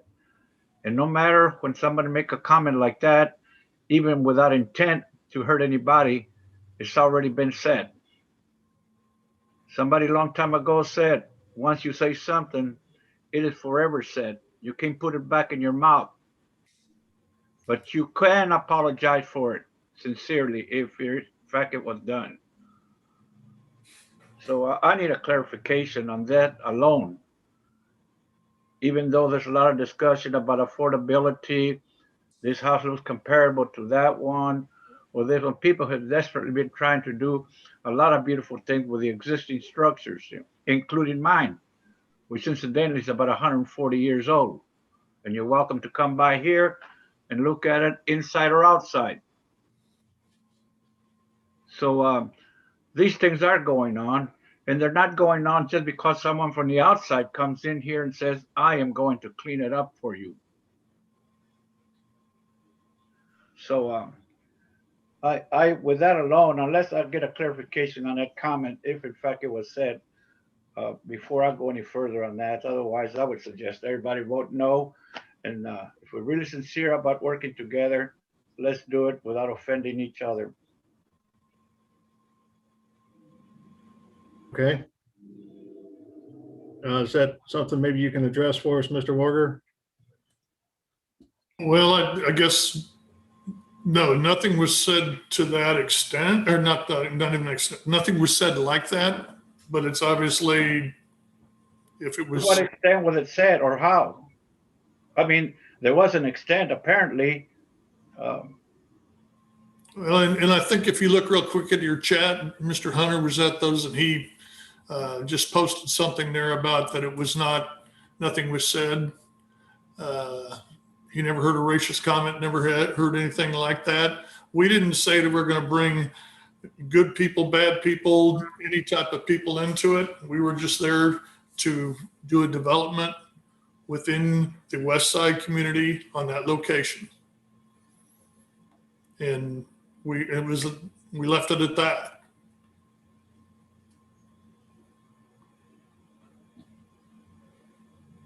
Okay.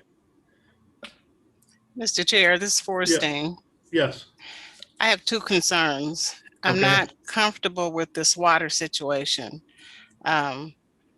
I know that the builder spoke up and said he would take care of it, but why isn't it just taken care of from the beginning? So I have an issue with that. And my second issue is the price points, because we did just go round and round with another project talking about affordability. And this one is way above what we're considering affordable. So I have some issues with this one. Okay. And on top of it, what's the house contain? We haven't said anything about the amenities that would be in this house. They're showing us a picture that's how many stories with a garage, but what's the actual square footage of these homes? How many bedrooms? How many baths? What are you doing to try to substantiate this price other than telling us the price of building materials has gone up? Yeah. It's good. It's a good question. I I understand what you're asking. Mr. Rothers, you want to address that? Well, first, I'd just like to say, again, to Mr. Rojas, I suppose, I was trying to be a little bit subtle earlier, but nothing was said at our meetings like what Mr. Zamora implied. I think he was at a different meeting. So I can honestly say that that sentiment was never expressed in our meetings. I don't think any of the people who attended our meeting, and I think there were about 10 or 12 people. There were 2 at the first meeting, about 10 at the second meeting that came. I don't think any of the people who were there would agree that anything like that was said. So I just want to be clear about that. To Ms. Beasley's comment, 3 bedrooms, 2.5 baths, 2 garage spaces for off-street parking. You know, they're going to be nice homes. Part of the cost is in the water mitigation, the stormwater mitigation that we're going to have to do. It's going to be significant. It's going to be $10,000 to $20,000 per lot. So I've got to build that into the cost of the house too. So, you know, and yeah, lumber prices, not just lumber, but everything is gone up significantly. So there is that.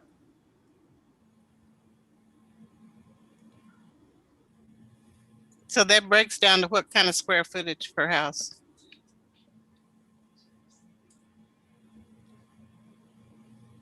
Well, it's around $200 a square foot to $225, including the lot. So it's 2,000 to 2,500.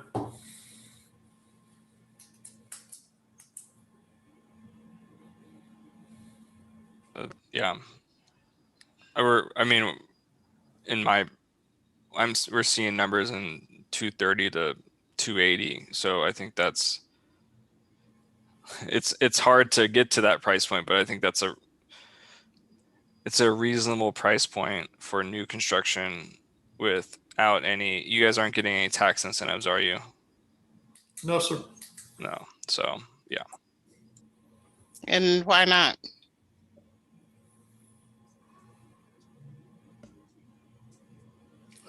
We didn't ask for any on single family development.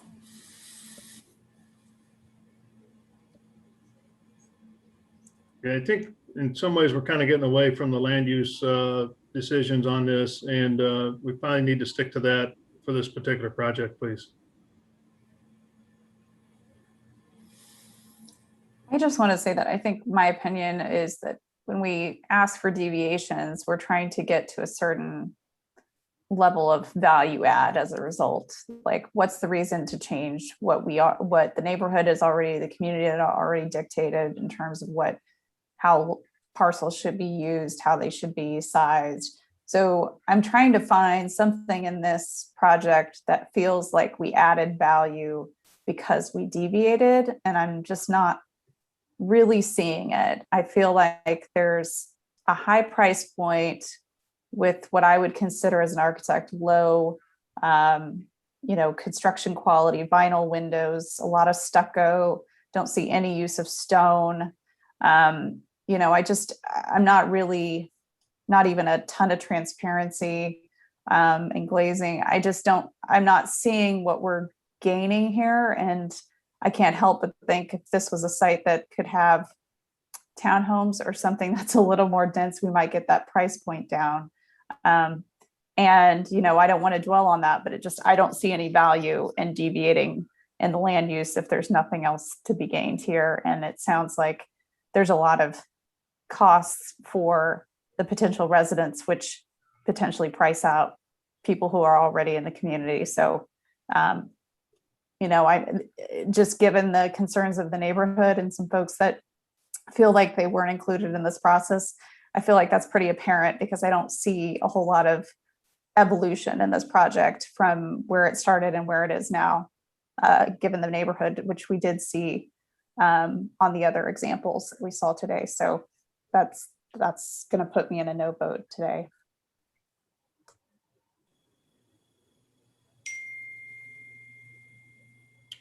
Any other comments? I think the stormwater really has to be worked out. In my mind, that's a big concern from my perspective, especially where it is. Until that's worked out, I would be a no too. Is that something you'd feel comfortable with through holding the final plat? Yeah, I would hold. I would consider 12A and B, but then I'm hearing about, from a land use perspective, I think I'm okay.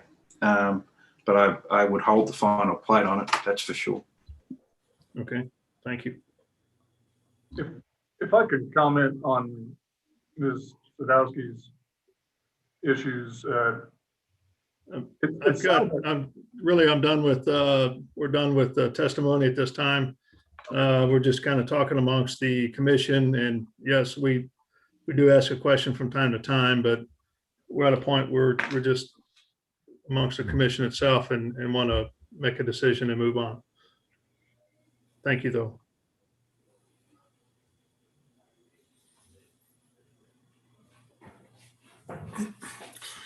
Well, Keith, you look like you had something you might want to say. Yeah, I was just thinking through, Chair Crowell, like, is it an approval with conditions for 12A, but continuing B and definitely C?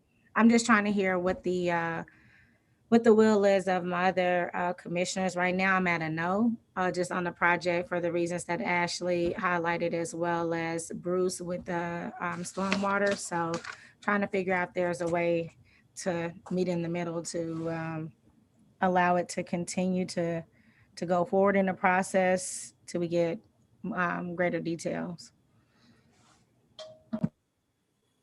I'm in the same way, I have to say, but does it make, I don't understand how we do a preliminary plat. The development plan would have to go with the preliminary plat, wouldn't it? Yes. Yeah. So we could do an A and B approval, but not a final plat. Correct. Yeah, you could do that way, or not approve any of it, or continue all of it until you get some kind of consensus on the stormwater, so you understand that, or however you want to do this. But to move the project, forward, so they can start providing some of that information, they could do a approval of 12A and B, assuming that you're okay with the intent of the project.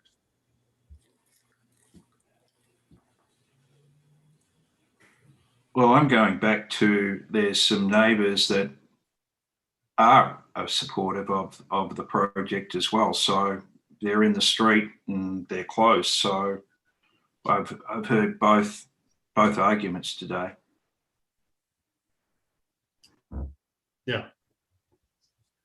Well, I'd like to do something here. I'd like some kind of motion or something from one of the commissioners. Chairman Crowell. Yes. I'll attempt to make this motion that case numbers 12A, 12B, and 12C of CPC 2021-00092 and 00101 and 00115 be held until they come back with information on addressing the water issue. Okay. Second. Okay, this is Sarah. Can I just jump in? So if we're going to make it a continuance, we need to establish a date certain. So Yeah. I would continue that to the.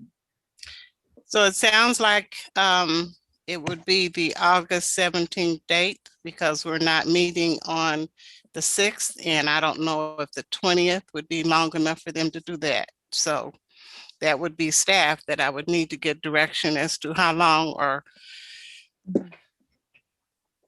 I guess the applicant, how long it would take him to work it out with staff. So until I hear that, I just said we're holding it. Sure, no, I appreciate that. And you're right, of course, staff would need to provide some guidance on an appropriate date. So Shu, can you address that? Since this is a comment required by Stacy, I will refer to Stacy to decide what date would work better with the applicant. Commissioner Beasley, I would agree with you and request the August 17th date as well. I personally will be on vacation towards the end of the month and will not be present at the next commission hearing. And I'm assuming you commissioners would probably like my input when this comes back to you. So I would probably recommend this being held until the August 17th. So do I have to restate the whole thing, or can I just say to the August 17th meeting? That's fine. That's fine. Okay, so I've got a motion to continue docket items 12A, B, and C with the intent to figure out the stormwater management system until the August 17th meeting. Is that still a second? Yes. Okay, so I've got a motion and a second on this. Lisa, can you take roll call, please, on that particular motion? Mhm. Commissioner Allender, Aye. Baker, Aye. Beasley, Aye. Crowell, Aye. Hill, Aye. Rojas, Aye. and Sadowski. No. Okay. So I've got a vote of 6-1 to go ahead and continue docket item 12A, B, and C to look at the stormwater management system and have a good answer how that's going to be addressed for those houses. So with that, I appreciate applicant coming in with the project, and we look forward to seeing you then on August 17th. All right, with that, let's go ahead and move to docket item 13. Thank you, Mr. Chairman. This 13 and 14 are companion cases, so they'll be taken together. So I'll read them together. Yeah, that'd be great. I forgot to ask that. Yep. Docket item number 13 is case number SUP 2021-0008. Address is 5716 Garrett Avenue. This is a request to approve a special use permit to allow use of a multi-unit house located in a mixed-use building in District R2.5 on about 0.2 acres, actually 0.14 acres, generally located at the northwest corner of Garrett Avenue and North Topping Avenue, plus any necessary variances. The second item, which is case number SUP 2021-0009, actually 4 zeros and a 9, same location, same address, is a request for special use permit to allow a use of a 700 square foot neighborhood serving retail location located in the mixed use building with the same zoning and the same location. Shu Woods is the staff planner.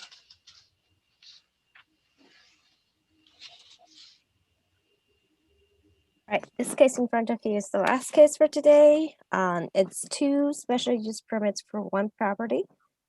Here's the general location of the subject site. More specifically, it's located on the northwest corner of Garrett Avenue and North Topping Avenue. The current zoning is R2.5, which indicates that the surrounding land use includes a variety of the residential building types. There is also an elementary across the street from the subject site. Oh, here's the view looking west from Garrett. The subject site is located on your right hand. It's a 2-story building. And on the other side of Garrett is a parking lot that's abutting to these residential apartments. This is a view looking east from Garrett. And this is another view looking south from North Topping. The subject site is located on your left hand with a backyard that's located in the middle of this picture. So the subject site is an L-shaped lot, which contains 2 tracts. there is a two-story building that's being erected decades ago. It's located on the south abutting the intersection. And the northern part of the lot is currently a vacant backyard. The applicant proposes no change to the structure from the applicant proposes no construction or expansion to the structure, but remodeling the existing structure to enclose a few doors on the side and provide interior doors to the multi-units that they're proposing. So there are two special use permits related to this proposal. One is due to the residential building type. The applicant proposes to use this structure for multi-house, and multi-house residential building requires a special use permit approval in R2.5. The applicant also proposes a neighborhood retail service, which is roughly about 700 square feet. And neighborhood retail requires a special use permit approval as well.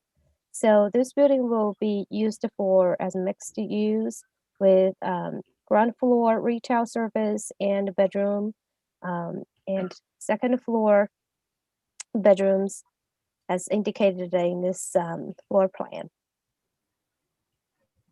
Here's the picture for the historic building at the site, what it looked like when it was used as a neighborhood retail. Staff recommend approval with conditions as stated in the staff report, and staff has received the neighborhood association's letter as in support for this project. That concludes my presentation, and I believe the applicant, Sareto Chevrolet, she's probably on the line now. Okay. Any questions from the commission to city staff regarding docket item 13 and 14?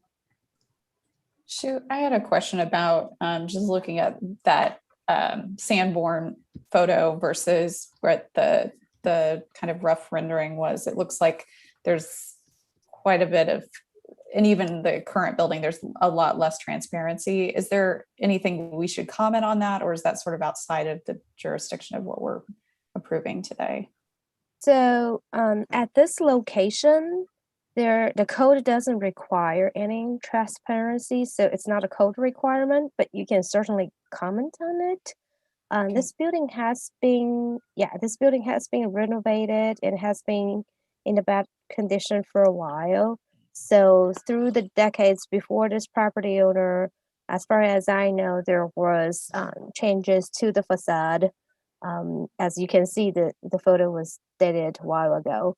And I believe what the city asked the owner to change is to close the garage door and the secondary entryway from the outside. That was one of our code requirements for multi-unit house, that only one exterior door shall be allowed. But we did not really ask the applicant to make any changes to the transparency, but you can certainly comment on it. Okay. Any other questions?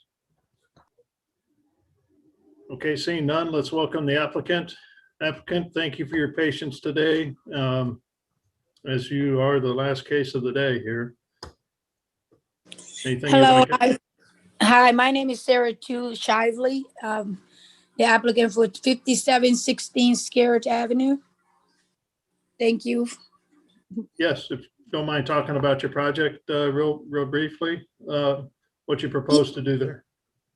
Yes, the proposal is that we bought this building in the mindset of it was a commercial, and when I found out its history behind it, I wanted to do this 4-unit, right? How we bought it, it was plotted 4-unit. I have a business, a small business that I want to do on the side of the topping for like a neighborhood retail. And the other 3, I want to be able to rent them for like a apartment. Okay. Anybody have any questions of the commission to the applicant regarding this project? My only question is, what type of retail are you thinking of putting into the building? So I have a cleaning business. I want to put a cleaning supplies so we could retail some cleaning supply for like a neighborhood cleaning supplies and use it as an office during the day.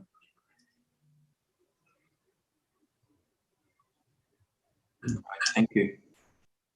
Thank you. All right, any other questions for the applicant? So Okay. maybe just to follow up on my comment to Shu, have you considered, I don't know how developed your concept elevations are. Have you considered putting more glass where your retail space is? Or is there some restrictions Not- given what you're doing? Not really, because the retail type that I will have is just, commercial use chemicals for, cleaning. It's not where someone could just walk around and come in and buy type of, so I wasn't looking to put in any glass and having it to be more risky in the area. So I was just going to leave it like that. There's some window though. We board up the window so you can't see the window on the top inside. There's I think 3 windows on that unit, but I was not planning on to adding any more glass because of the type of neighborhood store that we are doing. Okay, thank you. Thank you. Okay, any other questions?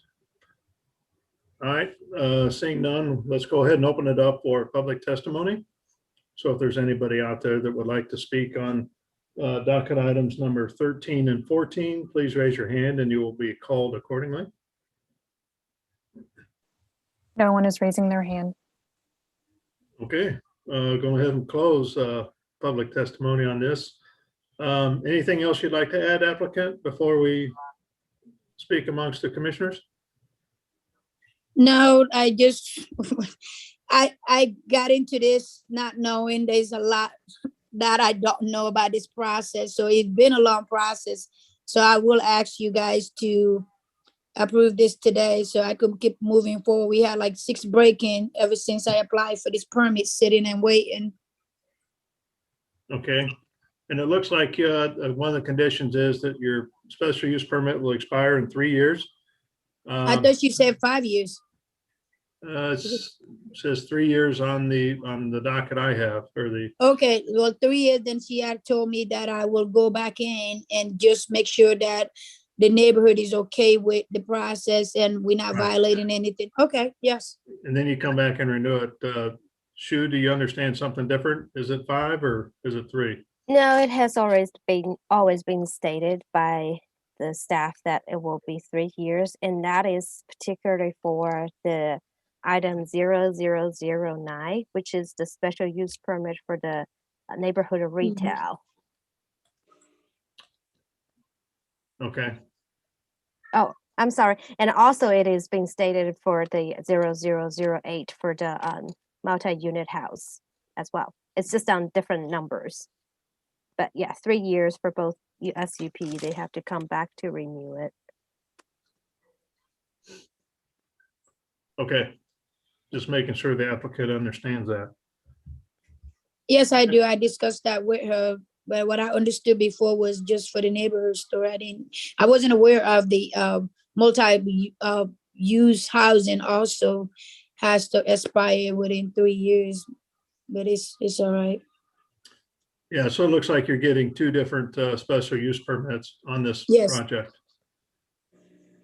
Okay, just making sure you understand that, and then maybe just to reiterate to you, the dedication of parkland, so there's a fee for that. That's part of your conditions as well. I don't know if you saw that. Yes, I have. Okay, very good. All right, so with that, we'll go ahead and close all testimony. If there's anything the commissioner would like to speak about, let's do it. If not, I'll take a motion, please. Motion to approve docket item 13 and 14 with conditions as stated in the staff report. Second. Okay, so I've got a motion and a second for approval of docket items 13 and 14 with the stated plan conditions. Lisa, can you take a roll call on that motion, please? Commissioner Allender, Aye. Baker, Aye. Beasley, Aye. Crow, Aye. Hill, Aye. Rojas, Aye. and Sadowski. Aye. Okay, it looks like the motion passes 7-0 for the special use permits. We certainly appreciate you bringing these projects before us, and we wish you nothing but good luck with them. Thank you very much for your guys' patience, and thank you. Yep, Have a thank good you. one. Okay, bye-bye. Okay, so that looks like it concludes the docket items that we have on our agenda. Here it is, what, 2 o'clock exactly. Just a note that I will not be at the next meeting, so Dr. Hill, it's up to you to run the next meeting, assuming you'll be there as well. Are you sure you want to leave for the next meeting? Absolutely. Okay.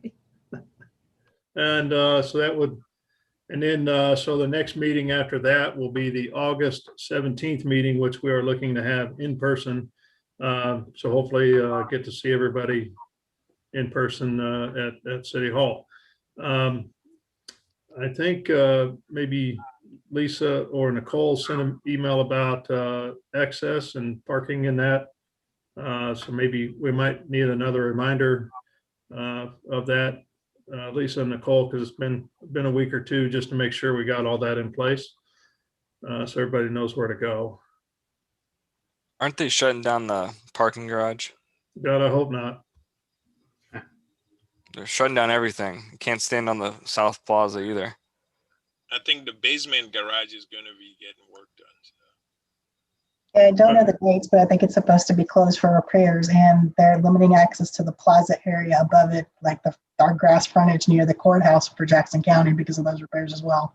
There's some definite structural issues with that garage right now. Okay, so it might be good if, Lisa or Nicole or Joe, I know Joe's not online and Nicole's probably not either. If we can get just an email before the August 17th, just to remind us access to the building, where to park, what to do, that kind of thing. And that's assuming most of us will drive a vehicle and want to park somewhere. Okay. Mr. Baker may not, he may hoof it over there, but the rest of us will probably drive a car. Does that make sense? Will do. Mm-hmm. Okay, thank you. So I have a question to clarify. We received an email talking about some forms, but it said August and September. So they're talking about last year we should have gotten some forms for parking? No, it's more for your identification to actually, you'll get a badge so you can access City Hall. If you don't have the badge, you just get to go through the metal detector and takes a little bit more time to get through there. Mm-hmm. I don't recall doing that. I remember getting the what is it, the ethics thing you have to do. I don't recall Right. getting something else. Yeah, this is a separate deal. So maybe that needs to be resubmitted, sent out again for everybody to fill out. We will resend. I'll make sure Lisa and Nicole resends that to all the commissioners. Okay. Thank Sounds you. good. All right, if there's nothing else, I make the motion to adjourn the meeting. So moved. All right. Have a Thank you, great everybody. vacation. All Yeah. right, we'll talk to you later. All right. Bye, y'all. Bye. Bye. Thank you. Good evening.